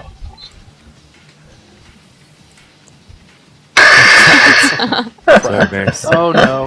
Oh, crit Varus. Luckily, you said you take steady aim, so I'd say you aim higher than lower, so it just flings over. You were too cautious and too unwilling to hit Varus. So what about this guy then? Which guy? Is flying that way. That guy. Roll me 1d20. If you got 20, I'll give it to you. Oh, okay. I said roll 1d20, and if you roll 20, I give it to you. No, actually, I didn't. Roll. It just said it. For trying to cheat me, roll 1d20 on the injury die. Okay. I made those macros screwed up. 4. That short bow or long bow you were shooting, the string breaks. Okay. If you double bracket Thunda. next time, you might have some success. Thunda, you're up. You see Varus being struck at. Okay, I'm gonna use Sacred Flame on the guy on him. He has to Burn make the a Burning dex Man. save. Cool. And he will. Oh, but he's gonna fail. So that's 1d8. 5 damage. Cool. And then I'm gonna move up. He gets off of Varus and he starts trying to fan the flames off him, but he's not really paying attention, so Varus manages to kick him and knock him back into the flaming area, killing him.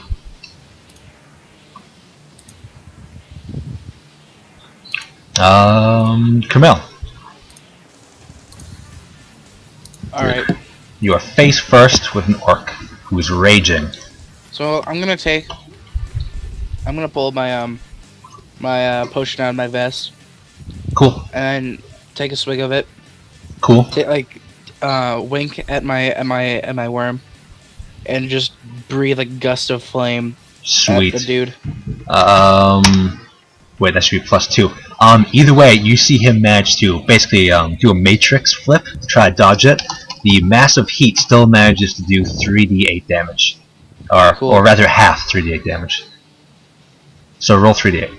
Oh, you Oh, jeez. That's such a shame. So his matrix slide does a super good job, and you see him just Can I move as well? You can, but he'll invoke attack of opportunity from. He'll get your slice at you. I'll take it. Cool. He slices at you twice. Well, not twice. He gets to roll twice. 15 hit you. It does. He does 2 points of damage as you run away. Cool. Okay, Devin. I will waste a double move to move up to here and attempt to hide from the people that are, over here. Hide from the people you can see. He can just now see. Cool. I'm gonna roll 1d20 to see how fast these guys go. 16. Ooh, they're gonna go fast. And since I used a double move, I can't really do anything. Okay, outrun Varus now. Don't think they could see me. Yeah, Varus, what do you want to do? Okay, does standing up from prone cost me anything? Costs you half your movement. Okay, well, I think I need the other half just to get in position, so... Okay, you're up. Yeah, I'm gonna have to...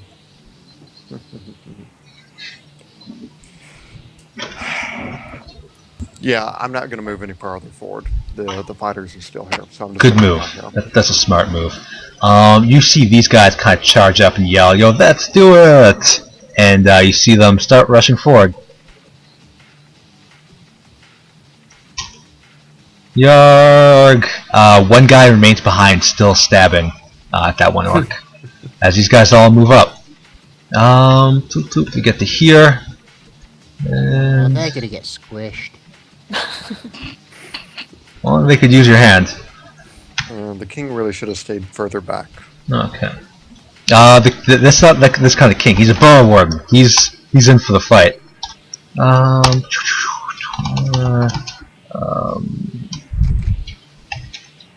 Are they just holding arrows that they think are javelins? No, they're holding javelins they made themselves. They just pile onto this guy and just start stabbing brutally using gang tactics until he falls over dead. They're rolling way better than I would.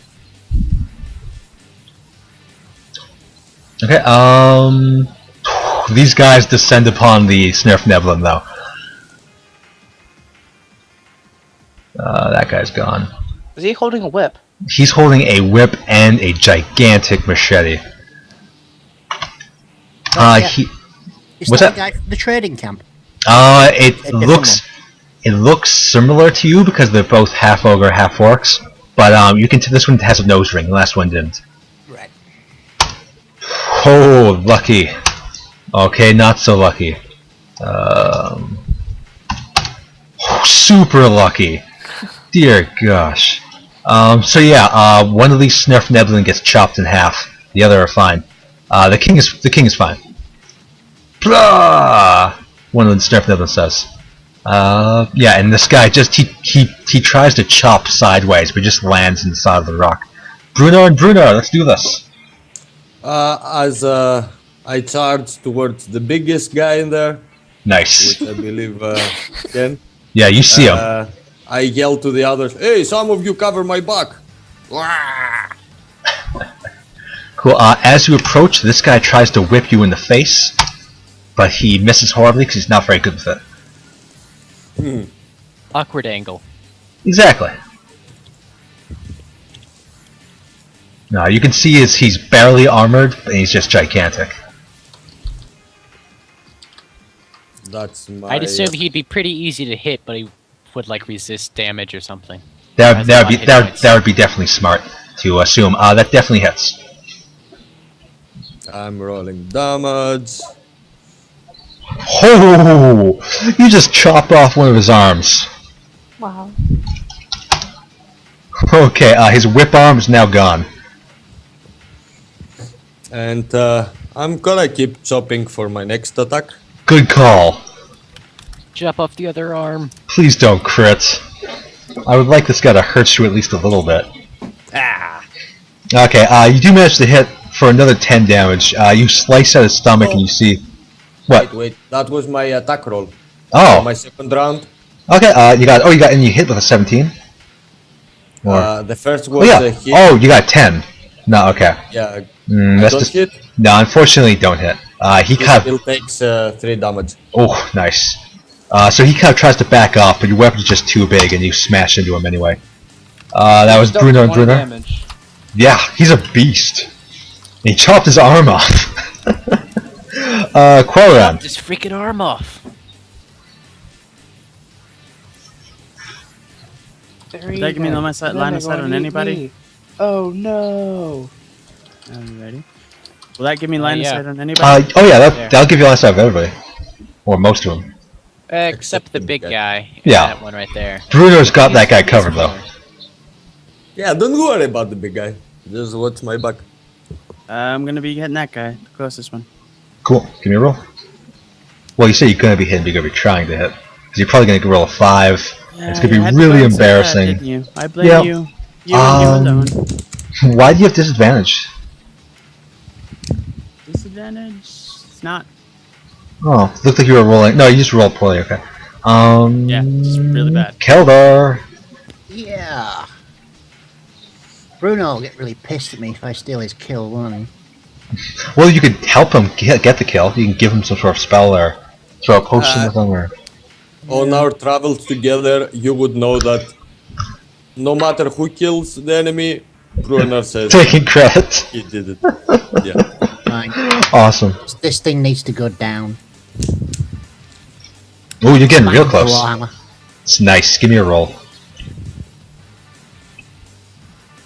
By the way, Kildare, which potion did you drink? Nah. No matter how many bonuses I'm getting, I ain't going up. How much bonus do you actually get? Oh, Okay, well, sounds like you're hitting.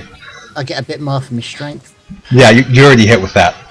And he acted quickly, so doesn't he get a +1 as well? 2. Sure, why not? Another 2, another 1, so another 3 is 15. Yep, that's all kinds of hit. Give me some damage. 8 damage. Nice. You 10 damage. Nice. You just smash onto his foot, most likely slowing him horribly. Turtle Troopas over here. One guy is currently chasing onto you. 1, 2, 3, 4, 5 is gonna try to slice at Camille. 1, 2, 16 is gonna hit. 1d 10 damage. He just chops that arm that was already wounded right off. He just finishes it. That is going to make you unconscious. Wait, that was against me? Yeah. Damn it. Oh, do you have shield? I do. You want to cast it? Yeah. Go ahead. So what am I rolling? Do you roll anything for shield? I thought I just made it so you get +2 AC. Yeah, I assumed it was just a magical shield that acted like a regular shield. Yeah. Yeah. Yeah. So I think it gives you at least like a +3, so... Bloop, It's bloop. 13 plus my dex, which would make it equal to...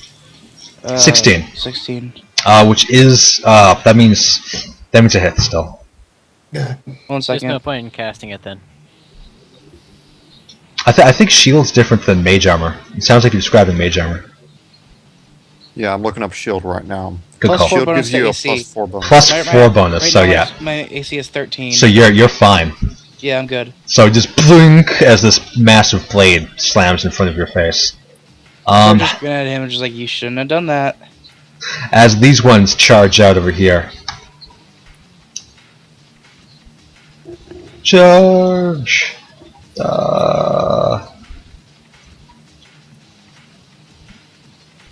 Okay, and Johnny 5. Classic Johnny 5. So, question. Do any of these guys carrying longbows or shortbows? None of them. They all appear to be using iron machetes. I can't really throw an iron machete. True.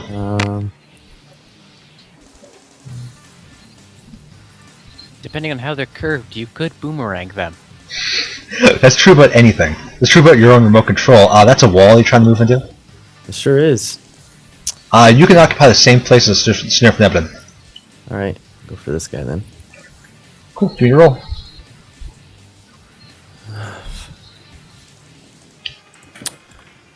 $20.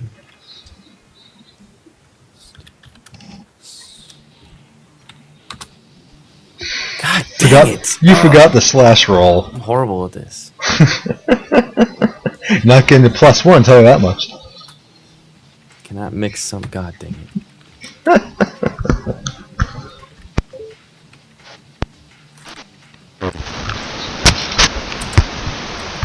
There, Jesus.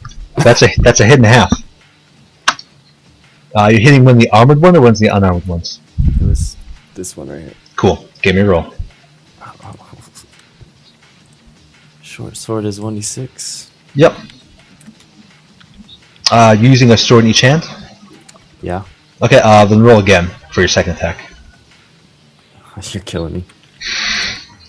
Just roll one. Just right /1 d20 and then copy it. That's what I always do. Okay. That's another hit. So roll what 2d6 plus 3? 4. Plus 4. That's really. 3. Oh, then it's plus 3. Oh, it is. Well, you don't not to damage.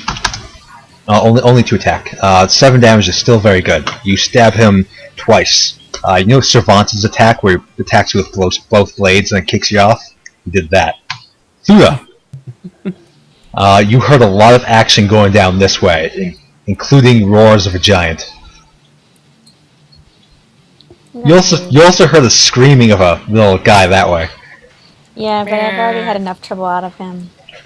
You also heard the cover my back. Well, I'm fucked. I don't think I can see anyone still, can I? Probably not, no. Although You'd probably be maybe... able to see the edge of the giant guy. Yeah, you can see a good portion. You can see about half of him. He's got about half cover, so it'll be a -2 if you attack him. I'll Yeah, just with use all my Sacred might. Flame. Very Cool. Hit help. it doesn't matter Yeah. if he has cover or not. Nice. Give me a roll then. You actually make a dex save for him. I'm gonna give you a dex save then. This guy's gonna get a -, and he's gonna fail. He's gonna take damage. Okay. 1d8. Love Sacred Flame. 5 damage. Cool. He gets down to a knee. Okay.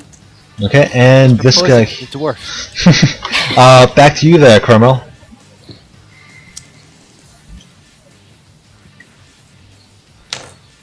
Carmel? Oh, it's my turn? Yeah.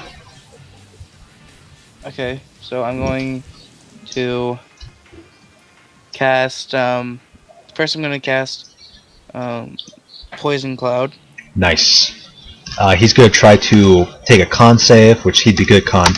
Wait, so am I rolling to hit? Unfortunately, no. He rolls to save against a poison, inhaling poison, and he did, unfortunately. So yeah, no damage. At least you covered that small entrance with poison, and the guys cannot attack you on top. They weren't even looking at you, honestly. They're most likely going to try to flank these guys. So I'm going to send my familiar to occupy him, and then I'm going to run. Sounds good. You're familiar with most likely die though. He has 10 health. The best he can roll is 10. Unless he crits. If he crits, then he's rolling a 10. True. Well, no, he's rolling 2d10 if he crits. Cool. Well, if he just disappears, I can just recall him. Definitely hits. Yep, he slashes your bird up good. Alright, that's fine. But Okay, I'm still rolling. Yeah, go ahead. I'm still running. Go around. And go that way. Cool, so I'm good. Cool. Devin. Yes, I would like to move up here and shoot that guy. This guy here? Yes. Go for it. 12. That is going to miss. Dang it. And Sorry, then I buddy. will, of course... Sneak back down. Varus! Okay. The I'm fire sure- beside you starts to die down, by the way. Okay. 1, 2, 3, 4, 5, 6. Going to use magic missile. On. I'm going to send. Let's see. One for each. Well, let's send one there. Cool. One there. And yeah, one there. Give me some rolls. Okay, so. Dang it, 24 plus 1. Start with the big guy, then the small, and the smallest. 4. On the big guy. Yep, 2. On the medium guy. 4. And on the small guy. I think that's probably going to... Yeah, that's going to finish off the small guy. I assume some more daggers? Yes, daggers. Cool. The dagger, your dagger hits this guy in the face and launches him back. Nice. Yep. You hear the borough warden yell at a charge again as these guys all jump forward and they start gang beating this guy over here. Whoops! I copied. Nope, that's not what's supposed to happen. Plus 9, 23. So let's roll 4d5 because you guys 46 because you guys let one die. 15 damage. Yeah, they just start stabbing him uncontrollably until he dies. The Hulk. He is going to, with his one hand, try to slice Brunar and Keldar. It's going to be one big sweep, starting with Keldar. Plus 8, because Does he's he get a gigantic. disadvantage on Brunar because he has to go through a dwarf already? If he can succeed going through one, then he'll probably just be able to do a little bit of damage to the other. If being the key word, yes. And he can't, because he's incompetent. Because he's a giant. Wow, seriously. This guy's terrible. You guys are I'm amazing. really liking this giant. You should keep him. Blind him and keep him. Brunar, he's still on one knee. He just kind of tried to attack you, but his weapon, as he turned it back, kind of hit the back of here, and he couldn't swing it forward. He's looking pretty sad. Brunar looks at Kaldan as he keeps on chopping, winking Kaldan. You can see his huge smile. And attacks, as I said. Chop his head off. Chop his freaking head off. Oh, beautiful. Yeah, what you call it? Give me some damage. Beautiful. Yeah, you managed to chop his head off. By a small tuft of hair, you grab and hold above you in triumph.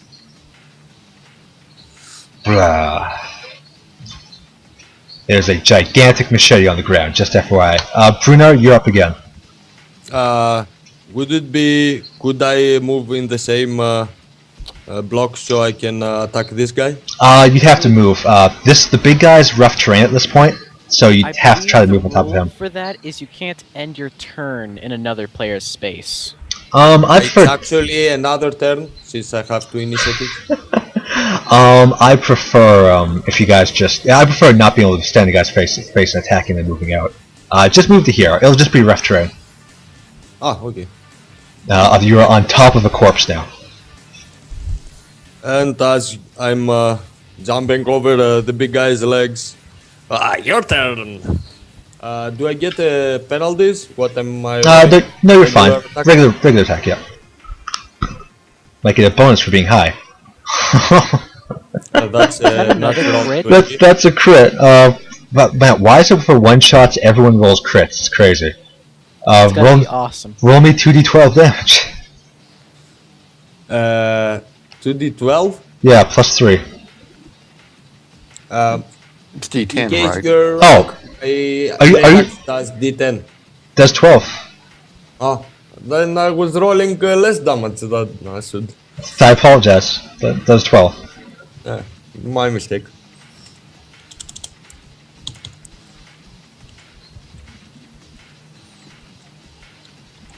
Don't get 2 1s, because that would be super embarrassing.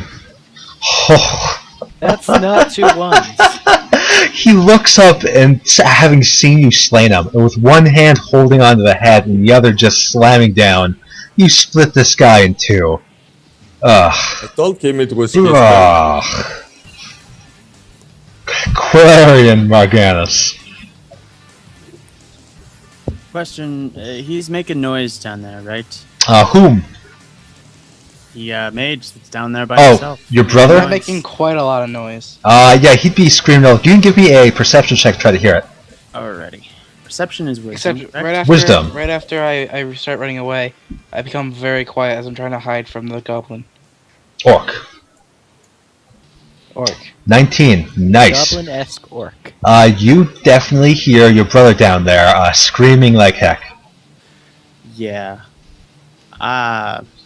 The cleric doesn't appear to be in any danger, and she's the only one who's kind of nice to me. Oh no, the thief too, but he's not in danger either. So No, he's fine. He's having a good time behind you. I'm Tell gonna Devin to come with take you. off, like full speed. I'll high five you on the way as you pass me by. I gotta start giving you guys RP dice. You guys deserve it at this point.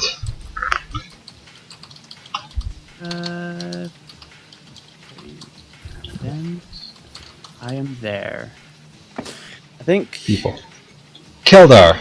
if I'm running at full speed, I'm also yelling, making noise. Oh yeah, you've been making tons of noise. Yeah, it's, so, I mean like calling Yeah. specifically. yeah. Okay. Okay, Turtle Trooper, these guys are gonna move in. One's gonna move 1, 2, 3, 4. Who did not get to go? Keldar? I skipped your turn by accident. Please go. All I'm gonna do is spang this one next to me with the warhammer. No, you can't do that. Why not? Go for it. Hang on. Wrong one. Beautiful.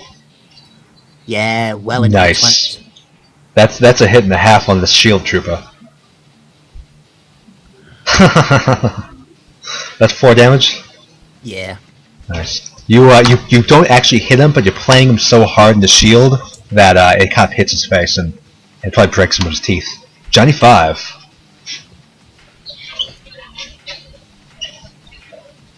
Johnny 5. The turn is Johnny 5. Okay. Dar. Svirfneblin, yeah, basically all over that place. So I can walk through that, right? Yeah, definitely. It's tense. Okay.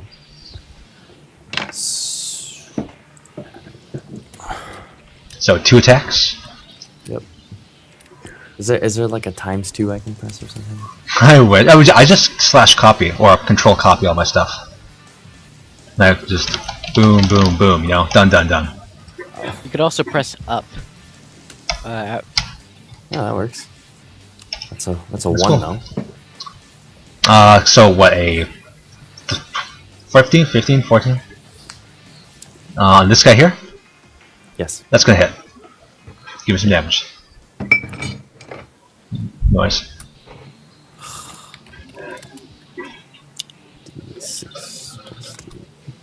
This is great, but I miss having dice to play with in my hands. You miss holding small circular things. You don't have dice? Thuda! Yeah, I they're in- like they're in throwing a bag my behind dice us, a away. very big box. You like throwing them away when you realize they're unlucky. Yeah, I actually threw like 100 d20s because I got ones in places I didn't want to.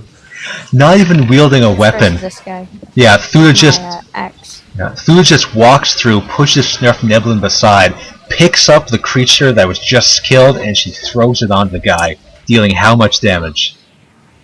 And I was gonna say I pulled out my axe, but Yeah, I thought this was more ballin' though. Okay. 1d12 plus strength. Okay. I'm hoping Brunard saw that. What a woman. Yeah. You will be facing that direction. Most of the spears were still inside of the creature as you picked them up and tossed them. So this guy was basically just covered in spears at this point, and blah, blah, went two fronts. Yeah. Bruna looks starry-eyed at Thuda. Kermal. You're down there hiding. That's right. I never actually did these guys. The troopers' turn, did I? These guys move in. Boom, boom, boom, boom, boom. They're just trying to catch up at this point. This guy used his turn to attack my familiar. This guy would move in as he attacked your familiar. Coming toward my noise. Ooh, looks like he gets to. Yeah, you're making a lot of noise, but these guys, more noise is battle coming from this way. Considering that there's a giant screaming in pain, or was anyway. This guy comes in, he basically slashes at your bird and keeps moving. He comes to here, he's going to do a perception check to actually find you. He's not very smart, so he fails. He starts looking around as you hide among the bones, which isn't a very good hiding place, but it's better than he can see. Meaning start your turn, Caramel. He is currently looking for you. He can't see you, so you have stealth, so you have advantage on attacks. Yep. Alright, so I'm gonna roll. Damn it. Alright. So I get to roll twice? Yes. Take the higher result. 25? 25, that is high. 18. Yep. 25 is better. Cool. So, give me a roll for damage. I'm casting Ray of Frost. Nice. Roll 1d8. 1d8. Plus intelligence? Nope. No? Nope. 3. 3 damage. Yeah, you start blasting him. He actually sees you, and he starts coming towards you. And you just start blasting harder and harder until he collapses. I start like looking down the thing, and like looking for Q. Yep. You notice all these guys coming, and you kind of duck back into where you were. You killed that guy's dead. There we go. Gosh Okay, I would like to move to here. Cool. Try to shoot an arrow to that guy. Cool. You have stealth, so I'll give you advantage on it. 25's gonna hit. Okay, and since I have stealth, I roll 2d6. Plus 3, yep. 8 damage. Awful rolls. Yep, you deal 8 damage to him. I will use the rest of my move to go there. Cool. These guys definitely saw you move down there, so they're gonna be going for you. At least some of them, anyway. You said hand stealth, though, and they're facing the wrong way. They're facing the wrong way because that's just tokens messed up. But they didn't see you, but once you shot them, they were looking right at you. Varus, did I skip somebody? No, I didn't. Varus, you're up. Okay, I will just shoot this guy who's still up. Shoot this guy? Sounds good. Yeah. 23. 23 is going to hit. Okay. 7. 7. Beautiful. Yeah, you hurt him good. As you blast over Johnny's shoulder. Okay, the Burrow Warden's commands all his men to strike. Boom. 13. Doesn't hit their AC, so he does half damage. 2d4. 4 points. That's enough to kill him. As they basically just gang up on him again. They cheer out as the champion is dead, and they say to march this way to victory. I have a quick question. What's up, buddy? The potions we just got, are the caps like they're sealed with like cork? Yes. Would it be possible to stick an arrow in them? Um, An arrowhead. it would Just give you just the arrowhead. will give you disadvantage on the attack if you're trying to shoot it. Okay. Just note that. They basically run this way. One stays back and keeps stabbing. That's my turn. Since Yep, the Hulk Trooper and all of his team are dead. Yeah, everybody can see Bruenor is getting madder and more lunatic by every second. He runs, and by this time he is not humbling his song anymore. He's screaming out of his lungs, Orcs, moving orcs, at orcs, orcs. maximum speed, winking at Thuda as he runs by. Orcs, orcs, orcs! Where do I get? Yeah, about 25 feet. Oh, you want to move even more than that.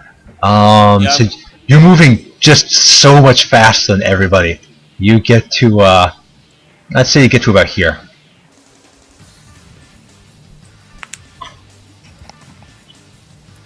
One fast dwarf. Yeah, well, considering time is slowed down for him. Yeah. It's at this point where we start to feel the effects wear off and time starts to normalize. Blue, blue, blue, blue. However, you do see ahead of you is a very armored, dual-wielding machete-having orc and 4 of his friends. He appears to be the leader. This is the leader, okay. Yeah. I would move like this and charge That's guy. this. Would You just got to here with all your movement. Both the rounds. Yeah. Okay. That was 4. That was 2 movements and 2 hastes to get there. Okay. Okay. But you do now have an enemy in sight. Quelleran. Quelleran? That's right. You're saving your brother. I guess it's me. Yeah. It's becoming a little sub game trying to figure out when you're actually talking to me. I apologize. Well, I say your name Quelleran, don't I? Apparently. Let me see. Where did I start out? I started out here, right? So. Oh, good throw. There. I shall Over get there. there. Yep. Go ahead. Okay. You get to there, Anybody. and you look around, and with your elven eyes, you can easily see your brother. And dead goblin. Orc. Oh, orc. Did you guys play a game recently where these were goblins? I think all the games I've played, those have always been goblins. Really? That's crazy to me. My goblins are always tiny and weak and silly looking. Adventurer fodder, basically. Exactly. So Keldar, you just saw your friend just charge down. Let's not push it as far as a friend, but yeah. Okay, you just saw your Acquaintance. the guy you knew. I can move 25 naturally. How much further can I get? Another 25, so 45 or 50. There-ish. Perfect. Hey, yep, you get to there.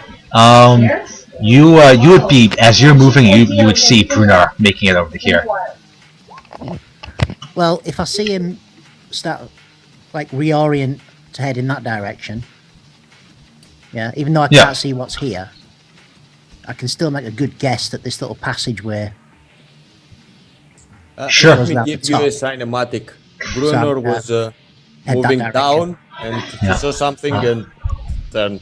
Yeah, you would hear him shout in this direction, and it reverberate off these walls. Because of your dwarf skills, because you're a dwarf and you can know the ground, you would know that he was pointing this way when he yelled. I'm gonna take the logical leap and go down this passageway. Cool. Hopefully catch up with him. Cool. So you can do that next turn because you already used all your movement. Turtle Trooper. Yeah, this you see this guy here. He's going to kind of motion these guys to kind of step back as he kind of moves forward, and he kind of waves Bruno on to come on. I don't get backstabbed. That don't mean I ain't gonna do it. Battle. Yeah. You see these guys just kind of chilling there. Johnny 5. Oh, I'm sorry, not Johnny 5. These guys are charging up behind you. Boom, boom, boom, boom, boom, boom, boom. Unfortunately, these guys can't quite catch up. But these guys, but they will try to next turn. But these three are going to try to get Varus, but they can't quite reach him. Actually, they might be able to... They'd be able to get within range, but they wouldn't be able to attack. Thuda. Oh, you skipping me? Yes, because I'm a fool. Okay, Johnny 5. Alright. Going for him. Cool, give me a roll. Copied it. Ha. Nice. See, good man. 23 damage is gonna... Are you attacking the big guy here or the small guys? So that was attackables. And I was attacking the guy next to me. Cool. Give me a roll. Did I hit both? That's a hit, yeah. Wait, if you get over 20, assume it's a hit. Okay. Unless you're fighting some sort of boss, assume it's a hit. So am I getting my +4 for both weapons? Yep. So I'll just do a +8 No, then. no, only... Wait, what are you again? You're a ranger? Sorry, +3, so +6. I'm gonna go yes, although you technically only shouldn't get that until level 2. But I'll allow it. Really? Yeah, go for it. Okay. Yeah, you take one... You kind of scissor your blades and just chop his head right off. Oh. Thuda. I'm gonna draw my axe and move in front of Johnny Cool.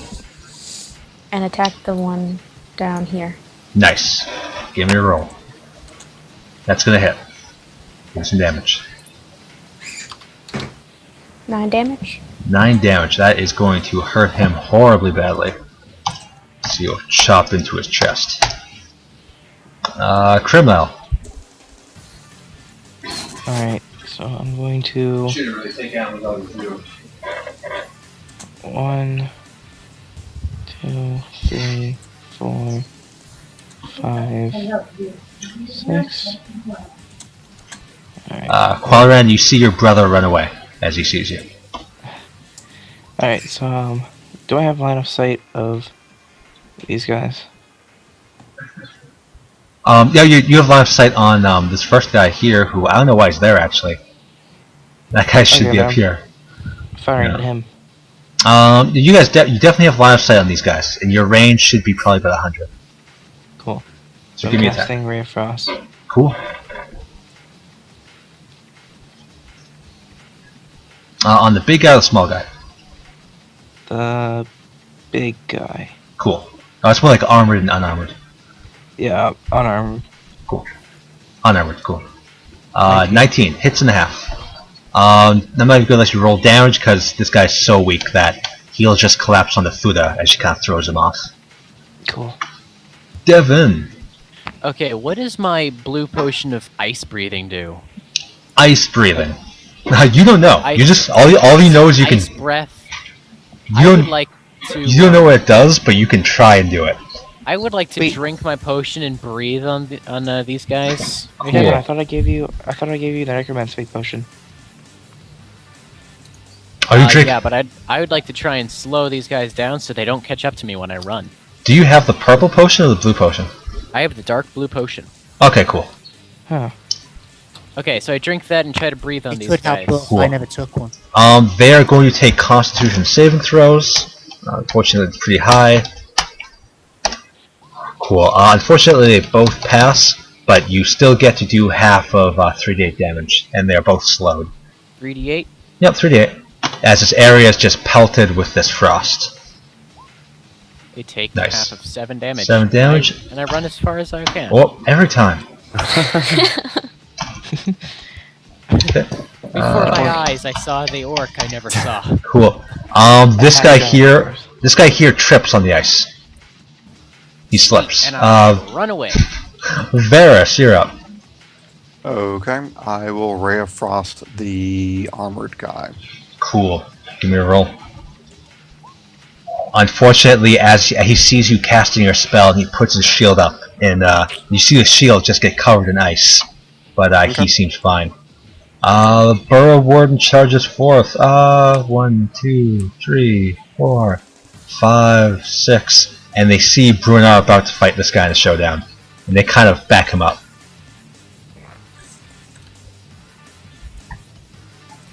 Okay. Brunar, you're up. I'll give this orc leader the same courtesy he did. I'm gonna signal the gnomes to hold back as I attack. They give you a nod. I come in charge. Nice. That unleashes his reaction to attack you as well. He saved it from last time. Understandable. Should he roll first? Sure. He'll roll one of his machetes first, maybe. Plus. Roll. 14 AC. 17 damage. 17. Of course. Dealing 8 points of damage on you as he slices through your chest. Okay. Your next attack. Attack. I will not get another action after the attack, right? Nope. Everything's going normal speed at this point. Yeah. No, like drinking a potion or. Oh, no. This you can't drink a potion after. No. Okay. If you drunk a potion now, you could. And second wind is an attack. Just keep attacking. Cool. Crazy. Might be able to kill him in one shot. Yeah, sure. I'm bet. Oh shit! Just drag your weapon against his armor. He just kind of. The hero dies. He looks at you satirically. He uses a second blade and he slices across your chest. Unfortunately, your chest is just pure metal or pure scale, and you're just unfathomed. He still, by the way, he still gets 3 damage. Oh, that's right. As you. Nice. Okay, you slammed against him. So you kind of slammed against his armor. It drags across. And he's kind of sent backwards by it. Corleone, you just saw your brother run upwards, almost as if he was avoiding you. I don't know. I run to the closest enemy. Trying to save you, jackass. Bitch, stop saving yourself. Just double run. Do I get anywhere near anything? 60 feet. You could definitely get near places. You go. Well, like I said, I double run toward the nearest enemy. Yeah. Okay. Well, you get to here. You get right beside Carmel. Hey, bro. Or you can actually go 30. Whichever's closer. Melee range, or bow range. You can get. Oh, okay. You can using double move. So you have no attack. You can land right here. So it doesn't matter. Yeah.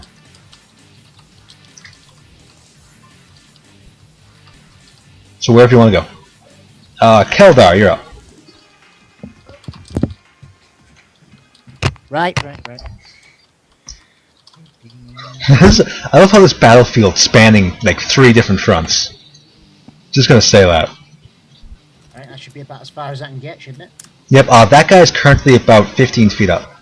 Yeah, that's what I figured, but I still want to get right underneath there. Cool. Tucked in there. So I've got the option of either climbing up next time or going round. Yeah, sure. Here, I've got a bit of cover. Sounds good. Turtle Troopers, these guys are back to what they were doing. 2 are going to slice at Thuda. One guy's going to... did you... Okay, where'd you go, crawl around? You didn't actually move. I don't know, like I said, double move toward the nearest enemy. Sure, here you go.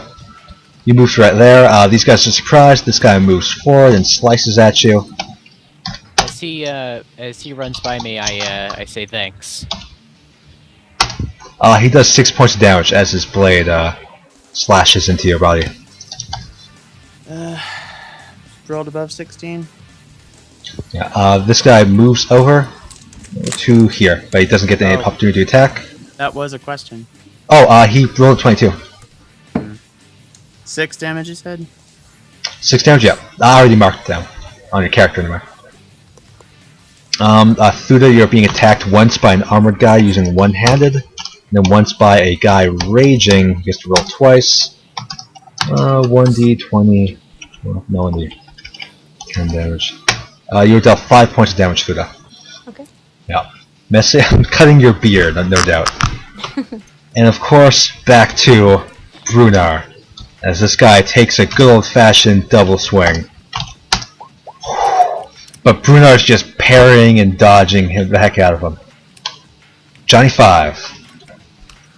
That is Back to you, alive. Johnny 5's alive. Looking sly and doing stuff. That's a wall. That God. He phases This into a wall. is the third I'm gonna- time you try to do that. Oh my god, dude! I keep thinking the black is the wall. Is he half black dragon and melts into the He rocks? starts banging his head against the wall. Okay, who you attacking and what are you attacking with? Shielded. Dude. Shielded? Nice. I'm afraid your first attack hits, but your second attack misses. Yep. Oh, Thuda, roll me a Constitution saving throw. This is to keep concentrating on your bless spell. Why is that a 4? Okay, that's 9, not a 4. 9. That's still a lot of damage. Yeah, you're fine, Thuda. Yeah, this guy gets sliced good. I'm gonna say chop his shield arm off. Bring him down to... Okay, and Thuda. Still managing to say that prayer. I'm gonna attack this guy in front of me with my axe. Nice.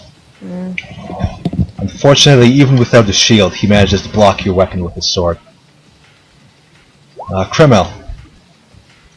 Alright, so I'm going to move up here, and I'm going to shoot a ray of frost Nice. at this guy, Nice. and I'm going to send my familiar over there to attack whatever he wants. Okay, your familiar's having trouble flying. He's pretty wounded. Okay, so I just keep him with me. Sure. You wanted to what? Ray of Frost? Ray of frost. Cool. Do I get any bonuses? Like surprise? Unfortunately, no. Okay. 1 second. Alright. Yeah, right now. Not like you're gonna miss anyways. Alright, so D8. Oh! Yeah, this guy just gets frozen down to the bone. He just Yeah. he's just stuck standing there. Qualian gives him a tip over as he falls over and shatters. Yeah. Devin! Yes, I would like to move to there. And that's a double move, so I can't do anything. Awesome. At least. You're gonna try to find something to loot, aren't you? Varus. Okay, so I'm going to shoot the shielded guy who no longer is holding a shield. Nice, the one-armed sword man. Yeah. 14 hits his AC exactly. I'll take it. 2 points of damage. As he tries to block with his shield hand, you manage to shoot basically inside of his wound, causing him great pain as he falls back onto a spike, dying instantly. Well, not instantly, dying very slowly and painfully over time. Burrow Just the way Warden, that you want orcs to die. these guys cheer on Brunar. Brunar, Brunner, as long as he cannot cast second wind and drink the potion at the same time, he will attack this guy. sounds good, give me a roll.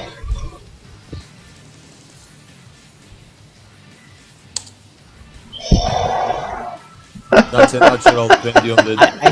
I think he hits something. Yeah. At least twice. Yeah, roll 2d10 plus 3. 2d12 plus 3, sorry. 5 Crit on damage. both of them. So close. Oh dear gosh. What do you mean so close? So close to... Well, it doesn't matter. That's exactly how much health he had right now.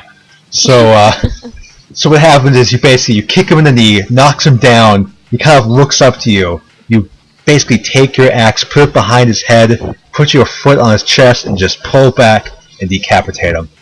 Oof. The rest kind of look on awe as you've defeated their leader, and are currently holding their head on your hilt, the head of the giant ogre orc on their hilt. They surrender. These ones do anyway. The rest are eventually slayed, most likely by Corner and Johnny 5.